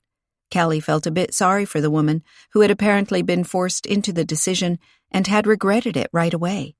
"I thought," the woman said, "that my book was maybe still at Haywood Hall, and I could get it back. I brought the money." She opened her right hand, showing a folded bill. "I just want it back." The deputy still didn't seem to follow. "You left a book at Haywood Hall yesterday?" he queried with a puzzled look. "No, the expert bought it from me, but I never meant to sell it." The woman bit her lip, her expression crinkling as if she was about to cry. "I only want it back." Judging by the deputy's expression, he still didn't fully understand, and Callie walked up to the two of them and said, "Excuse me for overhearing your conversation. Perhaps I can help?" The elderly lady nodded at her in grateful appreciation of the offer, and although the deputy seemed less pleased, Callie pushed on. "I organized the Valentine's event at Haywood Hall, and the expert was there to put a price on books and buy them if the owners were willing to part with them, but I understand you're not happy with having sold?" The woman shook her head violently. "I never was. Bill forced me into it. He never liked Mother, and he just wants to get rid of her things, not caring what they're worth." I understand they may have emotional value to you, Callie said. The deputy seemed relieved now that he didn't have to deal with the upset woman, and he let her talk. Real value as well, the old lady said with a prim little nod. That book is worth more than $20, I know it. Callie decided to let this layman's guess pass and asked, Did they tell you at Haywood Hall that the book would be here? Yes, Mrs. Keats told me that all the things the expert had handled had been taken along by the police, including my book. She held out her hand again with the bill. Here's what he gave me. You can have the money and let me have the book back. The deputy shook his head. We can't hand over something that's part of an ongoing investigation. But it's my book, and it had nothing to do with the murder. The deputy said, The book is staying right here. He straightened up a bit, leaning his hands on the edge of the reception desk. Besides, if you sold it to this expert, technically it's his now and not yours anymore. But I want it back. He forced me into selling it. It's worth much more, I know. The deputy looked at Callie, raising a brow as if to ask what he should make of this. I will take your name and contact information, ma'am, and then Deputy Falk will get back to you about it later. The old lady protested that she just wanted her book back and didn't see why he couldn't give it to her right now. But as he insisted she should provide her information, she did give in with a sigh as he wrote it down on a sticky note. She showed him the money 2 more times, claiming he had to give the book back to her on the spot. But then, as he wished her good morning and turned his back on her, she seemed to understand she wasn't getting anywhere and shuffled off, clutching the money in her fist. As soon as she was out the door, the deputy said to Callie, She should understand that once she sold it, it became his. There's nothing we can do about it. It's not like he stole it from her. She made a decision under the pressure of the moment and her husband's insistence. I don't see why she couldn't get her book back if she repays what he paid her. It just doesn't work that way, the deputy said, shaking his head as he put the sticky note on a desk in the back. The dead man bought it from her fair and square. Just like an old lady to believe it was worth much more. It's probably just a worn book with mold on it. Callie wanted to reply, but a door closed and Iffy appeared, walking ahead of Falk. She held her head high, and Callie sensed there had been an altercation of some sort, as Ace's expression was tight, his jaw clenching. Iffy passed her without saying anything and went outside. Callie wanted to follow her to ask what on earth had happened, but Ace pointed a finger at her and said, Miss Aspen, in the office a moment, please. It sounded so formal that Callie feared for a moment she'd be arrested herself. Her heart skipped a beat, and she stood rooted to the ground. But then she tried to laugh off her own fear, and followed Ace with Daisy hard on her heels. As soon as they were inside the office and Ace had closed the door, he turned to her and said, What do you think you're doing? Your great-aunt wouldn't admit it right away, but the information she provided to me to clear Mr. Strong gave her away, and after I pointed that out to her, she couldn't deny it. You went to the Cliff Hotel together last night, and have talked to witnesses and suspects. We didn't know then that Sean Strong was a suspect, Callie protested, but Ace ignored her and continued. You went behind my back, talking to people I hadn't even had access to, like the victim's personal assistant, Delacourt. I don't understand. He stood a moment, inhaling and clenching his fists, as if he was controlling himself with only the utmost effort.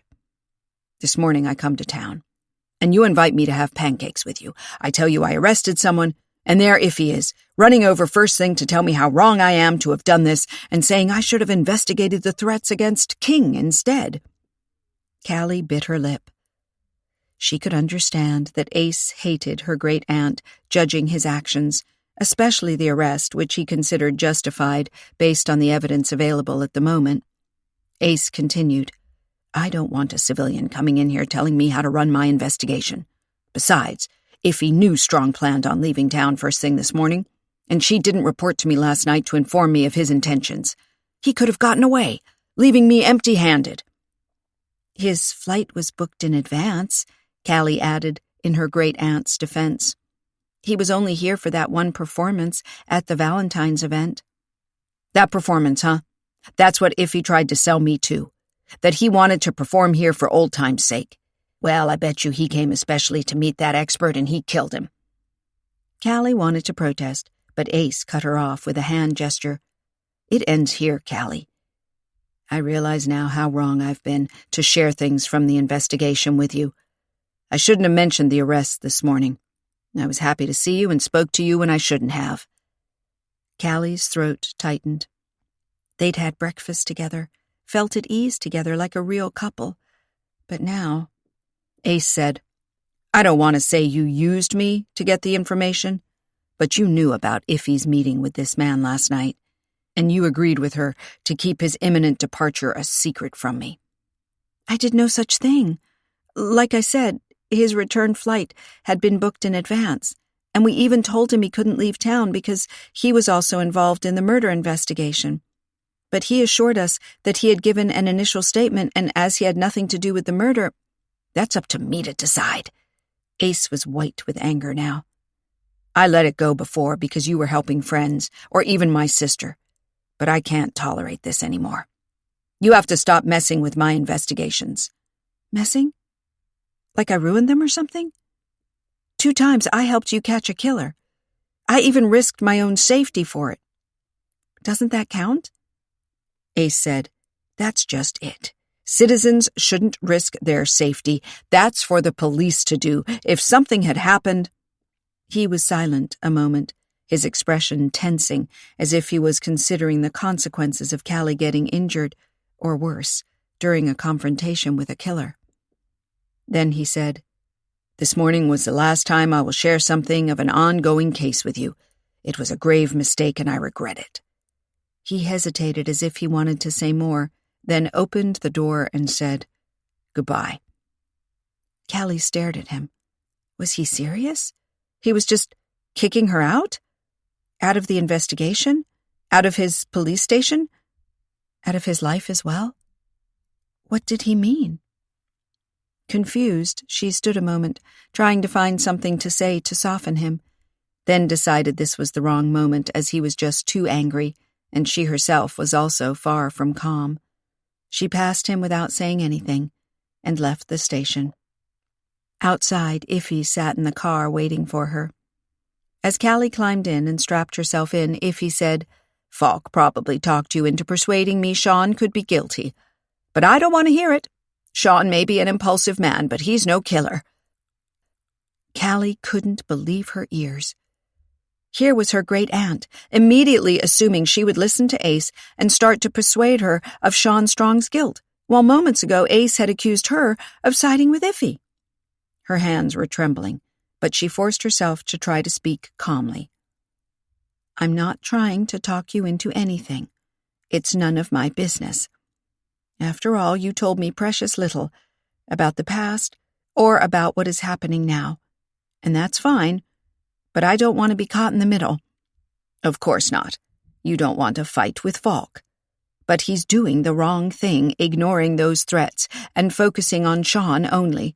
He's letting the real killer get away. That certainly wouldn't be good for his career. Possibly. But Ace is in no mood to listen to such reasoning now. He's livid about what we did last night. He doesn't seem to realize that I was against going to the Cliff Hotel in the first place. Iffy sighed and nodded her fingers.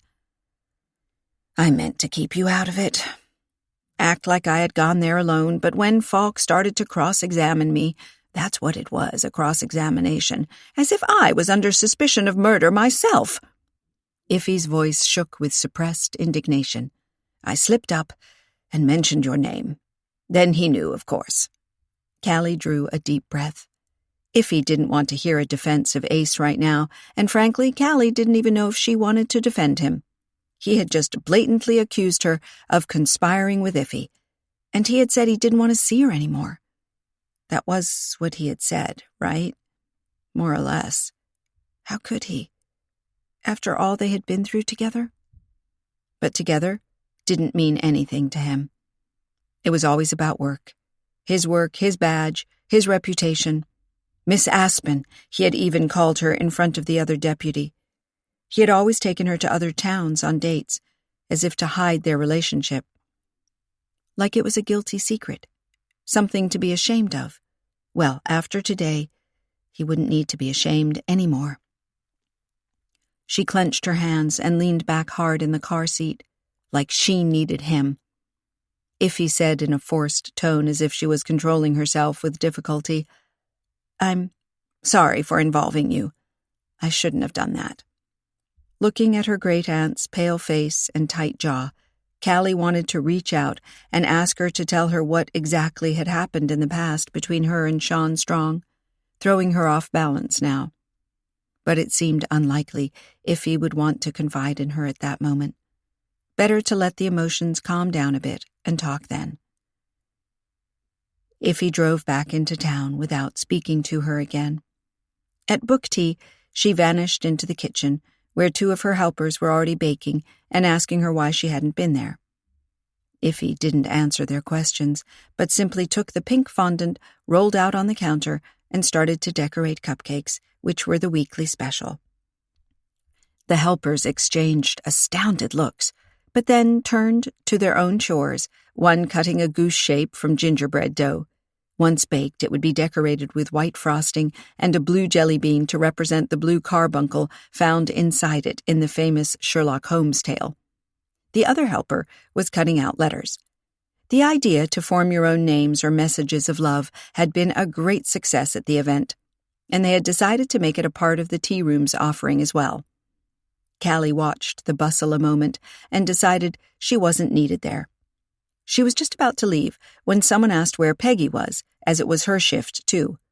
"I'll go see where she is," Callie offered at once, eager to get away from the charged atmosphere. She walked the stretch from the book tea to Peggy's house, going so fast that Daisy could barely keep up with her.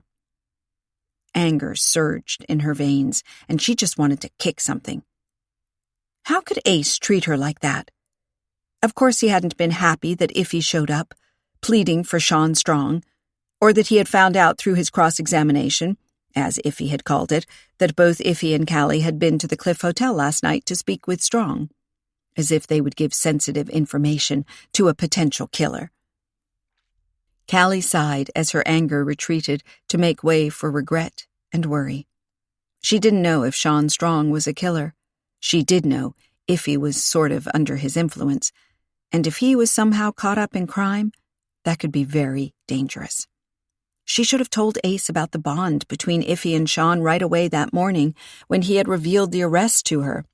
She had, of course, mentioned that Iffy knew Sean from before, but Ace obviously had no idea this meant Iffy was willing to take risks for him. And Callie had wanted to explain a bit more, but there had been so little time. Callie halted and rubbed her forehead. She had handled part of it wrong, even without realizing that in the moment. To protect Iffy, she should have involved Ace from the beginning, instead of keeping him at arm's length. Of course, Ace had been angry when Iffy had been forced to reveal everything, and not in a neutral way, but to defend someone Ace had just locked up. What a mess. And aside from them having had contact with Sean Strong last night, which she might have been able to explain as contact between old friends meeting up again, they had also talked to Seth Delacourt, the dead man's assistant. There was no excuse for that.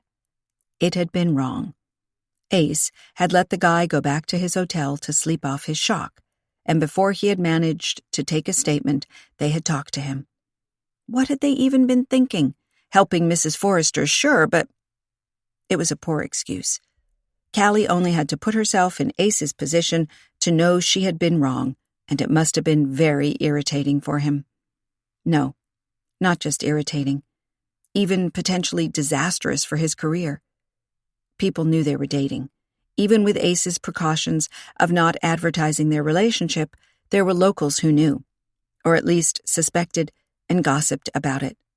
If she then appeared in places talking to witnesses, as he had put it, it looked odd. It could get him in trouble. Why had she done it? She bit her lip. She should have apologized right away instead of acting like she still supported her decision to do it. Then Ace wouldn't have been so mad and told her to leave.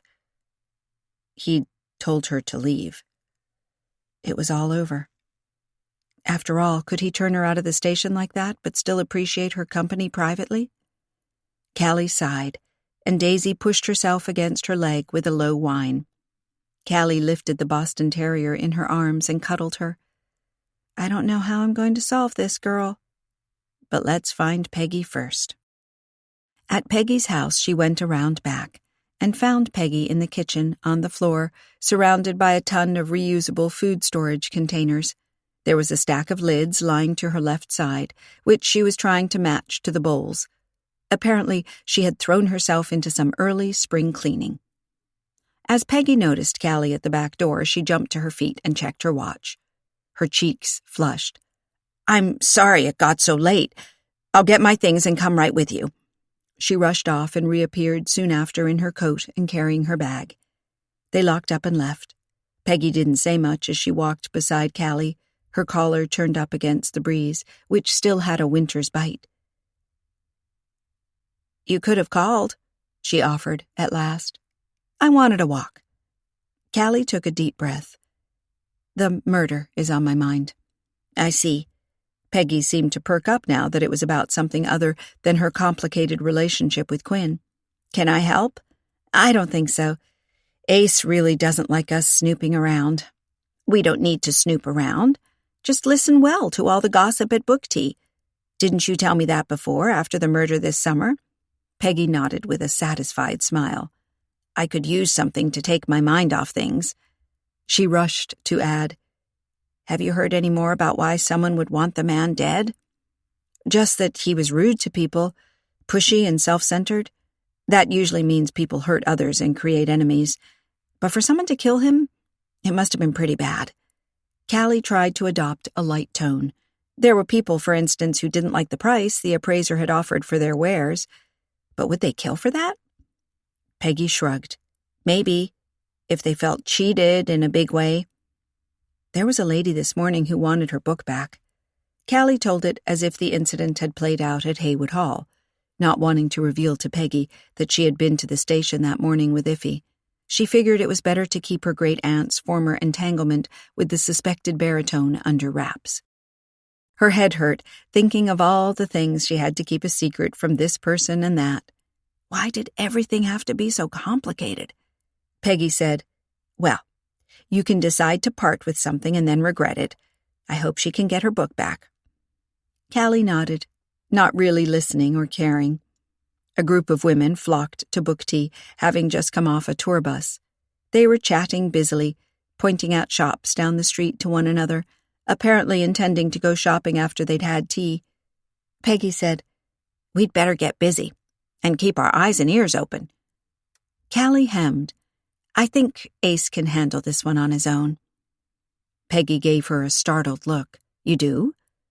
Callie shrugged it off and was happy to step into book tea's warmth and buzz of voices. It would be good to be busy for a while and not think of all the trouble they had ended up in. Chapter 12. At lunchtime, Quinn came into book tea.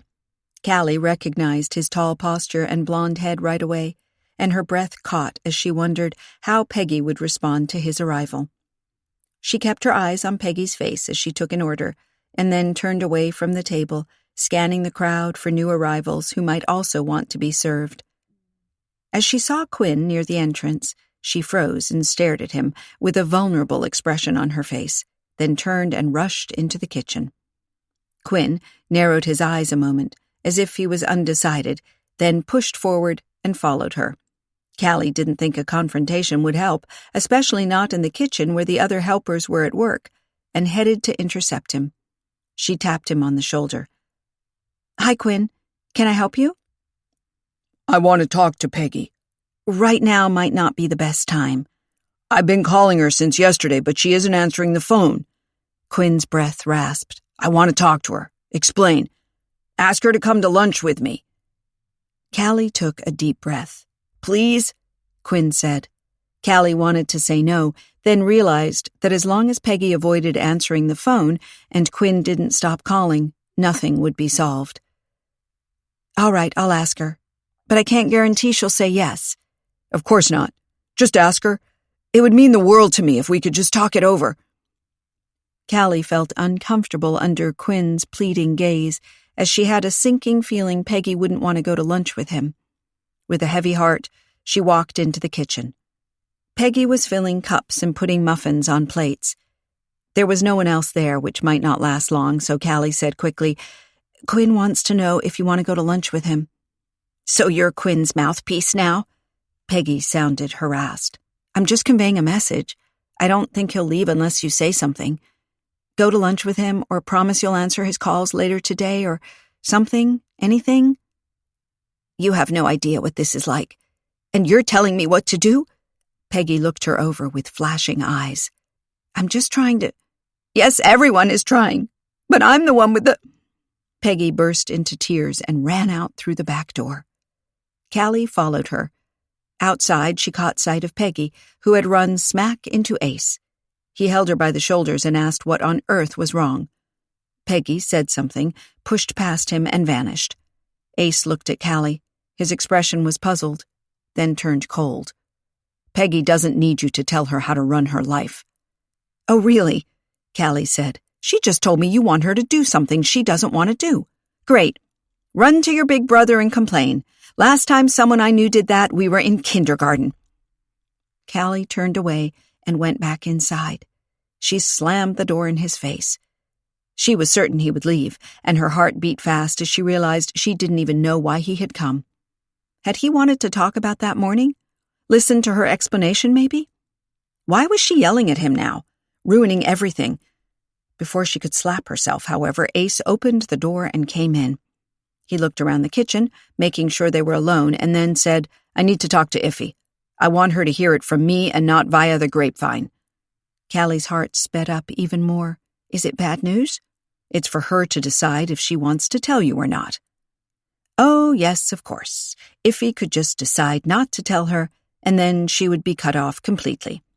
Everyone blaming her for something she couldn't help either. That Quinn had expressed his feelings for Peggy, that someone had died. Fine. I'll go get her. Iffy was just saying goodbye to some regulars, accompanying them to the door and waving them off. When she turned, Callie waved to attract her attention, and Iffy came over at once. Callie said, "Falk is in the kitchen. He wants to tell you some news. I can't be there, and you have to decide if you want to tell me what it is." As she walked away to take an order, a hand landed on her arm, and she found Quinn beside her, asking what Peggy had said. Callie had to refocus a moment to remember what he was talking about. Oh, yes, Peggy and his request for her to go to lunch with him. She doesn't want to come right now. It might be better to try and talk to her later. Quinn said, "Did you tell her how important this is to me?" "I didn't get much of a chance, but I need someone to plead my case. Callie, please." Callie felt like her head was about to burst. They all wanted something, and she genuinely did want to help them, but it was just getting her into more and more trouble, and she was done with it. If Peggy doesn't want to talk to you right now, that's her choice. Following her around isn't making it any better. Quinn seemed to accept her words, hanging his head and nodding. But as Callie turned away to take the order, at last, he suddenly made a dash for the kitchen. "No!" Leaving the startled customers, Callie darted after him and just witnessed him barging into the kitchen saying, "Peggy, I never meant to make you cry, but—" Ace straightened up from where he had been leaning against the sink, his expression becoming suddenly alert and watchful. Callie would rather have run off than see what happened next, but she wasn't fast enough. "You made Peggy cry?" "I knew you were no good from the moment I laid eyes on you. I should never have let you near her or the boys." Quinn looked around the kitchen, confused. "Where's Peggy?" "She left," Callie said. Ace looked at her, comprehension lighting in his eyes. "You wanted her to do something she didn't want to do. You put pressure on her to listen to this guy's lousy excuses?" "No," Callie and Quinn said in unison, but Ace didn't listen at all. He stood there, gesturing wildly. Just leave her alone, okay?" Ace made a move toward the back door when Quinn said, "If she left to be alone, she doesn't want to see you either." It was silent in the kitchen for a few moments, during which time Callie felt like everything was in slow motion. Like you see something sliding and falling to the floor, but you can't catch it in time, and you're already waiting for the bang as it shatters and the shards go everywhere. She was certain Ace would jump at Quinn and grab and shake him and tell him he was the last person who had the right to say something like that. But Ace didn't jump or do anything. He just watched them, as if he was letting it all sink in. And then he said, in a cold, remote voice, as if he were an answering machine, "I was giving Iffy some information she needs to hear. Could you both please leave?" Quinn took a deep breath, like he was gearing up for an argument, when Callie grabbed his arm and hissed, "Leave!" and ushered him out of the kitchen. She was glad Ace hadn't done anything rash, but she wasn't so sure that deep down inside he hadn't decided on something rash anyway, just something that didn't immediately show itself in his actions. "I want to talk to Peggy," Quinn said. "She just misunderstood. If she needs more time, I'll give it to her. I never meant to hurt her. Honestly, Callie." He stood there, staring down into her eyes, apparently oblivious to the fact that they were now back in the tea room and people were casting them curious looks. Callie said in a whisper, "Go, and don't contact Peggy right now. I'll call you later and we'll talk about it, promise. Just don't make it any worse." "He'll do that for me," Quinn said, pointing at the door into the kitchen. "I bet he told her I'm no good for her and the boys. He just said as much." Callie shook her head. Ace just misunderstood. He doesn't know what you said to Peggy that made her cry. He probably thinks she's serious about you and you're not about her. "Of course you have to defend him. After all, he is your boyfriend." Quinn sounded almost disgusted. "I'm leaving. And don't call me. What for? I'll figure this out myself." Callie stood there, completely deflated. First, Iffy had accused her of being Ace's mouthpiece. Now Quinn thought the same of her. Peggy believed she was advocating for Quinn, while Ace thought... Callie raised a hand to her head. She couldn't take it anymore. But with Peggy gone, and Iffy detained in the kitchen to hear Ace's news, she couldn't just leave. There was a tea room to run here. She forced a smile and walked to the table where the customers were still waiting to have their order taken. "Things are a bit hectic," she explained. "Have you made your choice?" Chapter 13. After the rush of lunchtime customers was over, Callie had a moment to go find Iffy. Her great-aunt was putting the final touches on a fairy tale cake for a young customer that would be picked up later that afternoon. Tiny roses decorated the castle, where Sleeping Beauty rested on a bed of marzipan, her frosted hair streaming down the bed to the floor, where a cute little dog also lay snoozing. "Almost too pretty to eat," Callie concluded absent-mindedly, as she watched her great-aunt's busy hands putting a marzipan flag on the castle's tallest tower. It was pink, with a tiny gold crown decoration. Iffy always worked out the smallest details to perfection. Callie's throat constricted at the idea of how much she loved Iffy and book tea and what they had together, and how sad it was that they had argued about someone who had been away from Iffy's life for so long. What was it about Sean Strong that had immediately engaged Iffy again? Callie said softly, "Ace said you don't need to tell me what his news was, and I'm fine with that, really, but I just want to know if you're all right." Iffy glanced at her. "Fine." She took her time attaching one more tiny rose to the castle wall, and then said, "As if Falk would keep anything from you." "Oh, believe me, he would." Callie got a mug and filled it with coffee. Iffy didn't speak. Callie was certain she would just ignore her and finish the cake, but then Iffy came to stand beside her. "Falk didn't tell you? He didn't even hint at what it was." Callie sipped and winced as the hot coffee hit her tongue and palate. Iffy asked, Did you argue about this thing with Quinn and Peggy? I have no idea what happened, but it seems they fought and everyone is upset about it. It sounded like Falk. Callie raised a hand. The whole explosive situation was still fresh on her mind, and she didn't need her great aunt to rehash it and bring up the emotions again. She also wanted to resist the temptation to tell Iffy that the friction with Ace had started because of Iffy's insistence they get involved with the murder case. But she wanted to get her great aunt to open up to her about her past with Sean Strong, and blaming her now would not help that. Let's not talk about what Ace does and doesn't do. I just want you to know I'm here for you if you want to talk.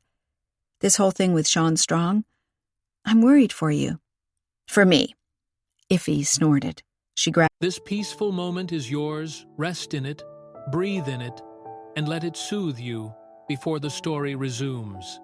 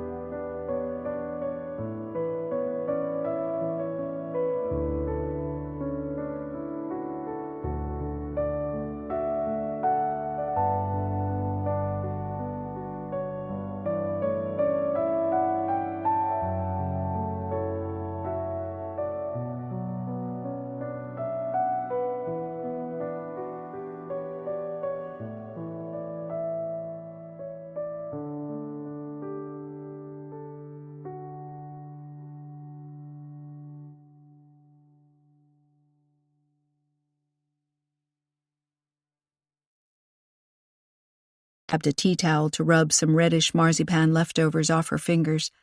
I can manage. Callie sighed. Fine. She blew into her coffee.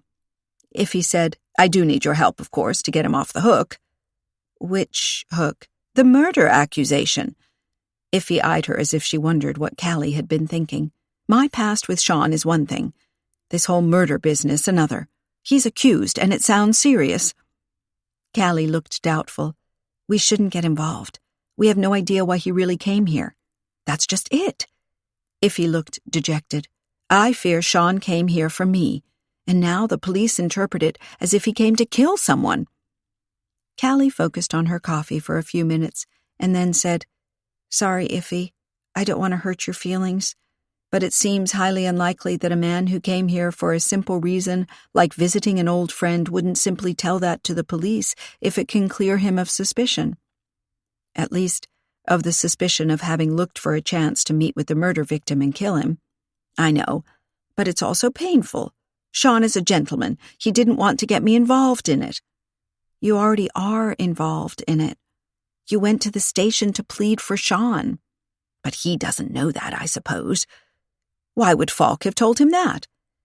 Iffy fidgeted with the tea towel. Sean just doesn't want word of the whole thing getting around. To protect your good name? Or his own? Callie tilted her head, trying to understand how everything fit together.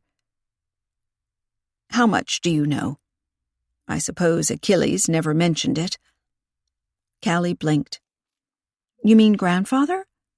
Achilles Aspen, Iffy's brother, was a fond memory from Callie's childhood, when she had visited his house and looked at his amazing book collection and played with the tin soldiers he had collected. Although he had died before Callie had turned 8, she still remembered those afternoons with a warm feeling inside. What does grandfather have to do with Sean Strong? Iffy sighed and folded the tea towel in half, then quarters. Suddenly, Callie understood why she had been so reluctant to share about the past. It involved more people than just her and Sean Strong. People Callie knew and cared for. Her heart sank at the idea that she would learn anything here which would change her opinion of her dear, book-loving grandfather. For if his role in all of it had been innocent, Iffy wouldn't have needed to keep it from her. I set up book tea with money I borrowed from Achilles. Iffy's voice was soft and wistful. In those times, it wasn't as common as it is nowadays for a woman to start a business on her own. And my parents were traditional, not open to the idea at all. But Achilles believed in me. In lending me the money, he went against our father's wishes, which was something momentous.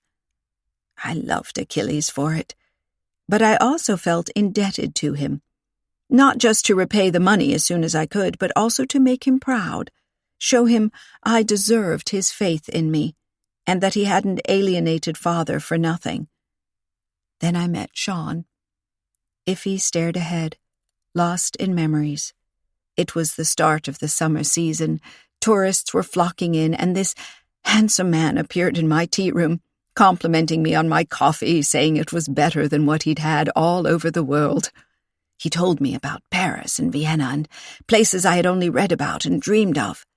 He asked me to have dinner with him sometime, and eager to hear more about all the cities he had been to, I agreed.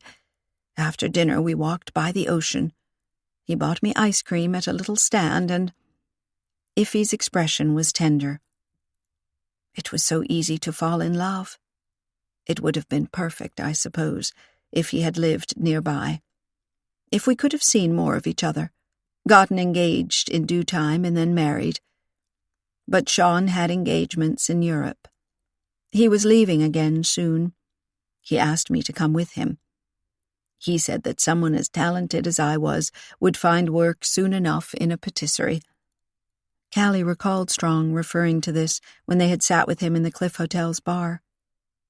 You didn't want to come along because you would be an employee elsewhere, and here, book tea was yours. She paraphrased her great-aunt's words. That's what I said to Sean recently, and in the past. But my real reason was Achilles. I didn't want to let him down by leaving. Father would never have stopped telling Achilles how he had made me all wild, lending me money and getting ideas into my head, eventually leading me to throw all caution to the wind and run off with a man. Father and Mother would have blamed Achilles for my choice, and as the eldest son, he would have been mortified. Iffy smoothed the tea towel. Family meant so much to me. How could I risk it all for something silly like being in love? I knew Sean so little. Yes, it felt like we were meant to be together, and I longed to just go away with him, but she smiled sadly. I didn't dare take the chance. He had bought tickets for Vienna, for both of us. He told me to pack my things and meet him at the harbor around 8 p.m., and from there we would leave for the airport. My heart clenched at the idea of leaving Hart's Harbor, book tea, of ruining Achilles' faith in me, and I didn't tell Sean I wasn't coming when we kissed goodbye that day. I was too much of a coward for that. I couldn't bear to see the disappointment in his expression or face his questions. I asked him once how his family felt about his traveling, and he told me they were barely in touch, so I knew the concept of family didn't mean the same to him as it did to me. I went home and considered everything, and I didn't go to the meeting at the harbor. Around 8:30, Sean came to book tea and knocked on the door, and I pretended not to be there. I was on my bed, crying. Iffy blinked. Her eyes seemed to be full of tears as she recalled it. I let him down, believing it was for the best. Falling in love and rushing off to Europe was just silly. Nothing for a clever businesswoman like I was. I was afraid of people's opinion of me. About Achilles' opinion, my parents', and deep down inside I was also afraid Sean's feelings would pass quickly, and he would leave me all alone in a strange country where I knew no one, that I would have to come back home in shame. That's understandable. Callie leaned over to her in comfort. Iffy sniffed. Is it? I told myself so 1,000 times over the years when every now and then Sean Strong came back to mind. How he had smiled at me, how his eyes had lit up when I walked up to him, and how warm his arm was around my waist as we walked by the ocean. I had made the right decision, I reiterated. I had, because now I had beautiful memories, untainted by what might have been next. His feelings fading, fights, betrayal.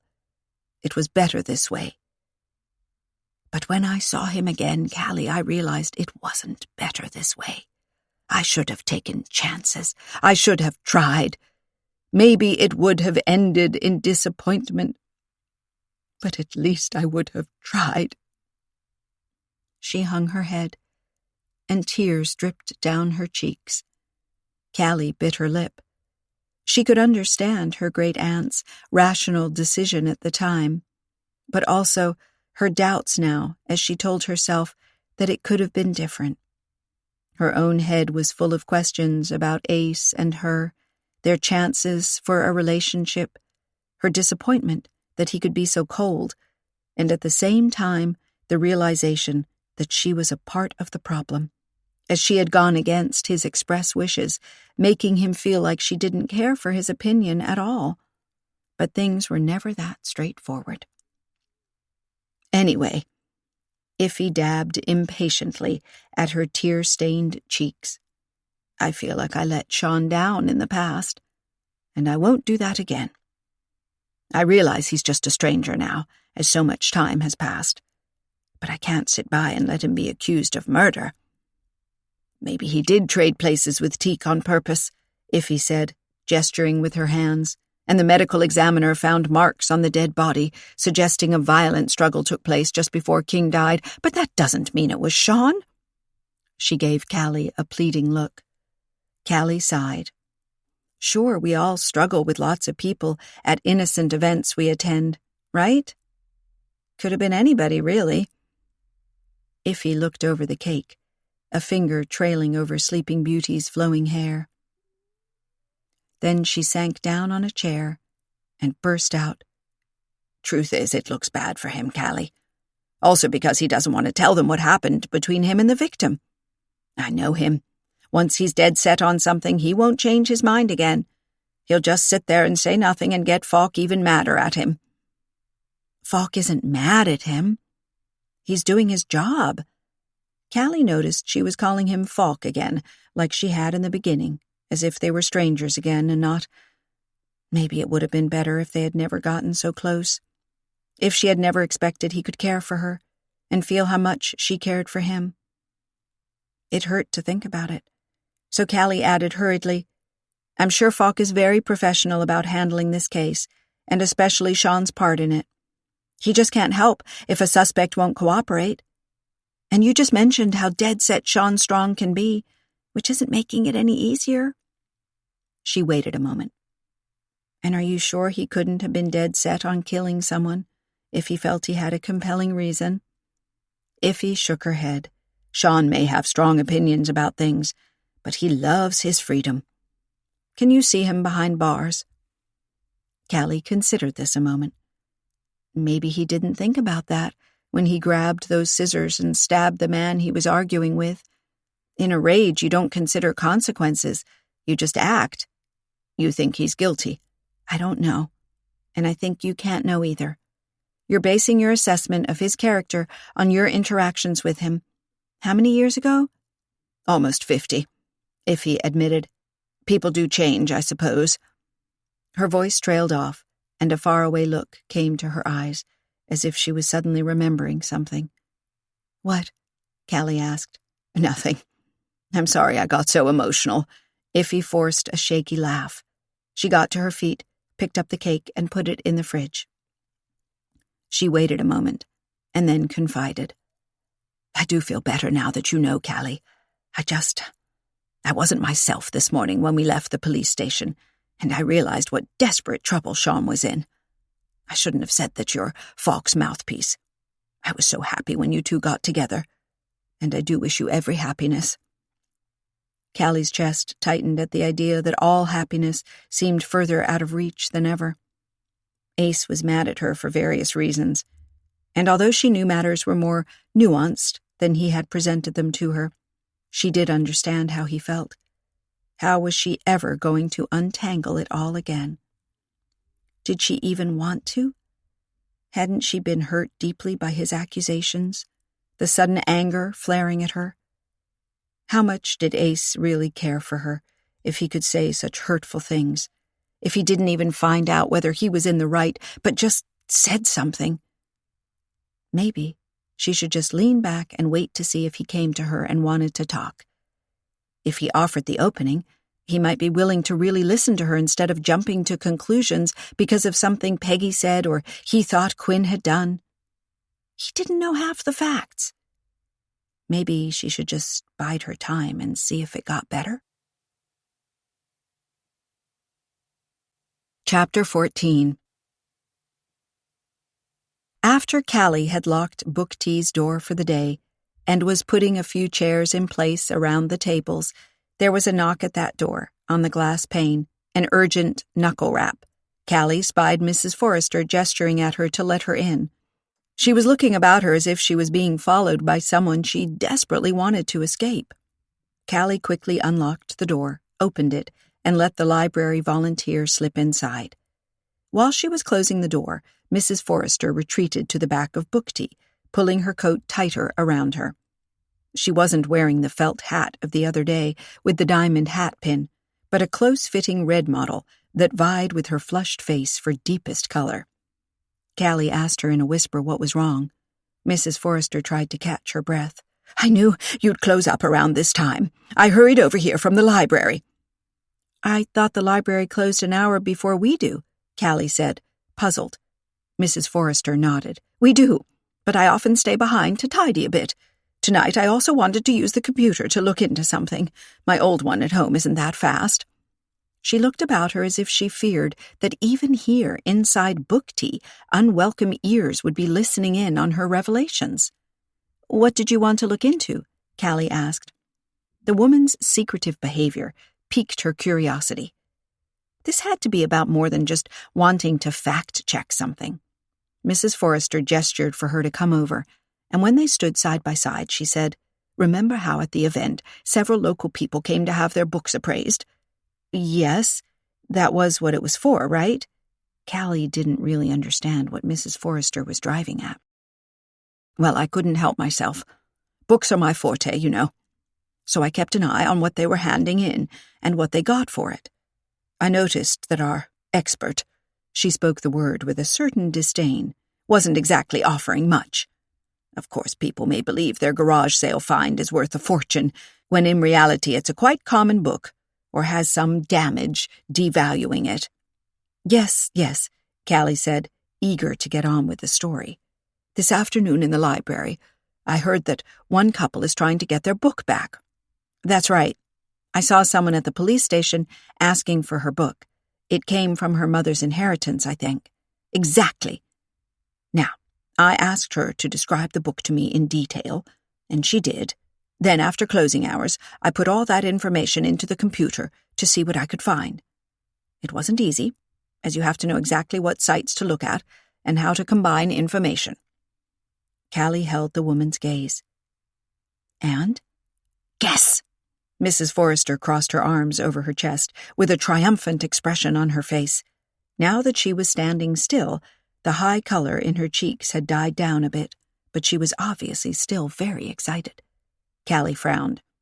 "I know the expert gave them $20. Should it have been 50? Mrs. Forrester scoffed. 80, then? Callie conjectured, thinking it would be rather rude of their expert to offer people less than 1/4 of what a book was really worth. But maybe he figured he would have to go to some trouble to sell it again and had to be recompensed for his time and effort. "More like 150, Mrs. Forrester said. "Maybe more. That depends on the book's exact condition. I can't assess that without having held it in my hands, of course." She leaned over. "But do you understand what this means? Our expert was cheating people." Callie pulled a doubtful expression. "I'm not sure you can call it cheating." Mrs. Forrester harumphed.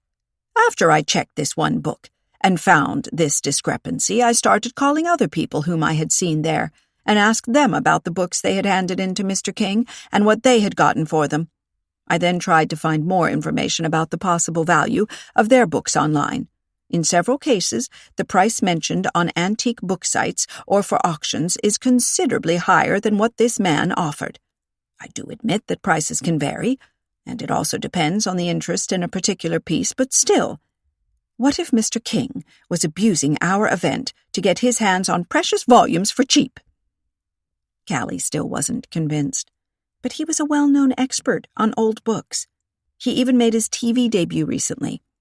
Why would he risk ruining his reputation by doing something so unethical? Because he obviously believed he could get away with it. He would only be here for an afternoon, then leave again. Even if people believed they might have been underpaid, where would they complain? You don't go to the police for something like that. You'd only feel silly. And they wouldn't do anything about it, either. Callie exhaled in a huff. Mrs. Forrester was probably right about that. If you figured you had been cheated, you would keep it to yourself, not wanting to look foolish in the community. Several people might have been cheated, but probably wouldn't discuss this with one another so that the extent of it would stay under wraps. She thought for a moment. "Have you contacted the police about this?" "I'm not contacting them about anything soon," Mrs. Forrester said. "I'm happy they're engaged with another suspect." She looked around her again, and then continued. "It's a shame for this Mr. Strong, really. Such an interesting gentleman. A good singer, too." Callie didn't want to discuss Sean Strong and returned to the matter of the books at once. "If you think the dead expert was somehow dishonest in his appraisals at our event, you have to tell the police. It could provide a motive for murder." "I don't think someone came back to stab him in the chest over a book." Mrs. Forrester readjusted the big brooch pinned on her coat's lapel. "But now you know. You can do with it whatever you want. You know the police better than most of us do." Callie flushed at this subtle stab. Mrs. Forrester said, "You can tell Deputy Falk if you think he needs to know, but I doubt he'll do much about it. Mrs. Harris told me that when she went to the station to ask for her book back. She was almost turned out like a dog. Shameful." She didn't explain that her book had been deliberately undervalued, and that it might have been Mr. King's common practice, Callie said in defense of the deputy who had handled the query. He had merely concluded that the old lady was sorry for a hasty sale, and he had been right, mentioning to Callie that there was very little to be done about it. Mrs. Forrester snorted. She needn't have told them everything. That was for them to find out. What are the police for? To look into things and ensure the truth is discovered. But they're arresting people on a whim and then sitting there writing up reports or something. She looked Callie over. You should know. At least they talk to you. Callie felt like her face was on fire now. Thank you for dropping by to tell me this. Have you got any proof of it? I mean, of course. Mrs. Forrester nodded and clicked open her purse. She extracted some sheets of letter-size paper that were folded into halves. I printed off the most essential information. It gives the websites it comes from in a neat printed line on the bottom. So convenient. Then they can look for more if they want to. It sounded like she doubted they would want to. Callie hesitated to accept the folded sheets. If you have this printed off, and it's clear-cut material, you could simply put it in the police station's letterbox, or scan the documents and email them. You do it. Mrs. Forrester shoved the papers into her hand. They listened to you. It's sad that citizens get so little credit from official channels, but as long as they listen to someone, I suppose. She looked Callie up and down, as if to assess her, and then said, You've solved murders before. This is in good hands with you. Maybe Callie should feel flattered, but she only had a sensation of panic that she was getting deeper and deeper into the case Falk had told her to leave alone. They had fought over it, even broken up over it. Had their relationship ended? She wasn't even sure. Mrs. Forrester marched to the door. High time I get home and fix myself some dinner. I've been up and about all day long. You have a closer look at that and see what you can do with it. Perhaps the police can get it as a last resort, if your own inquiries don't work out. She winked at her, unbolted the door, and left. Callie stood there, perplexed and annoyed that she had let the persuasive woman talk her into this. But she couldn't deny a certain interest in what the dead expert had been up to and how big his scheme had actually been. It did seem odd that Mrs. Forrester had unearthed such discrepancies between money offered and what those books were really worth. She went to check on the door and bolted again, and then sat down at a table to smooth the sheets and study their contents. Mrs. Forrester had printed off the estimated value from several sites where books and other antiques were appraised and auctioned off. She had also written down the information provided by the sellers. Comparing the two, it was easy to see that the prices asked for online were always far higher than what the expert had given the sellers. But was this a common practice? Did it maybe feel like cheating but was in fact normal in the antiques business? People had to make a profit, right? Callie leaned back and rubbed her forehead.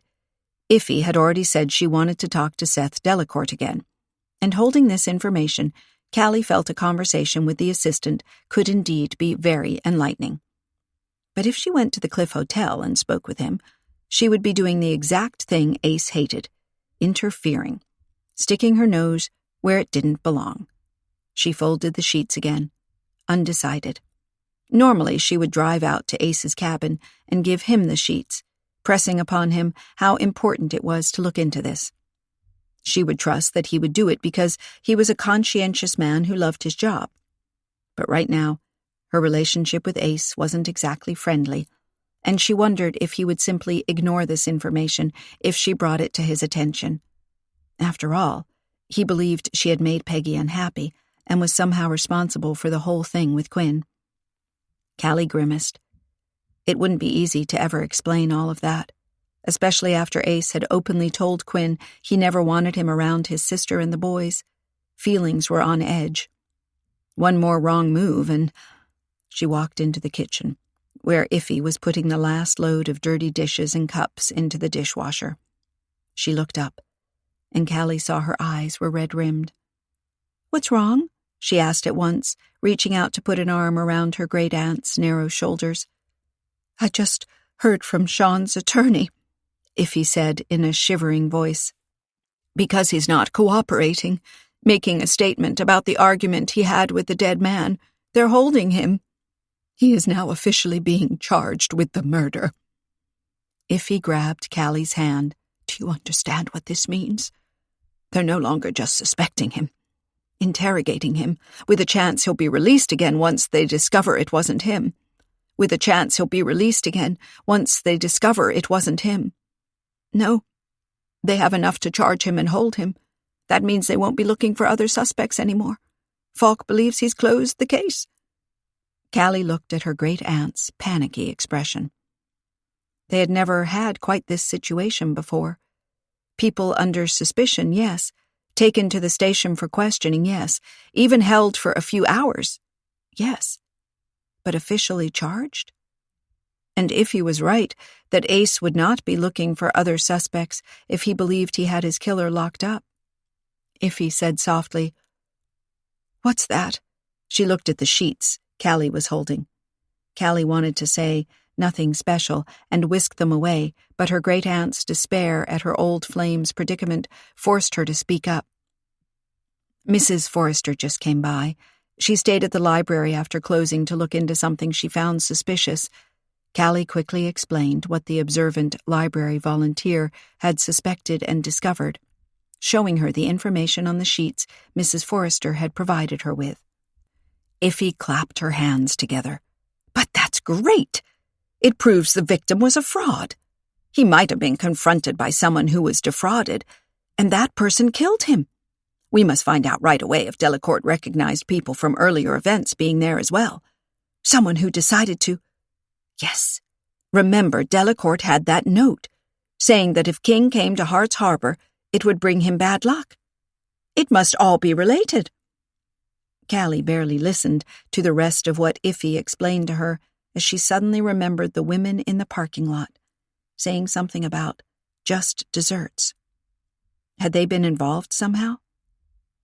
But she had only seen them in passing and didn't know their names or where they had come from. It seemed like a loose end they couldn't pursue. Iffy pinched her arm, bringing her back to the present. "Don't you think?" "What?" Callie asked sheepishly. Iffy shook her head. "Are you listening or not? We have to talk to Delacourt. Ace doesn't want me to get involved. And you just listen to Ace?" Iffy sounded indignant. "He has the wrong suspect in custody. He messed up and he refuses to see it. You just told me that Strong won't make any statement. That does make him look pretty suspicious. Why won't he cooperate?" Iffy's expression darkened. "I don't know. It worries me." She rubbed her arms as if she were cold. "I just have to do something. Anything." Callie came to a decision. "All right, we'll go see Delacourt together. We don't know if he's involved somehow. I mean, in Mr. King's possibly dubious activities. So it's better if you don't go alone. You never know." Iffy nodded and went to get her coat.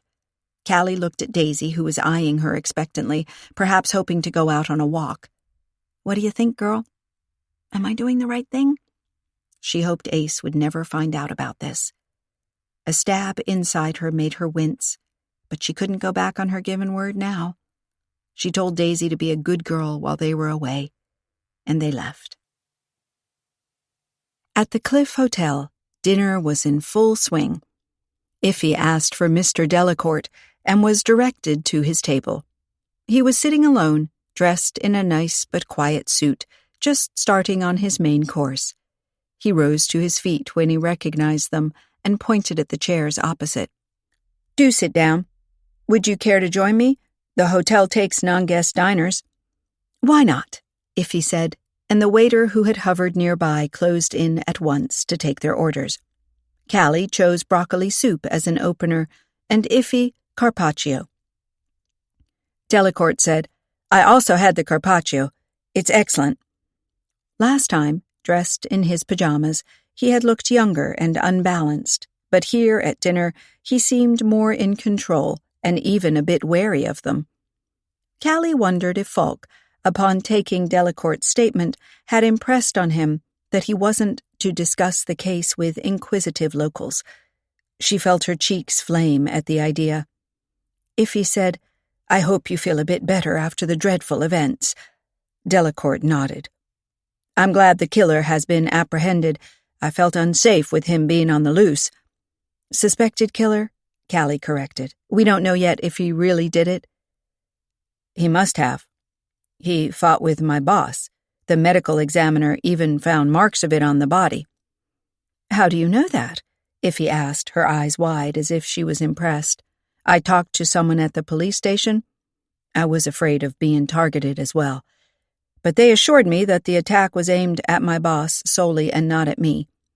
He pricked his fork into a small round potato covered in herbs.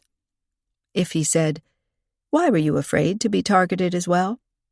Delacourt shrugged. "Sometimes people aren't happy with the way in which goods are appraised. They come back later and make threats. But I never expected it to get this violent." "You didn't know he was being threatened?" Callie said. "You kept that note saying Hart's Harbor would bring him bad luck." He nodded slowly. "I keep all of those notes. I just felt like I should. Like putting them in the trash would be something criminal, almost. I'm responsible for the paperwork and—" "Did you ever notice anything unusual?" Callie pounced. "Like maybe prices being too low?" Delacourt studied her with a frown. "What do you mean, too low?" "That what he offered people for books was below the real value. That is common practice. He has to sell them again and make a profit." "By how much?" "Excuse me? By how much? What is the margin? Can I say buy a book for $10 and sell it again for $20? Delacourt laughed softly. "That would be a 100% margin. You overestimate our work. We usually make 10%, sometimes a bit more if we have a good piece or someone entrusts us with an entire estate." "People do that?" Iffy asked, glancing at Callie. Callie bet her great-aunt was thinking the same thing as she was, that left alone with an entire estate, a dishonest expert would have the ideal opportunity to make a bundle. Had King profited off dead people? And had the relatives found out later on? "Oh, yes, all the time." Delacourt seemed to start when the shadow of a passing waiter fell on the table. He reached up and straightened his tie. "If someone dies, and the relatives don't want to clean out the house, they can leave the whole thing to us. My boss used to put a price on the sum total, and then we'd clean out and sell everything, you know. People are so busy these days that they don't want to comb through old vases and broken lamps for weeks on end. You'd be amazed what elderly people collect. Most of it worthless." Most of it, but not all of it, Callie thought. She said, "Did you ever hit on something extra special among such an inheritance?" Delacourt took his time answering, focusing on the steak he was cutting up. Then he said with a forced laugh, "If you mean, if we ever uncovered something worth a fortune, not exactly, no. Most of the time, it's just a lot of junk." Callie glanced at Iffy to see if she also had the impression he wasn't being totally honest with them.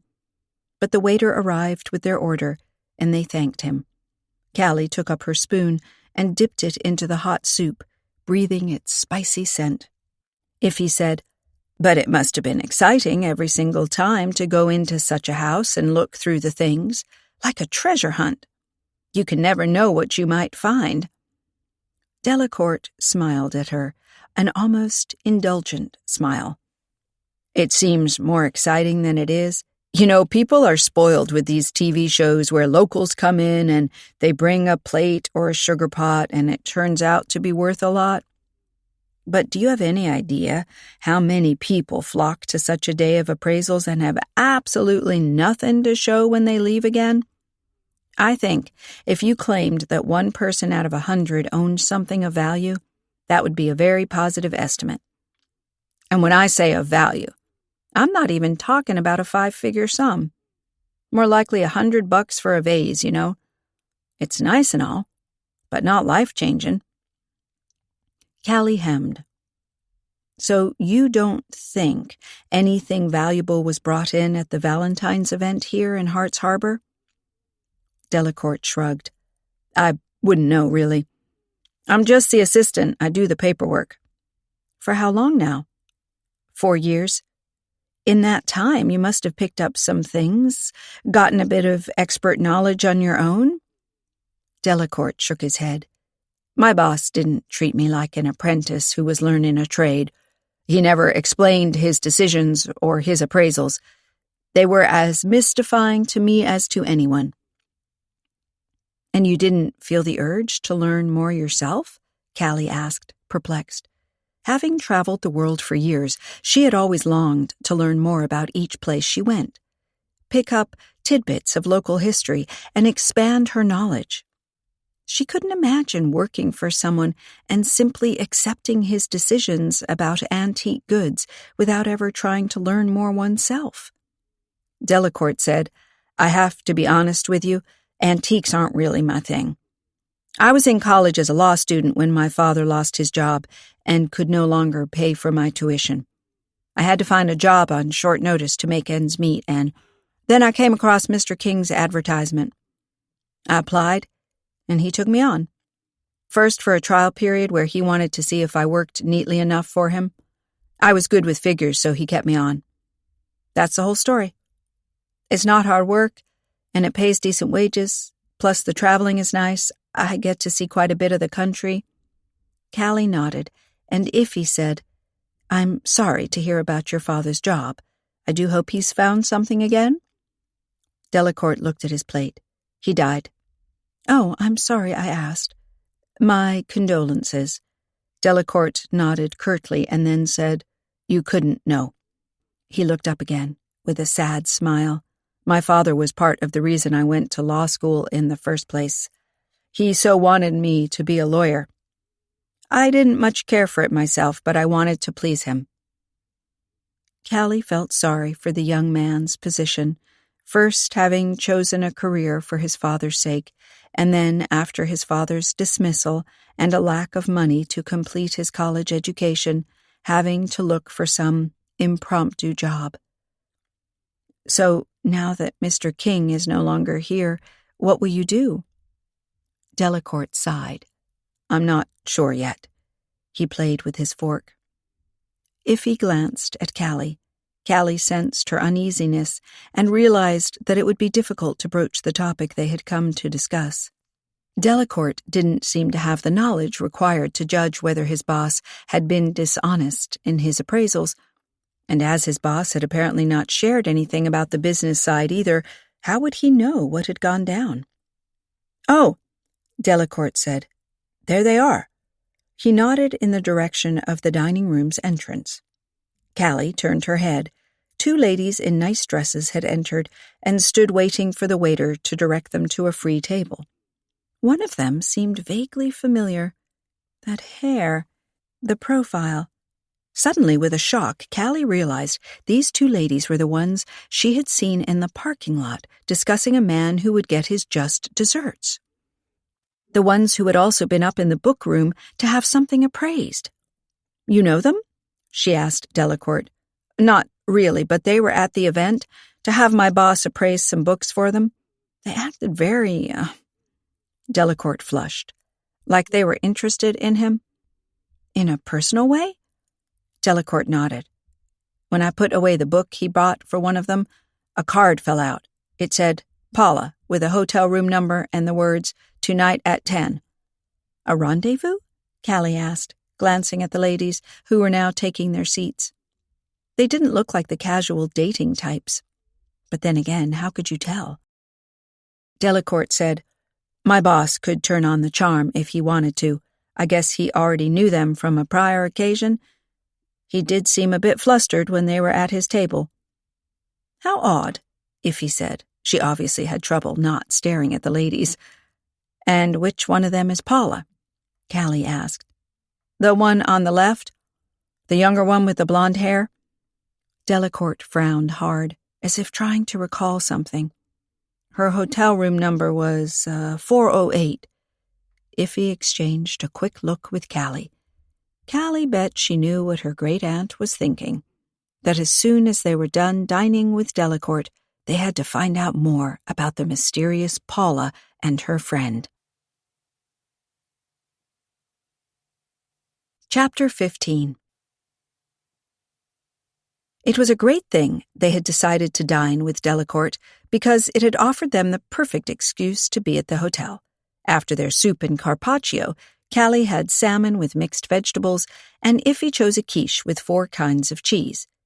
Delacourt told them several funny stories of his appraisal days, and at one point, as Callie sipped her mineral water, she thought that, without the murder, this could have been a very pleasant evening. For dessert, Iffy had coffee with bonbons, while Callie chose ice cream with meringue. She kept a careful eye on Paula and her companion, who, despite having started eating later, had caught up with them and were also eating dessert. Chocolate mousse, it seemed, from the tall glasses. While they were eating, they seemed to have fallen into a discussion of some kind, Paula turning paler and quieter, while her companion talked more and gestured about her. Just as their glasses were almost empty, the companion, red in the face and jerky in her movements, got up, shoving her chair so far back it almost knocked into a passing waiter, and said something, then left with her head held high. Paula stayed seated, looking at her disappearing friend with a shocked expression. She seemed to want to take the last bites of her mousse, then seemed to decide against it, put the spoon back in the glass, collected her bag, and left as well. "Mr. Delacourt," Iffy said, "you've been a charming host for the night. Thanks so much, but we must be leaving now. Goodbye." And she rose and walked off. Callie got to her feet as well, grabbed for her handbag, which dangled off her chair, and said goodbye to Delacourt. He didn't seem stunned by their abrupt departure, and something of a smile tugged at the corners of his mouth as if he knew they were going after Paula and her nameless friend. Callie felt a bit embarrassed that their actions were so transparent. She told a passing waiter that she'd like to pay the bill, pulling out her wallet and not twitching a muscle when the steep price was quoted. The Cliff Hotel was a fancy place to dine, and you had to expect a matching price tag. Still, it took her a few minutes to get it all settled, and when she walked out into the lobby, Iffy was nowhere to be seen. Looking about her, slightly lost, Callie recalled that Delacourt had given Paula's room number as 408 and made her way up to the 4th floor. There she found Iffy in the corridor looking at a door. Spotting Callie, Iffy at once gestured for her to come over and said in a whisper, "I wanted to make sure she didn't elude us." She went inside. She looked Callie over. "What should we do? Just knock and ask if we can talk to her?" "For what reason? Because she came to offer a book for appraisal at our Valentine's event?" Callie shifted her weight. "She put a card in the book, inviting Mr. King for a meeting here, something quite intimate. Maybe she's a former girlfriend. She won't tell us a thing." Iffy sighed. "Maybe not, but this is a lead. An ignored lead, I might add. Falk hasn't done a thorough job." Well, if Delacourt didn't tell him about Paula, how was he to know? Callie felt obliged to defend Ace, also a bit out of guilt as she realized she hadn't told him about the women in the parking lot discussing someone's just desserts. It had seemed a bit vague and irrelevant, but combined with Delacourt's statements now, Iffy seemed to have come to a decision because she nodded to herself and approached the door. She knocked. The sound reverberated across Callie's tight nerve endings. It took a moment, then a female voice asked from inside, "Sylvia, is that you?" Iffy glanced at Callie and replied, "Yes." Callie cringed under this outright lie to gain access to the woman, but it was too late already. The door opened, and the room's occupant appeared on the threshold. Her eyes widened when she saw them. Iffy smiled. "Good evening, I would really—" When the woman tried to shut the door, Iffy quickly moved into the doorway. "I would really like to talk to you." "I asked if you were Sylvia," the woman spat. "You said yes." "I didn't hear you properly," Iffy lied cheerfully. "It's about the book you offered to the expert at Haywood Hall. It was worth more than he offered to pay you. We're here to set the balance straight."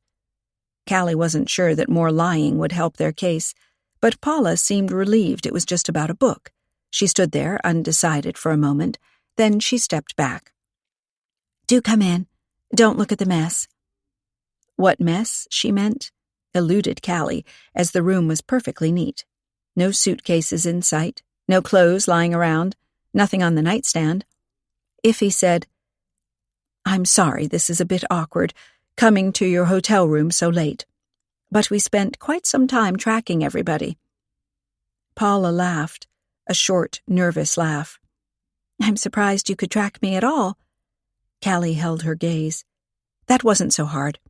You left a card in the book, giving your name and hotel room number." Paula flushed.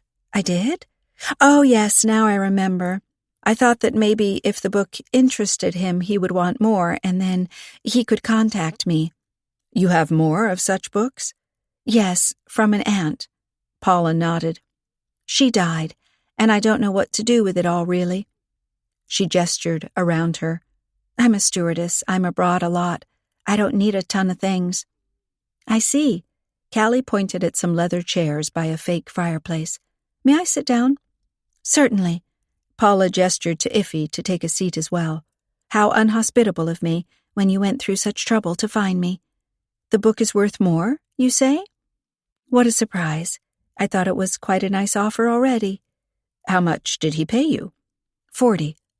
It was a large, leather-bound volume, but very old, and there was some wear and tear. "If it was very old," Callie asked, puzzled, "didn't you wonder if 40 was the right price?" "That's why I went to an expert, right?" Paula widened her eyes.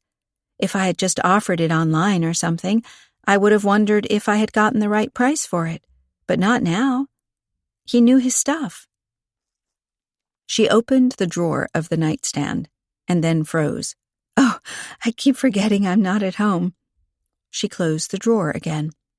"But you travel widely, right?" Callie asked. She had an unsettling feeling the woman wasn't being completely honest. Paula said, "What went wrong with the book sale? Am I entitled to more money? I really don't need it, you know. I have enough from my job." "Still, you came all the way out here to sell a book for $40, Iffy said quietly. Paula fidgeted with her hands, just because it seemed so rude not to do anything with the inheritance. I never knew my aunt well, but she left everything to me, so she deserved some consideration." "I see. You wanted the expert to also buy the other things included in this inheritance?" "Well, it would have made it easier for me to settle it, not being around much and all." Paula paced the room. "You see, now that Mr. King is no longer here, I guess he can't help me and I'll just have to go back home. You can keep the money you think he should have given me for the book. It's really not that—" A loud knock at the door made her jerk. She stood frozen, glancing from Iffy and Callie to the door and back. The knocking came again, more urgently. She went over and hissed, "Not now!" "I have to talk to you," a female voice said. "I'm sorry about what I just said. We have to pull this off." Paula stood with her hand pressed against the door, like she wanted to push right through the wood and shove the other woman away. "I can't talk to you now." "Nonsense. Open up." Paula swallowed audibly and opened the door. The woman who had been with her in the dining room marched in. Then she saw Iffy and Callie. "Who are they?" "They're here to give me some extra money for the book I brought in. It seems it wasn't appraised properly." A flash of something crossed the woman's face as if she wasn't surprised at all at the idea of fraud at the event. "Well, well," she said, studying Iffy and Callie. "Got afraid now that he's dead? Quickly return the money to the duped parties before the police hear about it." "Sylvia," Paula whispered, but Sylvia pushed on. "It's despicable how you betray innocent people with events like this. Come and have your books appraised. Come and be ripped off, you mean."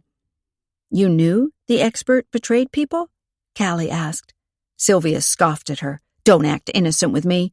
I know exactly what King was like, how he treated people, and how he charmed women. Which one of you was he dating, or both? It didn't matter to him."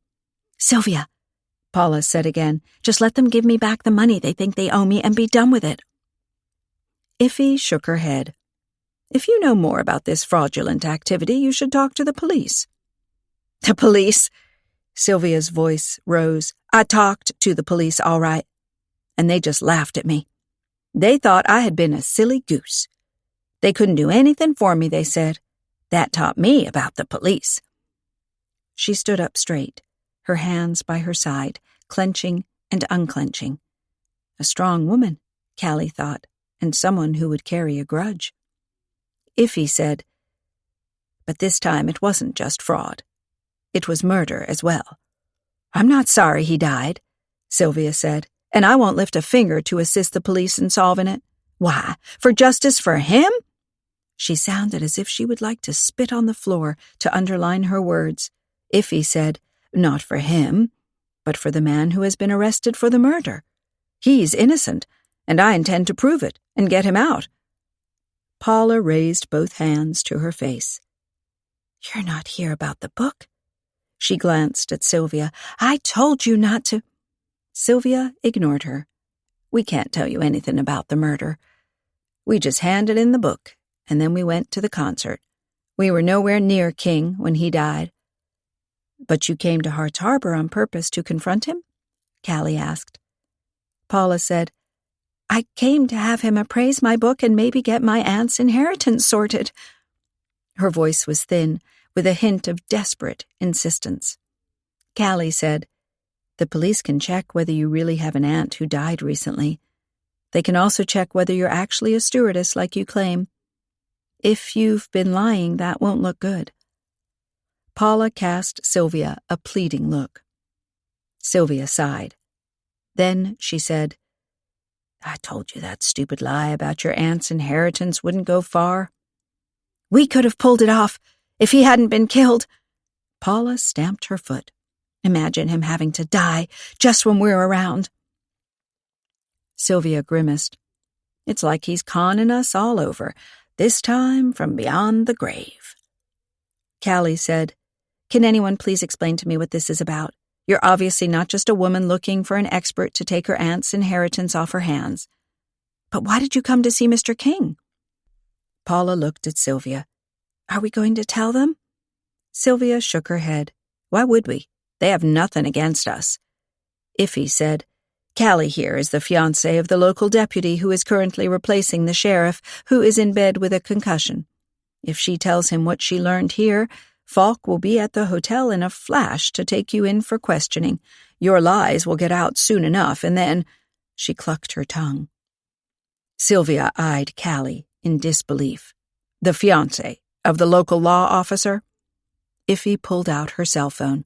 "I can call him now if you want to verify it." Callie held her breath, imagining a call coming in asking Ace to confirm that she was his fiancée when they had just about broken up. What would he say? Sylvia released her breath. "Don't call. We believe you." She glanced at Paula. "And we will tell you what happened, if you keep us out of the murder investigation. We had nothing to do with it, on my honor." Iffy put her phone back into her pocket. "Out with it, then." Paula looked at Sylvia. "Should I?" Before she could finish her sentence, Sylvia shook her head abruptly and began talking. 8 years ago, I met a charming man. He was kind, understanding. He took me out. He paid the bills, held open the door. A true gentleman. He told me great stories about his travels, his yacht in the Mediterranean. I adored him. Then one night he came to me in a panic. His credit card had been stolen and someone had been using it. He needed to fly out to the other side of the country to set it straight in person, but he had no access to money. He wondered if I could lend him some. For the airplane ticket, a hotel, taxis, and more. I was so sorry for him, I loaned him $2,000. In cash. Sylvia laughed softly. After a day or two, he called me. He couldn't get it resolved quickly, and he needed more money. I wired him another $2,000. You can imagine how this played out. More stories, more drama, and more money. When he had $10,000 of my money, he never called me again. Callie sat motionless, picturing how hurt and embarrassed Sylvia must have felt. I went to the police. Once there and being questioned, I realized how little I actually knew about him. He had given me a fake name, of course, and I had never been to his house.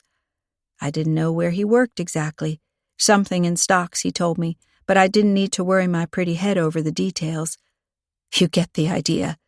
Sylvia laughed bitterly.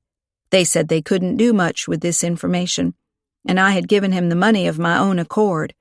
No coercion, no blackmail or anything. She stared at the floor.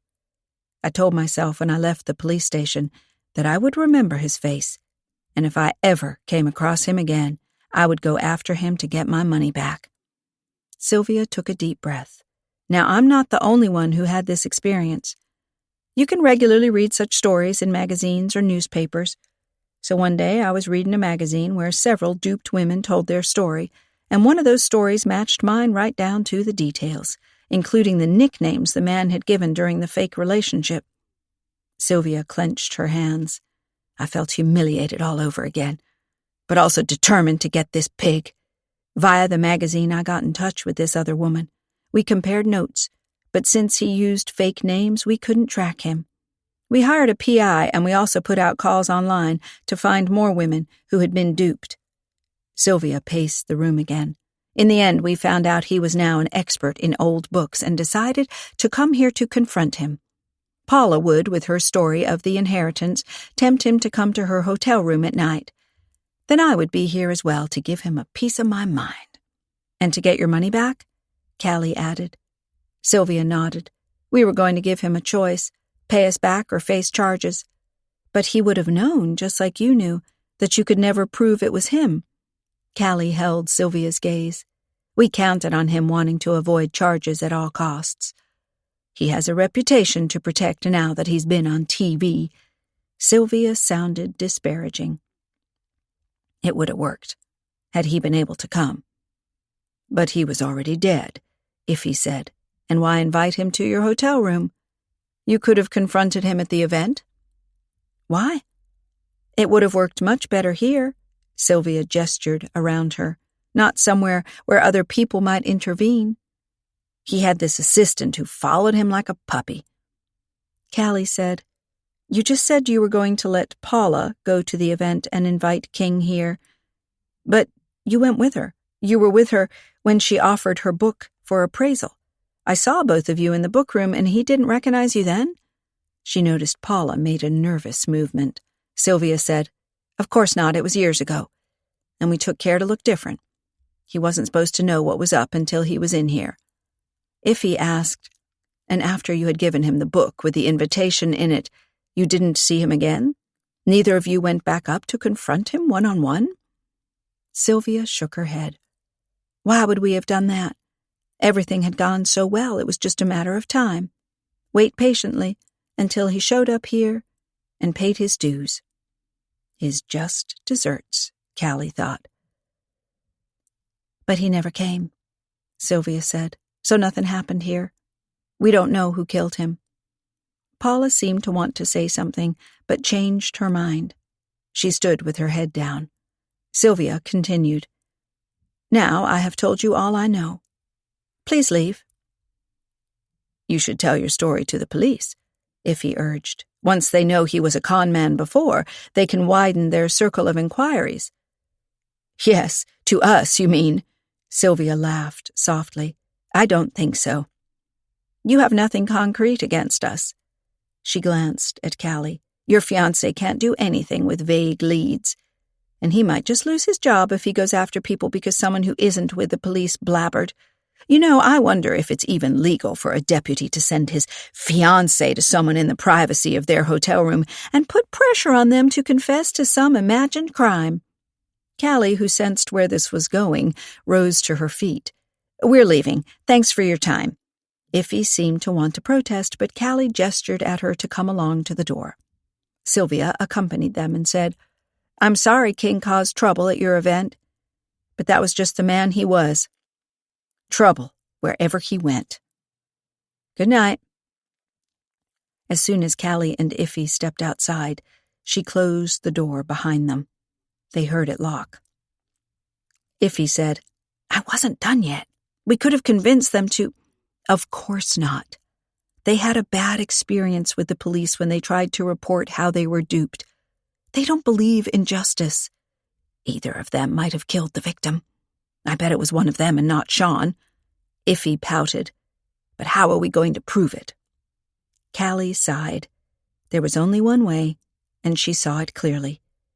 The only problem was she didn't want to go down that route right now. The route to the police station. After all, Paula had left a card in the book she had sold to the dead expert. As the belongings of the dead man had been put in the police's keeping, Ace could claim he had found the card in there and followed up on it. Paula could never prove otherwise. And once this factual lead had put Paula and Sylvia on Ace's radar, he could look closer at them and their movements at the event. But Callie knew she had little to no leeway with Ace at the moment. And besides, Sylvia's threats to endanger Ace's career had hit her hard. If he lost what he had built because of her, he'd certainly never forgive her. They'd never be together again, sit like they had over breakfast, feeling at peace together. She blinked hard against the burn behind her eyes. It was all steering toward disaster, and she had no idea how to get things back on course toward a solution. Iffy looked her over. "What are you thinking? That Sean won't be cleared?" She sounded so dejected it hurt Callie's heart.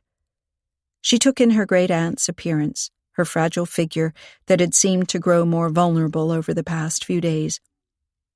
Once upon a time, Iffy had decided against a chance for happiness because of loyalty to her family, a concept Callie understood all too well. What was a little hurt, confronting Ace if she could try and help this beloved woman save the man she had once cared for? Didn't Iffy deserve her unquestioning support? Callie straightened up and checked her watch. Normally, Ace would be home by now, but she knew that when he was frustrated, he liked to stay at the station and work until late into the night. She bet they could still find him there. And either way, she wasn't going to take her great-aunt to his cabin. There were too many memories attached to happier moments spent there. "We're going to the police station. I've got the perfect plan for how Ace can get to these wily ladies." Chapter 16.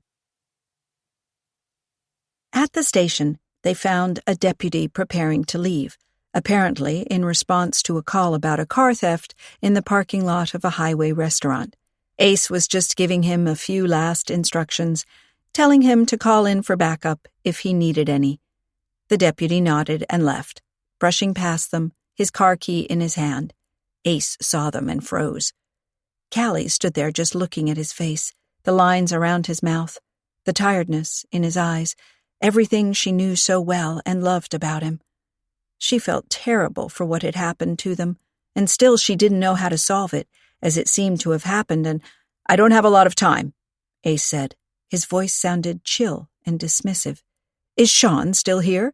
Iffy asked, "or has he been transferred to—" She swallowed. "He's still here. His lawyer claims he can deliver proof of his innocence before 11 tomorrow morning. I thought it would be rather harsh to send an old man to jail." Ace leaned back, a silent challenge in his posture. Iffy sighed with relief. "Oh, good, then we can talk right away." A frown formed over Ace's eyes. "I just said I don't have a lot of time. His lawyer is working to get him cleared. Now you let it be." He wanted to turn away from them, but Iffy said, "I doubt that the lawyer knows what we know. Please hear us out." Ace looked her over, then glanced at Callie. "What have you got to say for yourself?" Callie shrugged. "I know I can't ask for anything, but we do know a few things that you might not, and they could be important. Like you just said, Sean Strong is an old man, and he doesn't deserve to go to jail if he's innocent." Ace stood and stared at the floor. The silence seemed to stretch forever. Callie bit her lip and resisted the urge to fidget with her hands or shift her weight. She hadn't expected him to come up and hug her, but this coldness was terrible. Then Ace said, "All right. I want to give everyone a fair chance." He gestured to the sheriff's office. "In there, then?" Iffy went ahead, and Ace came to walk beside Callie. "I'm disappointed, though," he said in a low voice, "that you just continued sleuthing. You don't care about my opinion at all, do you?" Callie wanted to protest, but they were already at the office door, and Ace made an exaggerated gesture for her to go in first. Iffy had already taken a chair and began to rattle about Mrs. Forrester, the deception with the valuable books, and how her information had then put them on the trail of the women at the hotel. Ace had taken a seat opposite, in the sheriff's heavy leather swivel chair, and listened with his hands folded on the edge of the desk. Callie saw that the information did strike him as peculiar and potentially relevant, and he was processing the possible leads and actions as he listened. Finally, Iffy said, "So you see, there were people at the event who had every reason to hate our victim and come after him." Ace said, "Yes, but the ladies assured you they wanted to confront the man away from other people at the hotel.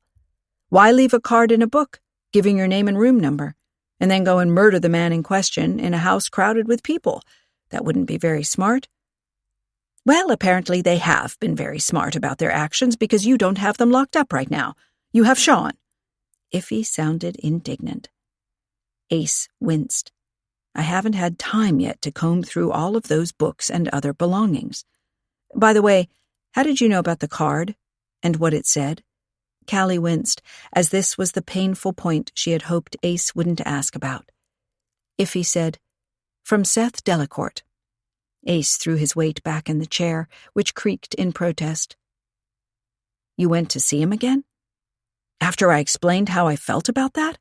His eyes shot sparks at them, especially at Callie. "It was the only way, if he so wanted to clear Sean Strong." Callie pleaded with her eyes for him to understand how she had just wanted to help her great-aunt, someone she loved, and would do anything for. Ace sighed. "I can of course act like I found the card in the book when we checked it for evidence, and am following up on this lady called Paula to see what she can tell me about Mr. King." "Yes, but you must talk to her while this Sylvia isn't present," Iffy said. "She takes the lead, does all the talking, and she seems rather shrewd. I think you can get more from Paula alone." After a short silence, she added, almost as an afterthought, "Besides, Sylvia was the one who threatened to ruin your career." "What?" Ace asked. Iffy feigned an innocent expression. "She thought she could threaten us into keeping our mouths shut by saying she would complain about you sending civilians to the hotel to ask questions. But we weren't there on your orders, so there's no problem really, is there?" "And why would she even think I had sent you there?" Ace asked, his brows knitting. Iffy fidgeted with her bracelet. "Because I may have let it slip that Callie was seeing you, to put a bit of pressure on them." Ace tilted his head. "You didn't," he said. "I did." Iffy sounded small. "It was just because this Sylvia was so smug, acting like nothing could touch her. I guess in the heat of the moment things like that slip out, and it's not a lie." Ace shot Callie a look. She hoped he wasn't going to reveal to her great-aunt, here and now, that it was over between them. "I'm sorry," Iffy said, in a thin, brittle voice. "I just can't help thinking Sean will end up in jail and lose everything he has. His reputation, his freedom. I have no idea why he refuses to tell you anything, but there must be a reason for it, something other than guilt. I can't work out what it is, but please have a closer look to see if you can find any way to clear him. Please." In the bright light of the lamp overhead, she looked very pale and worn, and Callie hoped Ace would see this too and feel forgiving toward her. Ace released his breath in a huff. Whether it was irritation or resignation was hard to say. "That woman you spoke to, Sylvia, threatened my career?" "Sylvia acted like if you came after her she would file charges of some sort, that you had acted unprofessionally, sending us over to, put pressure on her. That was about the gist of what she said, right, Callie?" Nervously knotting her fingers, Iffy looked at Callie for support. Callie said, "I guess she felt bad about having told us too much and wanted to ensure we kept it to ourselves." "But you aren't keeping it to yourselves. You're here now putting me on the spot." Ace jumped to his feet and paced the room. "If I do go after her and she makes trouble for me—" Callie glanced at Iffy. There wasn't really anything they could say to that. Iffy asked, "Is Sean all right? Can I see him for a moment? I only want to ask him why he's not cooperating with you." Ace looked her over. Then he said, "I'll bring him in here, and you can talk with him. In my presence. I'm not letting him slip by me." Iffy sat up and nodded eagerly. "I won't do anything to help him flee, Deputy. Honestly." Ace looked at Callie as if to find some truth about this statement in her eyes. Then he left the room. Her heart pounding, Callie slipped to the edge of her seat and said, "You aren't going to help him escape, are you?" Normally, she wouldn't have expected anything like that from her great aunt, but Iffy wasn't herself these days. Of course not. Then he would be on the run. Wanted. That would only make it worse for him. Callie tilted her head and studied her great aunt closely. She wasn't entirely sure she could believe her. After all, Ace had agreed to keep Strong out of jail until the next morning. But after that, all bets were off. What if Iffy believed she had to somehow prevent Strong from ending up behind bars?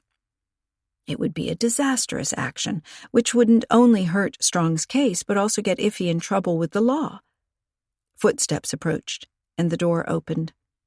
Ace let in Sean Strong. He was dressed in a dark sweater and black pants and looked like he had been awoken from a nap.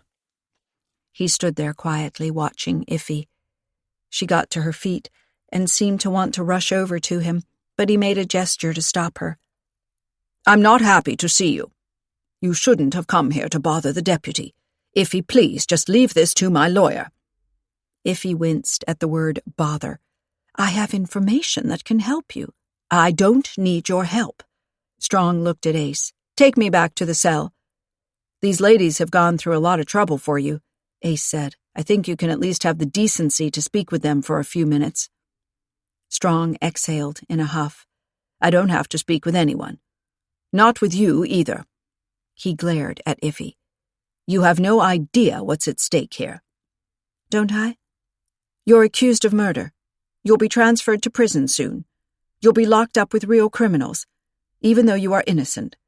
I would do anything to prove that, even put myself in danger." There was a flash in Strong's eyes. He glanced at Ace. "The deputy won't let you." Ace laughed softly. "These ladies have solved 2 murders before, Mr. Strong. I wouldn't dismiss them too easily. And for your information, they don't listen to me. At all."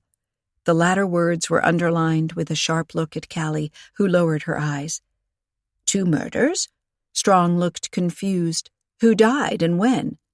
And why were you involved? That doesn't really matter now. Iffy came over and took his hand in hers. "I want to help you, Sean. I know you think you don't need help, but you do. For once, shed that stubbornness of yours and—" "We found out some important information," Callie added, "that the dead man swindled people. That could provide a motive for murder." "Exactly," Strong said in an ominous tone. He pulled his hand away from Iffy and stood there, straight and almost glowering. Suddenly, Callie understood. It came to her in a painful flash as she realized with breathless intensity what this meant, how Iffy's attempts to help Sean Strong had achieved the exact opposite. "You were a victim too. You came to confront him about his actions. You exchanged places with Teak specifically to—" Iffy raised both hands to her face. "Oh, Sean," she looked at Callie, struggling to speak without shivering. "We unearthed his motive for murder." Strong laughed softly. "That was my reason for not wanting to speak with your deputy. But it's too late now." Iffy looked devastated. "We only made it worse," she whispered to no one in particular. "This is the end of it." Ace put a hand on Strong's shoulder. "Won't you take a seat, sir? Then we can talk." After a short silence, he continued, "You can now freely tell us your story." Strong hesitated a moment and then walked to the chair Iffy had vacated. "Why not?" He sat down and sighed. I guess it would have to come out sooner or later. I was just hoping I could keep her out of it." He sat there, with his head down. Iffy came to stand beside him and put her arm around him. He didn't stir. Ace sat down in the sheriff's swivel chair again. He didn't press the man to speak, but waited quietly until he began talking of his own accord. "I'm in my 70s, Deputy. Most people that age no longer have their parents. But my mother had me at a very young age. She was a strong woman who fought through every setback life threw at her. The death of my father when she had 5 children to care for, a perpetual lack of money. She never complained, but was always trying to see the bright side of things. All of us took odd jobs at a young age to help her make ends meet. Then, when we were older, she married again, a wealthy businessman who owned several factories in the region. And at last she had a good life. I left home and pursued my singing career, and I'm ashamed to admit I didn't see her often." Callie recalled Iffy had told her that back then, when they had first met, when asked about his family, Sean had said that he wasn't in touch with them much. Strong continued in a low voice, "But 3 years ago her second husband died as well, and she was left alone again. She was a woman with a good heart, but no head for money. She left the financial side of things to her bankers and accountants. And then Mr. King came into her life." Throwing back his head to stare up at the ceiling, Strong clenched his hands together. "I was always traveling, and I didn't look after her like I should. I thought my sisters were visiting her, and I had no idea how lonely she really was, how much she ached for someone to just be kind to her." Callie swallowed, picturing this vulnerable elderly lady. Easy prey? I don't know how they met exactly or how he managed to win her confidence, but she let him into her life, her home, and he defrauded her of several valuable art objects. It wasn't just the value of them, but also the humiliation of having trusted someone and then being betrayed. Her heart couldn't take it. She died. He looked up, his eyes burning with indignation. "I found out about the fraud because the lawyers had compared lists of what she owned with the actual objects in her home, and there was a discrepancy. I knew my mother would never sell things off without others knowing about it. So I asked her neighbors whether they had noticed anything in the months leading up to her death. That's how I found out about the handsome, well-dressed man visiting her. One neighbor recalled a license plate, and with the help of a PI, I traced him. Our expert," he said it in a venomous tone. Ace was listening quietly, not making notes, just sitting there as if he was worried that the slightest movement might disturb the flow of Sean Strong's story.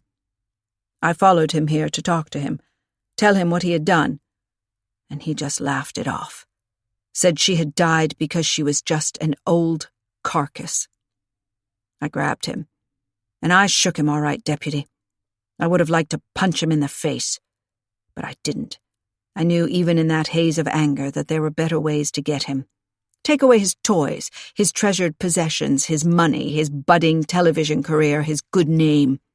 I left him alive, determined to hire the best lawyers in the business and strip him of everything he had, bit by bit, so it would hurt the most." Iffy patted his shoulder in silent sympathy. Ace said, "When you left him, did you see anyone?" "Just that assistant of his, the one who squealed about our argument and gave me away. No one else." Strong took a deep breath. "I was so angry, I'm even surprised I could perform. But that is a lifetime's training. A routine. I'm very sorry about your mother's death." Ace sat up. "We need details about her, and the objects missing from her home, so we can see if they're still among the dead man's possessions. Since you say that her lawyers knew what should have been there should be no problem proving these things belonged to her and returning them to the estate." Strong sat with his head down. "It won't bring my mother back, Deputy." "No," Ace said softly. "I can't do anything about that." Callie caught his eye and saw the genuine compassion there and the anger at the criminal. who had done this. Strong said, "Now you know I had every reason to hate that man. But I didn't kill him." He looked up at Iffy. "I didn't." "I know, Sean." Iffy smiled and put her hand against his face. Callie stared at her great-aunt, the change that had come over her as she stood there with the man she had loved and lost 50 years ago. Such a long time, and still her feelings seemed to be alive, as fresh as they had once been. Ace said, "I must ask you to go back to your cell. I have a lot of things to check up on, and this information, although it's enlightening, doesn't clear you." "I know." Strong drew breath, slowly. "I should have looked after her better. I was away too much." Iffy squeezed his shoulder. Ace said, "She might not have told you about this man anyway. Such con men are very clever to attach themselves to people and drive a wedge between them and their family or friends so they don't confide in them." I let her down. Strong spoke as if he hadn't even heard Ace. "I should have been there for her, and I wasn't. She died. I will never forgive myself for that." Iffy squeezed his shoulder again, but he got up abruptly and walked to the door. "I'll go back to my cell now, Deputy. I'm tired." Ace got up and accompanied him. Iffy stood staring at the closing door. She wrapped her arms around her shoulders and rubbed them as if she was suddenly cold. Callie said, "He must feel better now that he's been able to tell the truth." Inside, though, she wondered if that was really so. Had it really made him feel better to put into words that he had let his mother down and she had died, the victim of a ruthless con man who had only cared for money, never for people? "Yes, but Falk is right. It doesn't clear him. It gives him motive for the crime." Iffy paced up and down. "A huge motive, even. Consider this. In the cases of those ladies, it was money and humiliation, a need to settle the score, even after years and years. But Sean's mother died, and recently that makes him the ideal murderer, full of vengeful thoughts when he came to Haywood Hall." Iffy closed her eyes a moment. "Oh, everything I do just seems to make it worse." She snapped her eyes open again and added, "Also for you. I should never have involved you in it. It's my battle to fight, my past. I'm so sorry, Callie. Please forgive me." Callie didn't really know what to say to that. She wanted to forgive Iffy as she did understand her mixed-up emotions, and she also felt sorry for Sean Strong and the predicament his mother's sad death had put him in. But on the other hand, she felt the rift with Ace like a constant ache inside her and couldn't just say it didn't matter. It did. Ace came back in. He shut the door and stood a moment, frowning hard, as if considering a difficult decision. Iffy lowered her arms and said, "You have to go see that woman, Paula. She seems easier to handle. She's the one who lied about her aunt's inheritance. I bet she doesn't have an aunt at all. I mean, not an aunt who died and left her anything of value." Ace raked through his hair. "I can't confront her over her lies about the aunt. I'm not supposed to know about them." "Yet," Callie said, "you could go and interview her because of her card in the book. She'll tell you the same lies she told us initially, and then you can check on them and expose her. It will, in any case, widen the circle of people hurt by the dead expert's fraud, and that could help Strong's case." Ace looked doubtful. This Paula might be thinking up a new story as we speak. He tensed as he added, "Or be packing her bags." "Then you have to hurry." Iffy made a gesture with both arms as if to shove him out the door. Ace hesitated, grabbed his coat from the rack, and walked out. Chapter 17. Callie awoke with a feeling she hadn't slept all night. She recalled snippets of dreams in which she had been running up an endless staircase in Haywood Hall, carrying sheets with crucial information while the killer followed her, determined to take them away. Getting more and more exhausted while running, Callie had at some point stumbled, and the sheets had fallen from her hands, whirling around her like fall leaves, only not golden red, but stark white. Then they had turned into snow, and she had been out in an open field in the cold, which had oddly not touched her at all. She had felt light and happy, knowing it was close to Christmas. In the distance, a sleigh pulled by black horses had approached, and as it closed in, she had seen Ace in it, an empty place beside him. She had been certain he was coming to pick her up and had watched excitedly as the sleigh drew near. But the horses hadn't lessened their speed, and he had just breezed by, not even looking at her. The sleigh had passed her so closely she had staggered backward and had fallen into the snow, which seeped into her clothes, into her very core, leaving her so dreadfully cold and alone. Now awake, tossing and turning in her warm bed, Callie could still feel that cold. The cold of knowing Ace was angry with her, and last night hadn't made it better.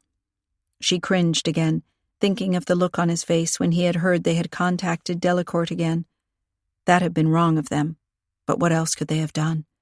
Iffy was dead set on clearing strong, and Callie couldn't just let her emotional great aunt struggle on her own. She groaned and lay on her bed, rubbing her face. A sound from beside the bed drew her attention, and little Daisy was sitting there, looking at her as if she sensed her human could do with some cuddles.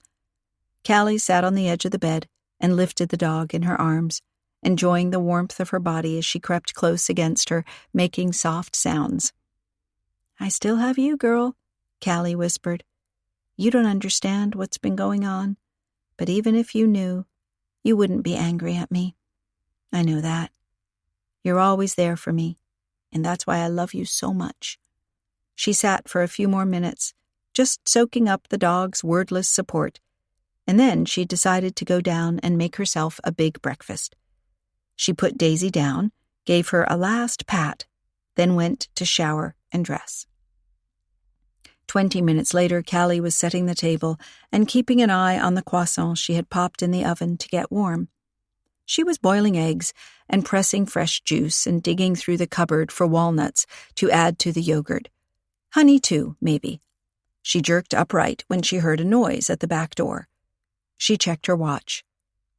Wasn't it a bit early for social calls? Then she suddenly, optimistically hoped it was Ace and ran for the door. But to her surprise, it was Paula, or the woman calling herself Paula. She was dressed in a short red jacket, jeans, and ankle boots. She gave Callie a pleading look. "Hello there. Can I come in for a moment? I have something to discuss with you." Callie wasn't sure she actually wanted to let this woman into her kitchen, her home. Paula seemed to sense her doubts and said, "I won't stay long. I just need to tell you something. Please, it could be important." Callie's curiosity won out over her reluctance, and she nodded and let the woman in. She took the pan with eggs from the stove and leaned against the sink, keeping a watchful eye on Paula, who pulled out a chair and sat down at the kitchen table. Daisy sniffed around her ankle boots, but Paula seemed too preoccupied to notice or acknowledge her. Paula launched into her story. "Last night your fiancé was at the hotel, the deputy. He found the card in the book and wanted to know if I knew the victim personally. Of course, it is a bit odd to invite someone to your hotel room like that." Paula laughed, nervously. "I think he even suspected me of being the type who seduces and robs elderly gentlemen. He is quite formidable when he looks at you like that. He was writing down what I said, and I knew if he took me to the station he would also be taping it." She entwined her fingers. I got a bit nervous, so I told him everything. Sylvia will be livid when she finds out." Paula wet her lips. "Actually, I want to leave before she finds out. But you can't. If you leave, it will look really suspicious."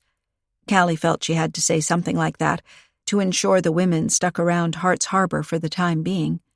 Paula said, "I don't feel sorry for Sylvia. She can fend for herself. I'm sure if the deputy tried to get anything from her, she'd just laugh in his face and not say a word. But Jane—" "Jane?" Callie asked. "Who's Jane?" "Jane is the woman Sylvia met through the magazine article she read about victims of con men. She told you, remember?" Callie tilted her head. I thought that was you. The way she told it, there's a third woman involved? Yes, Jane. Paula rubbed her hands together. Jane was the one who told her story in the magazine? The story that was almost identical to Sylvia's? They struck up a friendship and vowed to hunt down this man who had hurt them. Jane is a colleague of mine. She asked me to help them execute this plan. So you aren't a victim of Mr. King? Callie asked, perplexed by this new information. Not directly, no. But when Jane was seeing him and lending him money, she didn't have access to much and borrowed from me. Of course, when he left her and couldn't be found anymore, I also didn't get my money back. Paula smiled sadly. When Sylvia told us she had found the perfect occasion to confront him, we thought we could pull it off. I was supposed to ask him for the meeting, since he had never seen me, and I was youngest and better looking. They said he preyed on pretty women, you know. Or old and defenseless women, Callie thought, recalling Sean's mother and feeling anger shoot through her veins again. Paula swallowed. I just wanted to help them both with a little justified revenge. I had no idea that... She fidgeted with her watch band.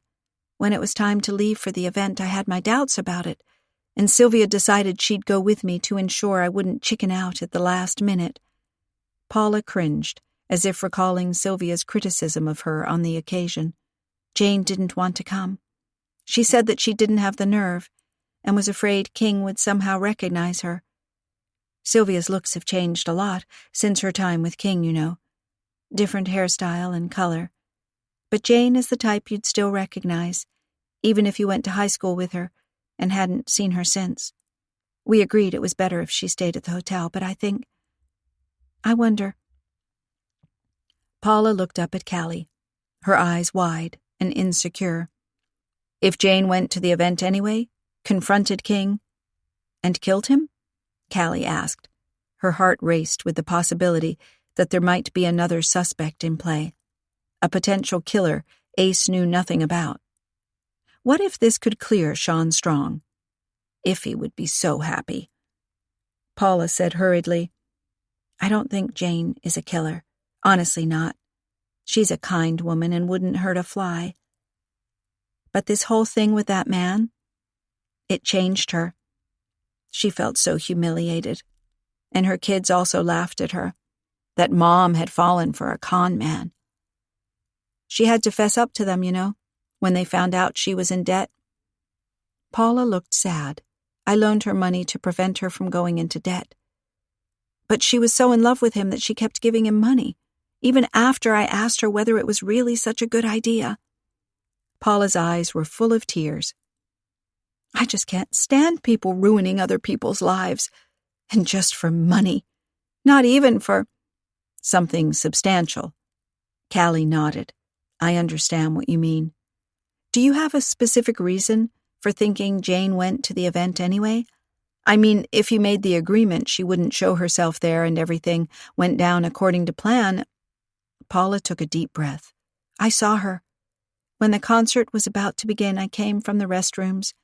I saw Jane running down the stairs. I'm sure it was her. I've worked with her for 6 years now. I know her posture and movements, you know.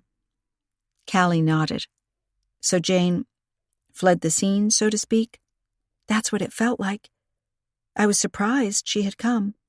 I wondered if she was looking for us, but the concert was about to begin, and when I came down, I didn't see her anymore. There were so many people milling about. So I went back to Sylvia. I did tell her I thought I had seen Jane, but Sylvia said it must have been someone that looked like her. When you came to the hotel to talk to us, I wondered if I should mention Jane, but Sylvia signaled me not to. Callie recalled that moment when Paula had asked Sylvia, should I, and before she had been able to end her sentence, Sylvia had shaken her head and launched into her story about how she had been conned by King. Paula had wanted to call in Jane, and Sylvia had prevented it. Did Sylvia know Jane had been there, and had perhaps killed the expert? Was she covering for her? But why? Or had the two women agreed on the murder together and only used Paula as a decoy? Callie leaned against the sink.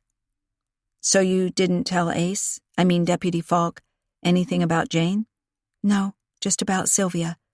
I was worried that if he went to Jane, with his stern look and his gleaming badge and his notebook, she'd feel intimidated and might say something silly, incriminating herself.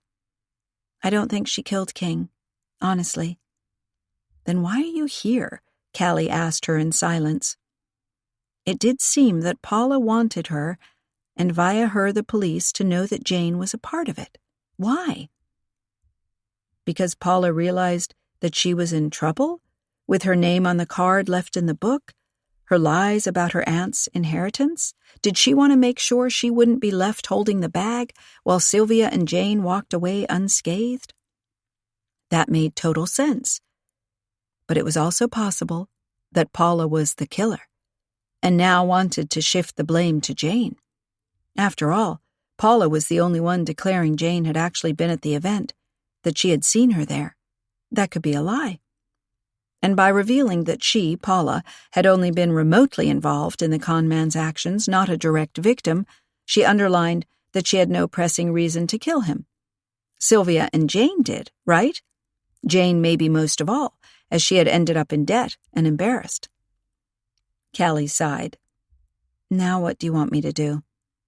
Tell your fiancé what I told you? I won't make a statement against Jane. Not like that. She's my colleague. But he can look into her presence on the scene, right? Maybe take her fingerprints or something, and see if they were anywhere near the victim? Somehow get hard proof? If there is none, it would clear her. Deputy Falk does need a reason to do that. Callie studied Paula. Maybe he can just tell Jane that he interviewed you as part of the proceedings and asked who you were with in Hart's Harbor, in which case you would have had to mention both Sylvia and Jane. Paula's expression brightened. That's perfect. Her full name is Jane Williams, and she's in room 402. She rose to her feet. Now she noticed Daisy and crouched to pat her. Nice doggy. Hello. Yes, you're very pretty. And soft. Daisy closed her eyes as the woman scratched her behind the ears.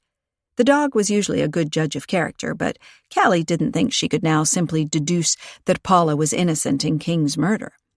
Maybe the three women had done it together, assuming that the police could never attribute the blame to one of them distinctly enough to press charges. Who had held the scissors, stabbing the man to death? Paula straightened up. I told you all I know. Do with it what you think is right. I have to run along now, or Sylvia will miss me at breakfast. She is quite a force. Goodbye. She walked out of the door. Callie stood, considering. Yes, Sylvia was quite a force, but Paula seemed to have her ways as well. Quiet, soft-spoken, just a little insecure, but planting the seeds of doubt with great ingenuity. Jane, so humiliated, Jane present at the event, Sylvia wanting to protect Jane. And what for? Unless, of course, there was something Jane had done that had better not come to light. It was well played. Deliberately, to keep Paula from the spotlight? Callie pursed her lips, staring at the table. She didn't feel like eggs and yogurt with walnuts and honey anymore. Her stomach seemed too full to eat anything, full of murder and manipulation, with no clear clues leading her anywhere. Chapter 18. Having drunk a cup of coffee and eaten half a banana, Callie put the other half in her pocket and took Daisy to the book tea. They found Iffy busy putting some fresh white chocolate strawberry cookies on a plate she covered with plastic wrap. Callie told her all about the third woman, Jane, while Iffy whipped cream to put in the fridge and use later on treats. Concluding, Callie remarked, I think it's a bit convenient to just assume Jane did it. Paula may claim to have seen her at the event, but we only have Paula's word for it. She could be lying to divert attention from herself. After all, I'm sure she's not happy Ace came after her at the hotel. whether she believes he was just following up on the card in the book or not. Iffy didn't respond. She seemed to be deep in thought. Callie poked her gently, and Iffy jerked upright and stared at her. "What?" "Do you think Jane did it? Killed Mr. King?" Iffy shook her head. "I think we've been misled all along." "Misled?" Callie queried. "How do you mean?" Iffy pointed at her, color rising in her cheeks. "I've been thinking all night long about what Sean told us, about his mother. There was something in his story that I was sure was connected to something we heard before. Yes, that the expert preyed on people for money. No, I mean something more specific, a clue, as it were." Iffy grinned.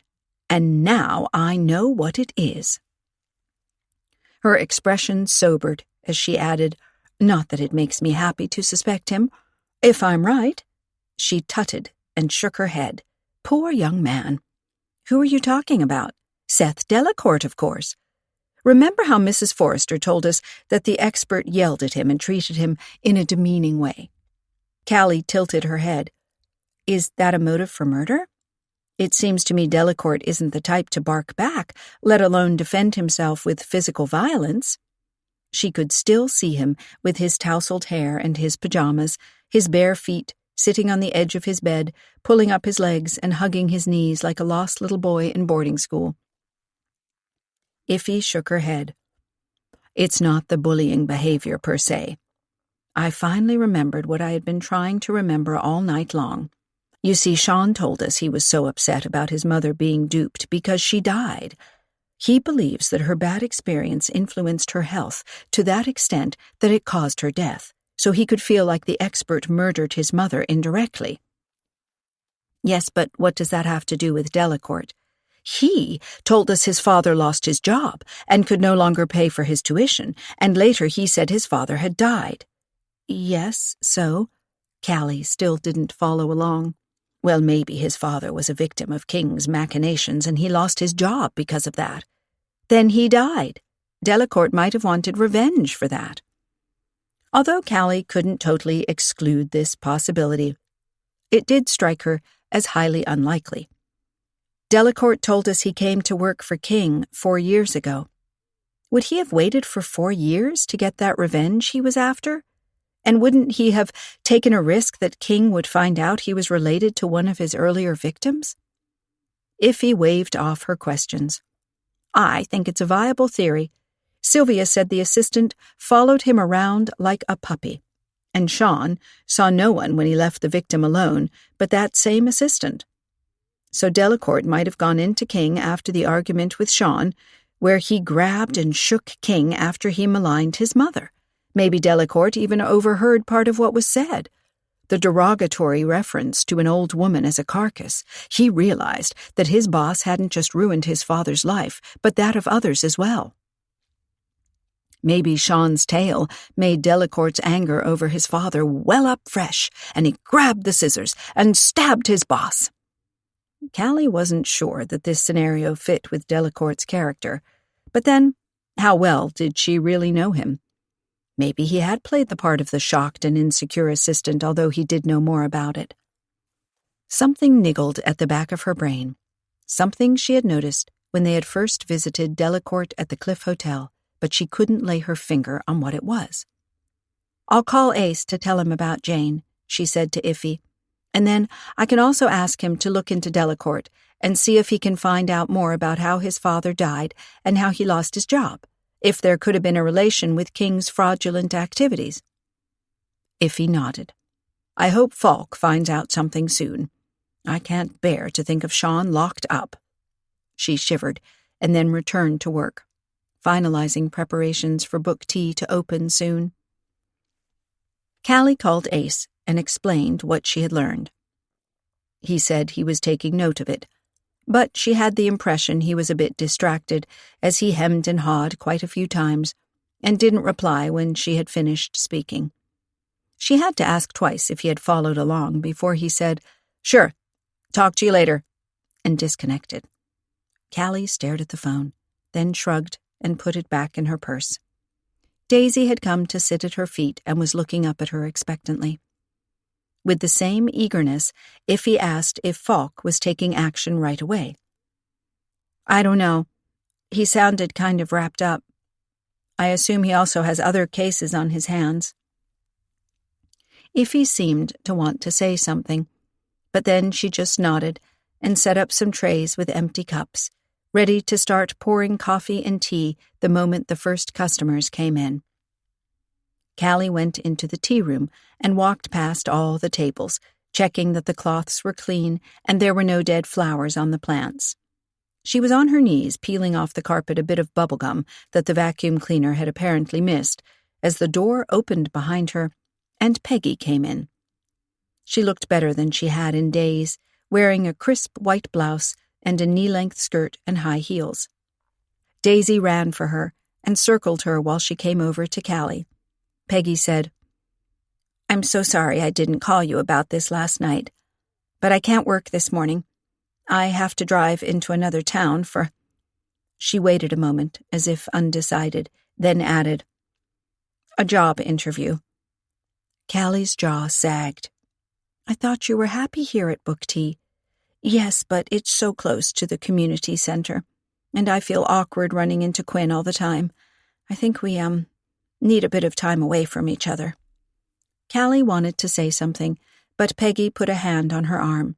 "I need a bit of time away from it all. I'm not sure how I feel about Quinn. I do like him an awful lot. He's been a great friend, also to the boys, and I don't want to just say no. Just because he's a friend, I need to find out how I really feel. Whether I could, fall in love with him?" Callie asked softly. Peggy nodded. "I'm so confused now. I feel guilty about Greg, and I'm comparing Quinn to Greg, and what I feel for Quinn compared to what I felt when I met Greg, and it's just a mess. I have to give myself some space." "Is it a nice job you're applying for?" Callie asked. "Shop assistant in a ladies' boutique." Peggy gestured to her outfit. "Do you think I look the part?" "Very crisp and professional," Callie assured her, "and you have good taste in clothes. But no retail experience unless you count the 3 weeks I worked in a store when I was 16. Peggy grimaced. "I just hope they'll give me a chance."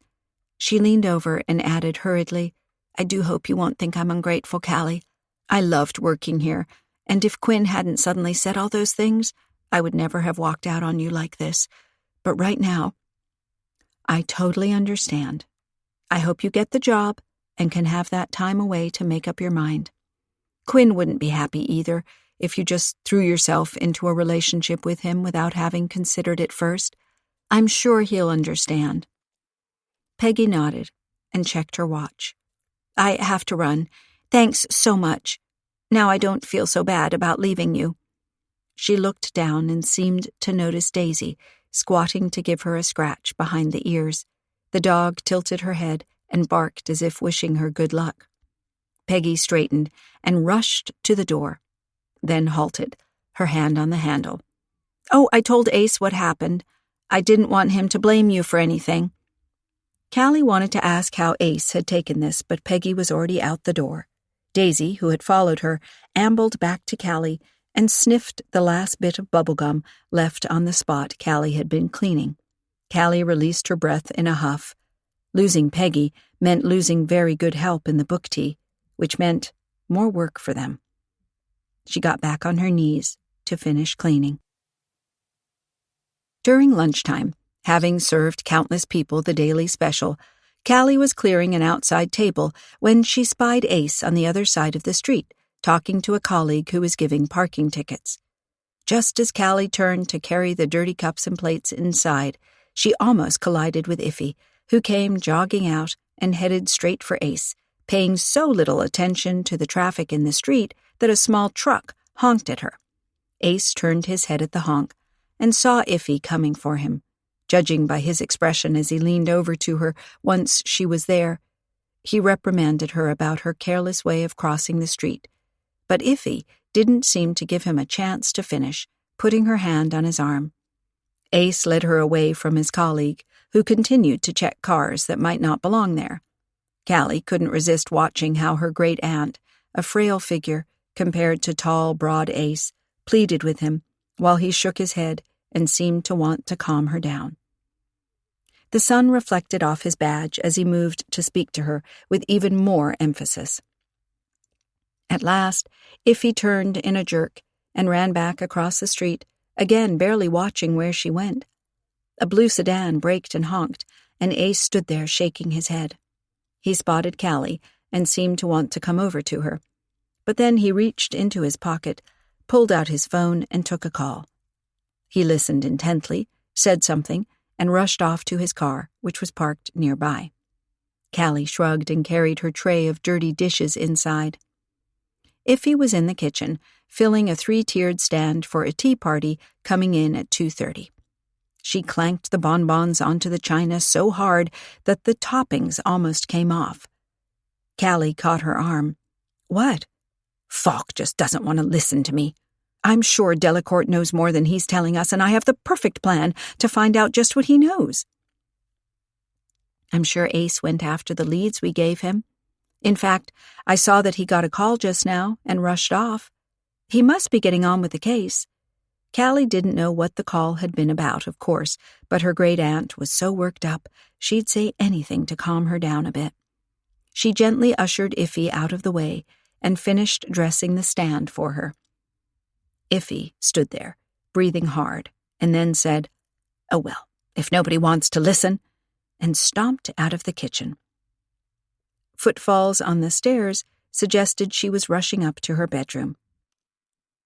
Daisy ran after her, barking as if telling her to stop and wait for her. Callie shook her head. Her great-aunt would calm down again, she hoped, and see reason. After all, Ace was doing the best he could. He just had a lot on his plate with the sheriff being indisposed and all. She heard the floor creak upstairs and raised her head a moment to listen as the footfalls stopped.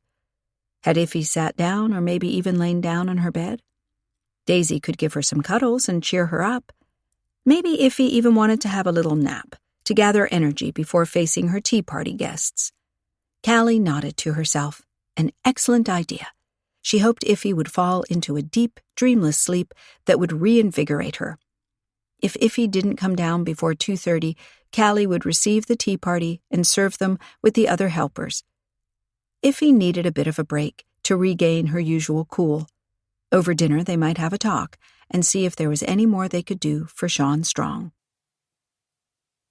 Just after 6, Callie closed up book tea and stood, stretching her stiff shoulders.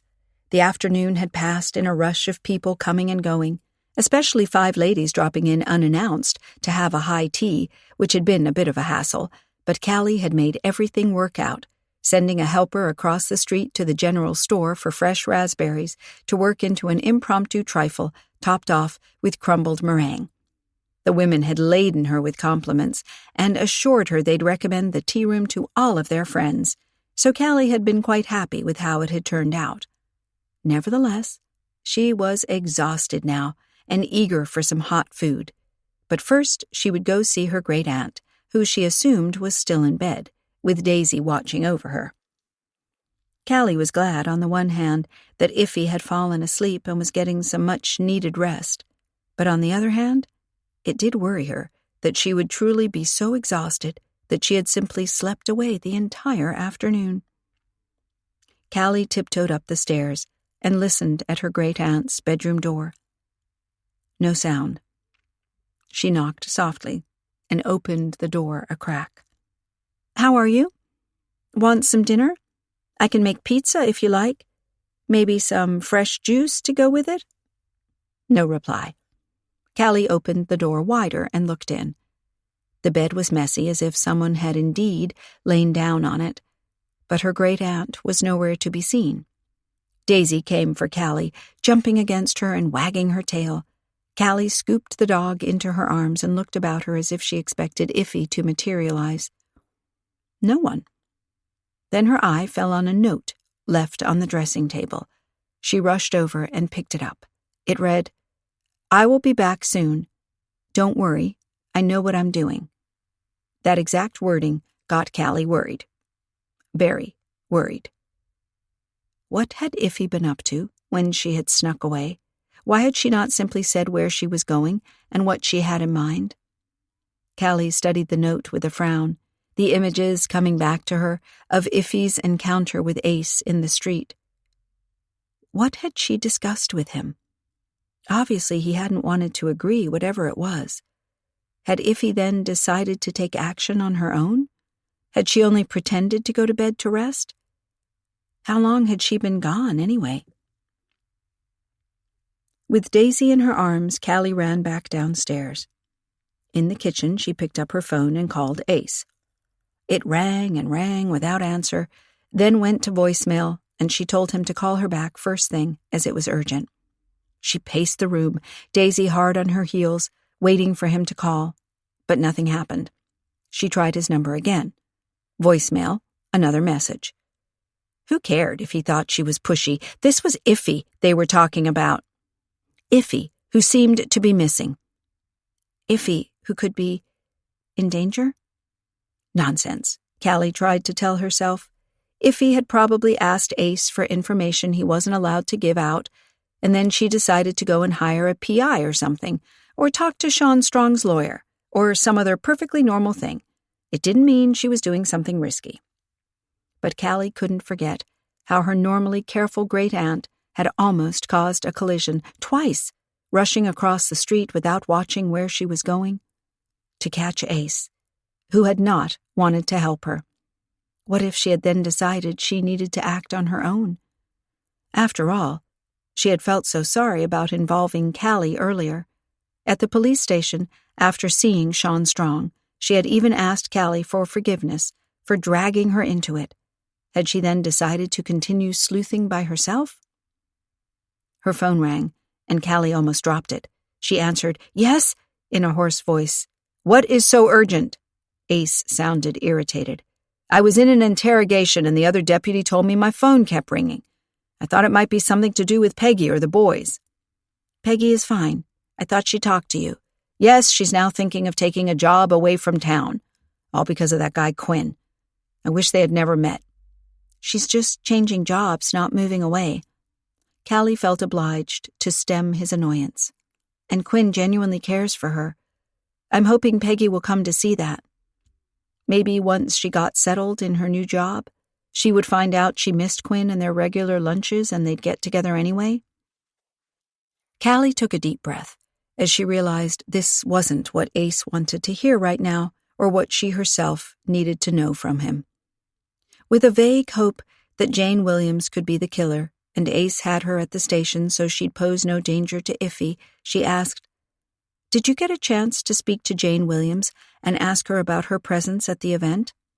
"Yes. She admitted she went there to look for her friends and dissuade them from confronting King. But she claims she never saw King himself. I'm checking with a few people who gave fairly detailed witness statements about happenings shortly before King died, to see if they remember seeing a woman of Jane Williams's physical description around, but I doubt it will turn up much." Callie's uneasy feeling intensified. If Ace was right about Jane, the killer was still lurking in the shadows. "What did Iffy discuss with you this afternoon?" "Didn't she tell you? Sulking because I didn't agree?" Ace sounded grim. "I'm not risking her safety in some stupid confrontation that won't bring anything I can work with." "Confrontation?" Callie echoed. Her heart rate sped up, and she supported herself on the back of a chair. Daisy pressed herself against her leg. Ace sighed. Iffy is convinced that the victim's assistant, this Seth Delacourt, knows more than he's let on. She wanted to set up a meeting between her and him where she'd get him talking, and I'd overhear everything and then arrest him or something. I told her that if he is the killer, he'll be too smart to let something slip. She wasn't happy. But hey, I had her best interest in mind. "Did you find out more about Delacourt's past?" Callie asked, almost breathless. "Seems like he told the truth. His father got kicked out of a law firm he worked at, and Delacourt couldn't finish college and went to work for our victim. His father then died. Of a heart attack, nothing incriminating. No connection with our victim either, at least none I can establish right away. There's no way of knowing, of course, if he duped Delacourt's father, if the father never filed charges with the police or left evidence of it. Callie's mind whirled. If he left some evidence of it, among his private papers, it would have fallen into Delacourt's hands after his father died. When was that? 8 months ago. Might that have made him decide that he would kill his boss? Ace scoffed. He just happened to start working for the man, who then later turned out to have ripped off his father? That would be a gigantic coincidence. I don't believe it for a moment. It did seem extremely coincidental. But if Delacourt had known about the fraud from the start, why had he waited so long to take revenge? And if he had only found out 8 months ago, how could he have been working for the man who caused his father's misery without knowing that himself? It didn't make sense either way. Ace said, "Just leave the investigation to me, Callie, and keep an eye on Iffy." She seemed very excitable, and that kind of mood doesn't lead to smart decisions. "That's why I am calling you." Callie swallowed before she could go on. "She isn't here. She left a note telling me not to worry, that she'd be okay." "What?" Ace sounded like he had shot upright in his chair on hearing this news. "She's not with you at book tea?" "No, and I have no idea how long ago she left here." Ace muttered something under his breath. "Do you know where she went? What she intends to do?" "No, she didn't tell me anything, not even what she discussed with you. She was so upset about not getting the help she obviously wanted that she went straight upstairs, and I figured she'd just had it and needed a rest, so I left her alone. I just now found the note, and I'm worried she believed she couldn't ask me for help, as it had only gotten me into trouble before. I did feel bad about the way we kept things from you, and Iffy was really sorry about her actions, but she feels like she can't let Strong down either." Ace sighed. "I don't think she would do something really. She does realize she could be facing—" Callie clutched the phone. "Now you suddenly suspect Delacourt?" "Not at all. But you never know what people will do when they feel cornered. Private citizens should not go after, well, people they suspect of being involved in crimes. They might feel like they have to when the police are doing nothing." "You agree with her?" "No, but I did observe how you turned her away this afternoon. She didn't feel like you were taking her seriously." Callie bit her lip. "You also didn't tell me to keep an eye on her." She felt terribly guilty now for having left Iffy to herself in the emotional state she had been in. "I got a call about a burglary in progress. I couldn't just ignore that." Ace's voice was sharp. Then he said, "Look, Callie, we can't argue now about who's to blame here. We have to find out where she went." "Yes, of course." Callie pushed a hand against her face.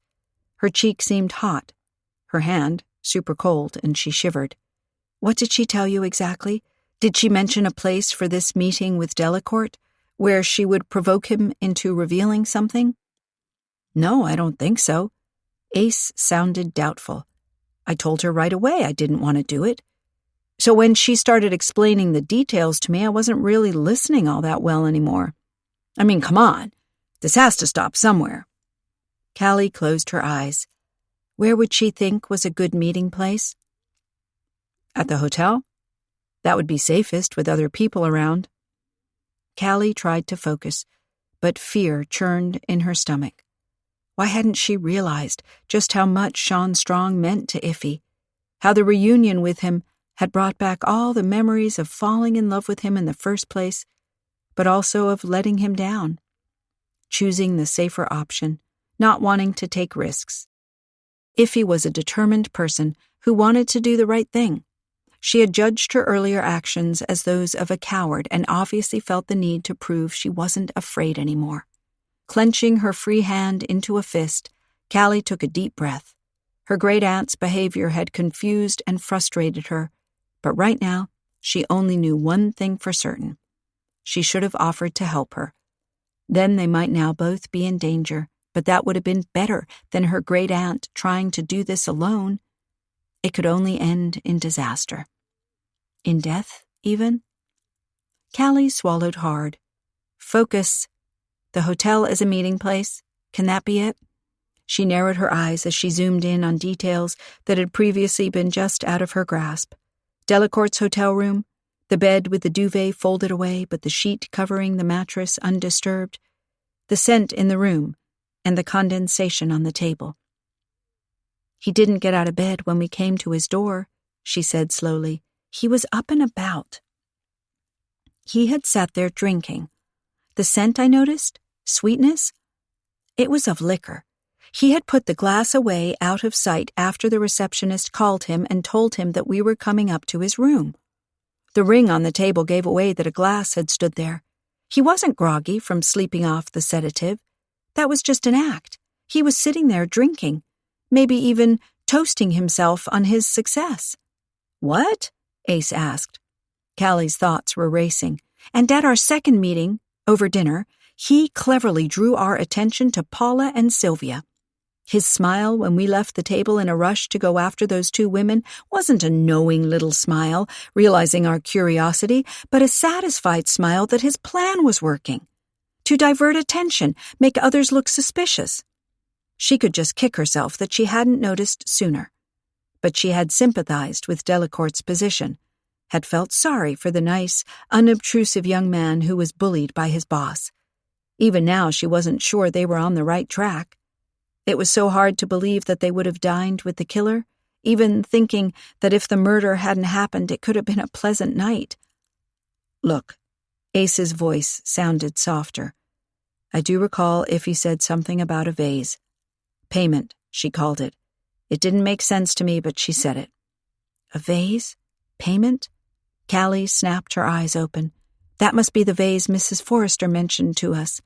The one the dead expert had asked for. A vase from the collection at Haywood Hall." "Okay, so we could go to Haywood Hall and see if she's there."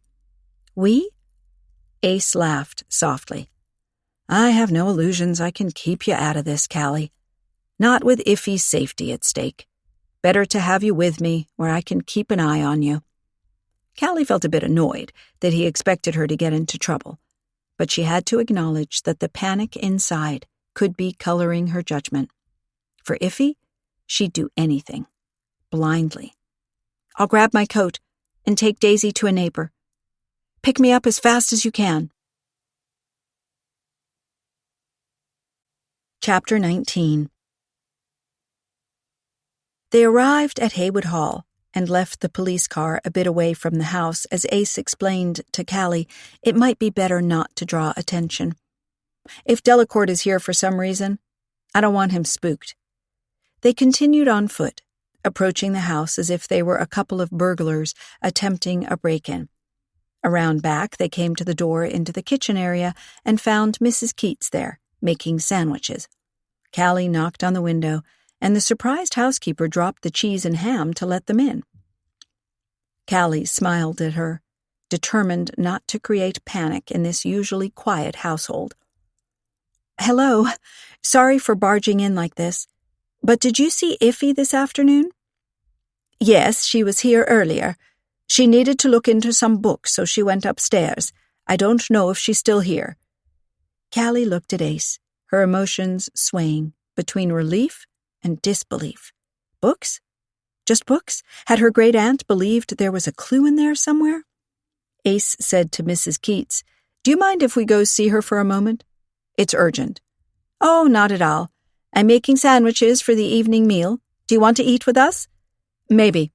Ace smiled at her, but Callie noticed the tension in his posture. He wanted up to find Iffy, and so did she. They left the kitchen and walked through the hallway, up the broad stairs. Callie clung to the railing. If they found her great-aunt there, innocently leafing through books, she'd be so relieved. She felt she could almost shake her and shout at her, but she would tell her later how she had felt. Ace opened the door into the library. No one there. Callie felt her hopeful feeling dissipating. Her heart beat fast again, and she just couldn't bear the tension building. Ace tried the nearby study. No one there. He looked at her. She made up an excuse to gain access to the house and find the vase she needed for her meeting with Delacourt, the so-called payment. Which one is it? He looked about him at the several antiquities on display. Callie shrugged. "I don't know. Mrs. Forrester never told us, Besides, Iffy wouldn't lie her way in here to take a vase that doesn't belong to her. She must have told herself she would be returning it later. Callie shook her head in disbelief. But Ace caught her arm. His eyes were insistent, pleading. Strong told me that once upon a time, he loved Iffy, and he believed she loved him. People do the oddest things for love. What do you know about the vase, Callie? Nothing. Mrs. Forrester didn't mention a brand or how old it was, what it looked like. I can't point out where it should be either to check if it's still there. Sorry. Ace let go of her and took a deep breath. Then he said, check all the rooms to see if she's there. If not, they each ran in a direction, throwing open doors and looking in. Callie's heart was thumping. She wanted to find Iffy no matter what, but she didn't see anyone.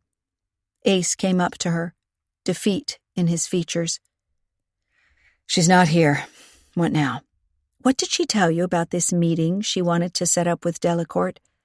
Aside from the vase, Ace lifted both hands in a helpless gesture. I told you I wasn't really listening.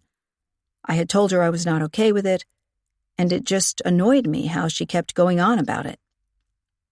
Callie stood in front of him, holding his gaze. Try to recall something. Anything. Please. Ace closed his eyes a moment, as if to focus completely on recalling those moments in the sunny street with Iffy beside him, explaining her plan. He shook his head with an irritated sigh. She only mentioned the vase and some quiet spot for the meeting. Quiet spot? Around here? Ace thought again. Yes, I think so. She said something about the vase being precious and her not wanting it to leave the grounds. Callie sucked in air. Not leave the grounds. Then Iffy must be on the grounds belonging to Haywood Hall. We'll find her outside. She ran off, Ace following her. As they raced down the stairs, he asked, Do you think she called Delacourt for a meeting? Did she have his phone number? Callie nodded. He gave me a card with his contact information. She could have taken it out of my purse. Ace looked grim. I should have known about all of this. They were in the hallway and ran out the front door, closing it behind them.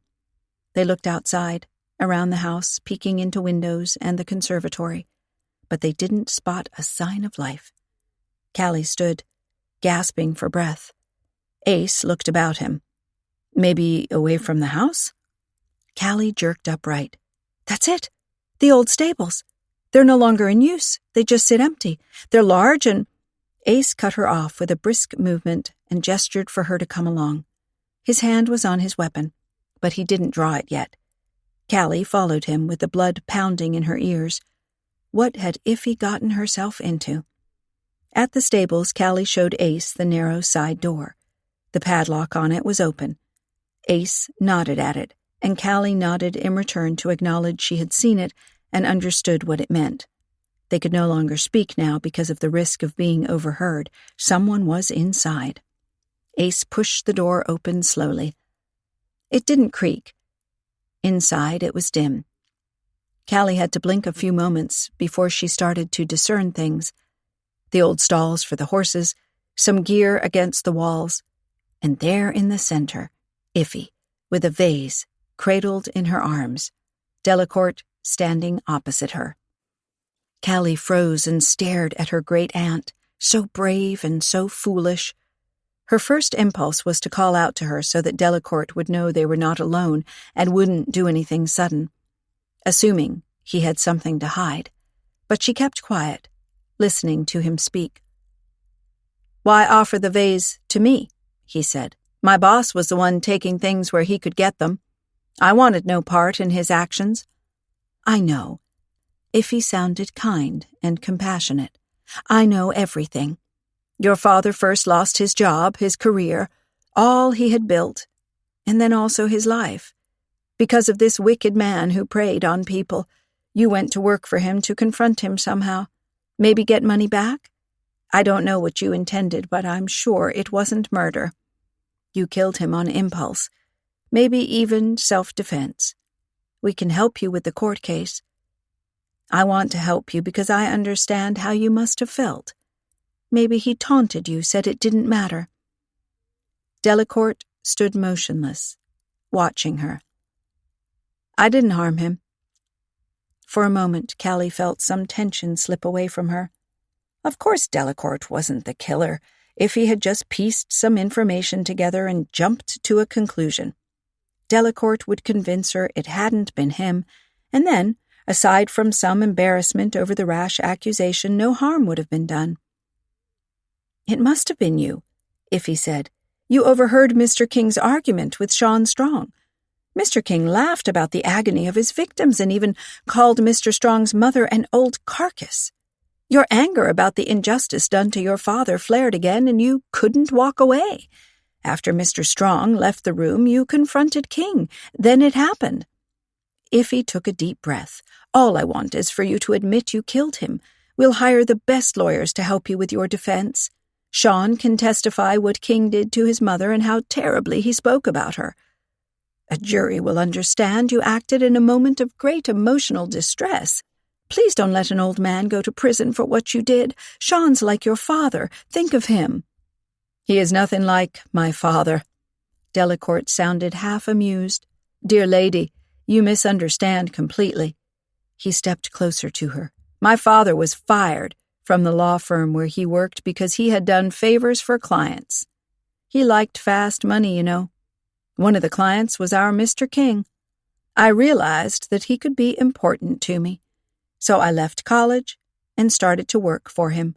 Or should I say, he started to work for me." Iffy stared at Delacourt, her mouth half open. Delacourt said, "You see, like my father, I love money. And King had connections he could use. He also never had scruples, so it wasn't hard to convince him to help me get my hands on pieces like that." He nodded at the vase.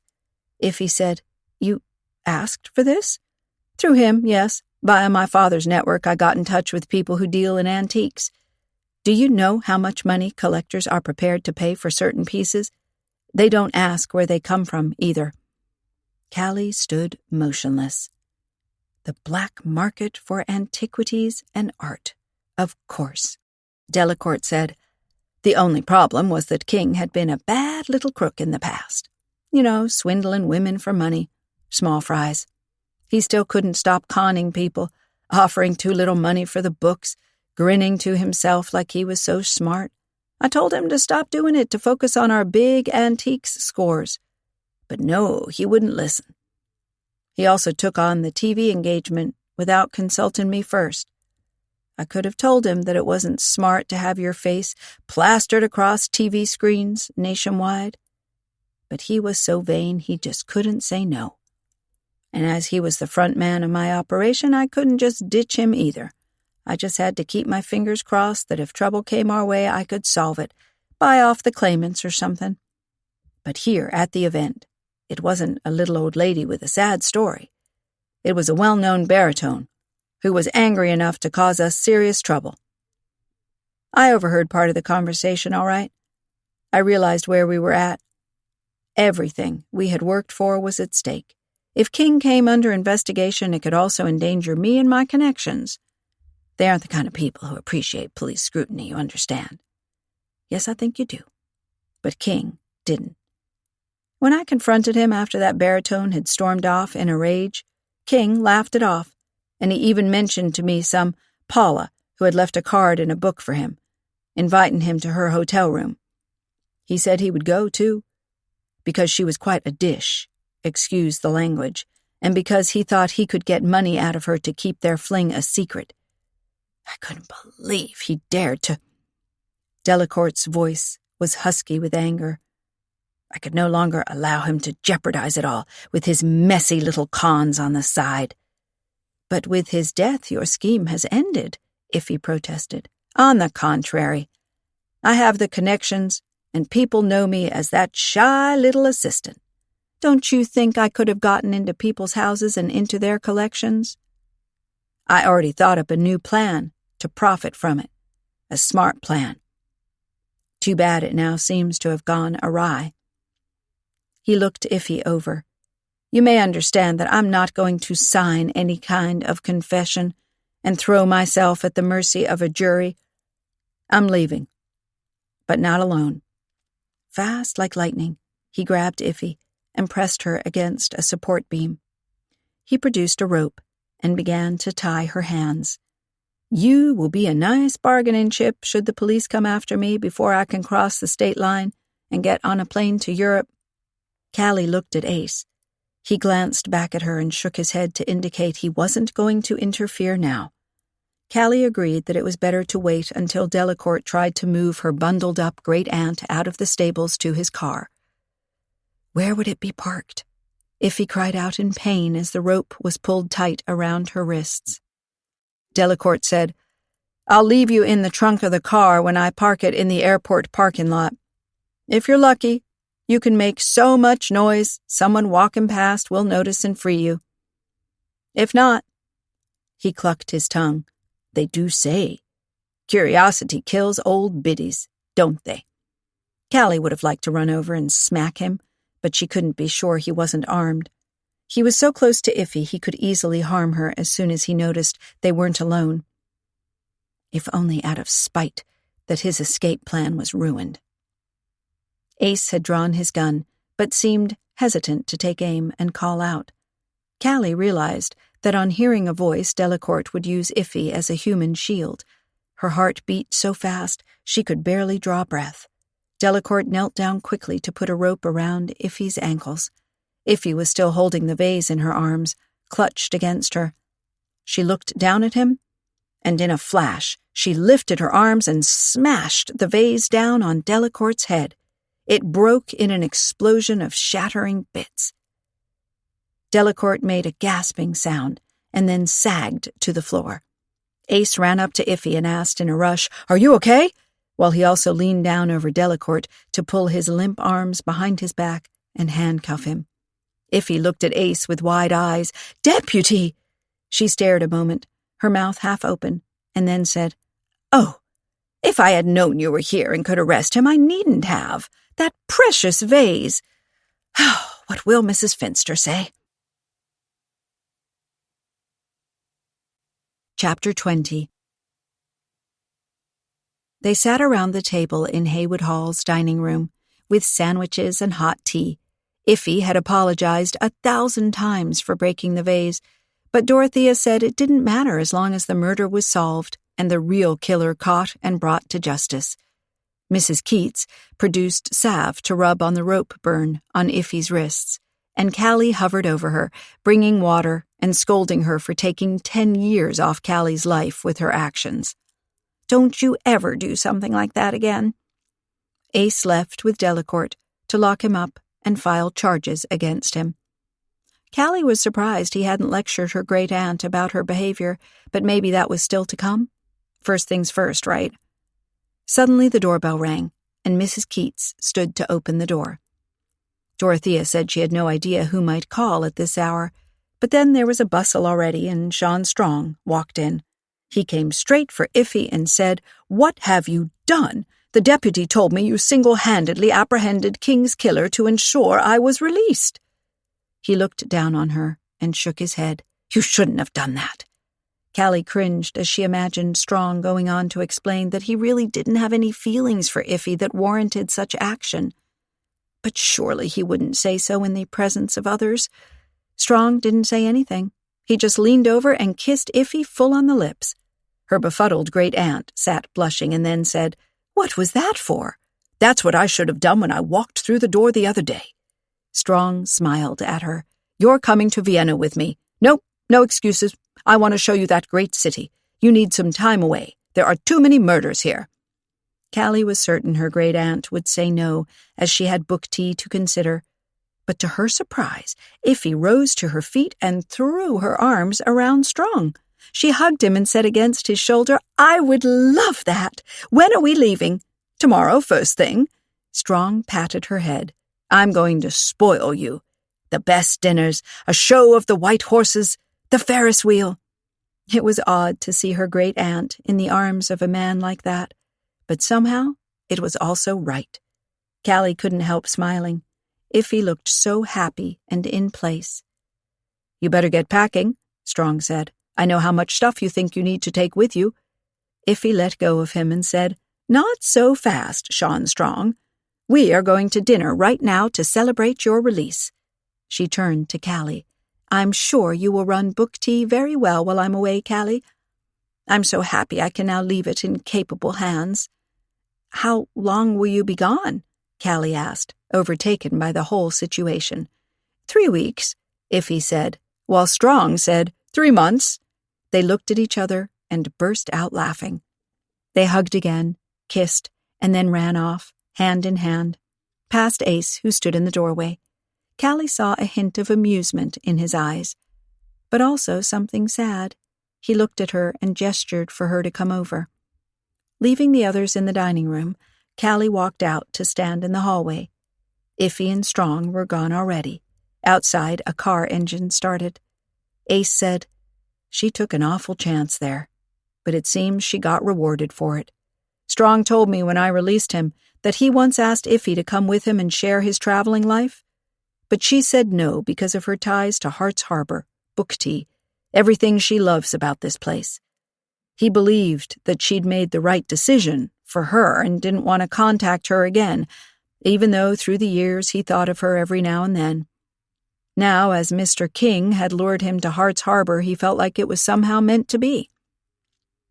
Before Callie could speak, Ace continued, "I won't say anything about her behavior this afternoon to you because I know you didn't know about it and didn't agree with it either.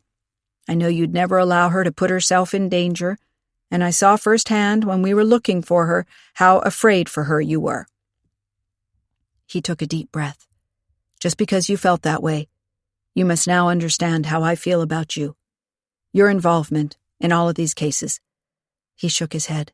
"I can ask you to promise to stop sleuthing after today, but you won't. You can't. You're too kind-hearted and perhaps also just too determined once your mind is made up about something. You also have book tea now to take care of all alone, and Peggy's gone too." He looked away. "You may be right that it's good for her to have a job away from town. I don't always approve of her choices, but I do realize I have to let her be. Maybe it's best that I'm not watching her too closely. I'll just trust in her own ability to make the right choices for her future and the boys. We all need a bit of space, I guess." He leaned back. "People have been talking about me becoming sheriff and all, now that our old sheriff isn't doing well. They say I did a great job replacing him, but it's all going too fast for me. I'm fine with working as a deputy here, but becoming sheriff? So soon? I don't know if I really want that. I might just ask to be placed at another office for a bit. Have time away from Hart's Harbor. See new places, different ways of handling things, just so I can make up my mind about it all."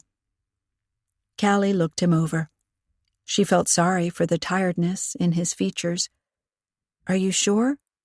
"Yes." He smiled sadly as he reached out his hand and cupped her cheek. "I can't go on like it's been the past few weeks. There's too much going on right now, and it's influencing my judgment. I can't see straight. I need time away to think about my job here in Hart's Harbor and about us. How our relationship can work when you challenge me about my cases and, well, you were right again. I had the wrong suspect locked up." "It's not a competition," Callie said quickly, but Ace stopped her with a hand gesture. "That's not what I mean." He frowned as if looking for the right words. "I arrested Strong based on evidence, so I don't regret that choice. But Iffy showing up to plead for him rubbed me the wrong way. Not just because it was a civilian butting in on a case, but because of you. I wanted to know whose side you were on, really, Iffy's or mine, and I started to make decisions based on emotion." Ace swallowed hard. "Because I didn't listen to her carefully, Iffy could have been killed. You would never have forgiven me. I would never have forgiven myself. I feel like I can't be a good deputy this way, or a good partner for you. I have to think things over, figure out how I can make all of this work." Callie's heart ached for him. "I do respect your judgment and your expertise on the cases, but Iffy is my closest family here and—" "Shh." Ace caressed her cheek. I understand. And because I understand, I have to do this. I have to go away.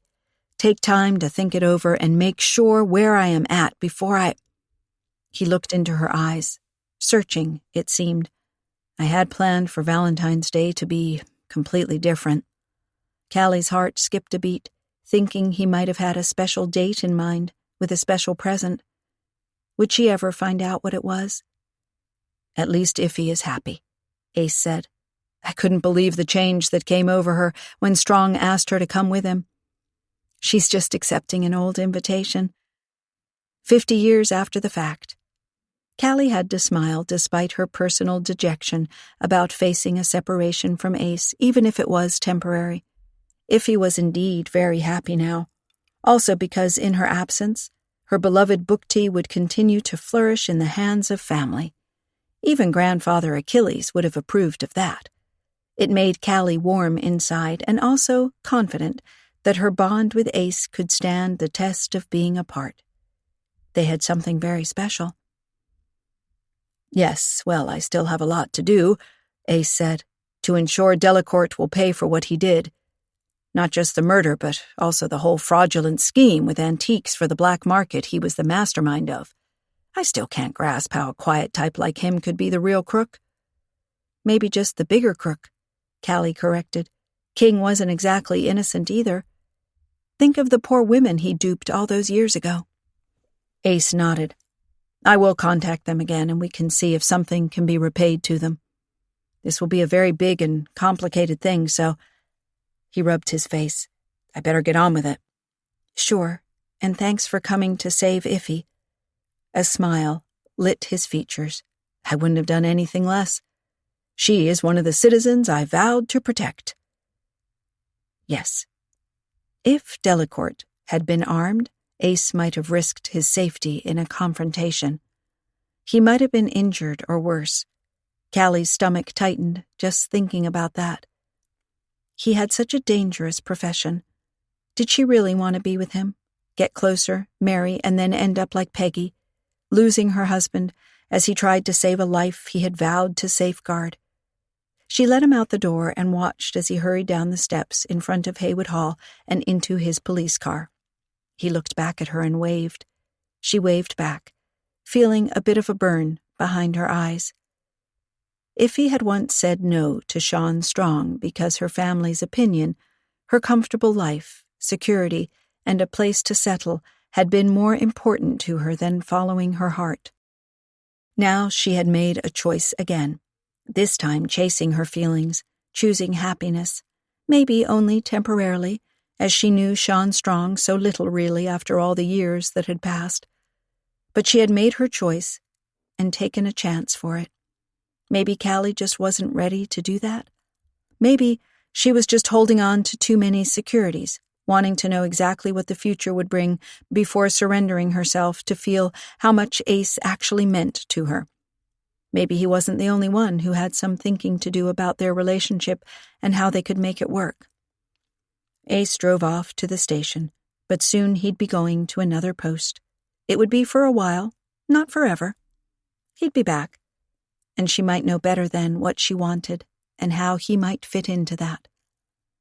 And however things turned out, and whatever she decided, she'd still have book tea, the tea parties, Daisy, her new home, her friendship with so many people who had also helped her with this case, and Haywood Hall, the place she had signed up to conserve and care for. Callie smiled up at its majestic front before going back into where the others were waiting with their sandwiches. Valentine's Day might not have turned out the way she had imagined it, but it had shown her she was part of a community where people cared for one another and braved the storms together. A community with a lot of heart.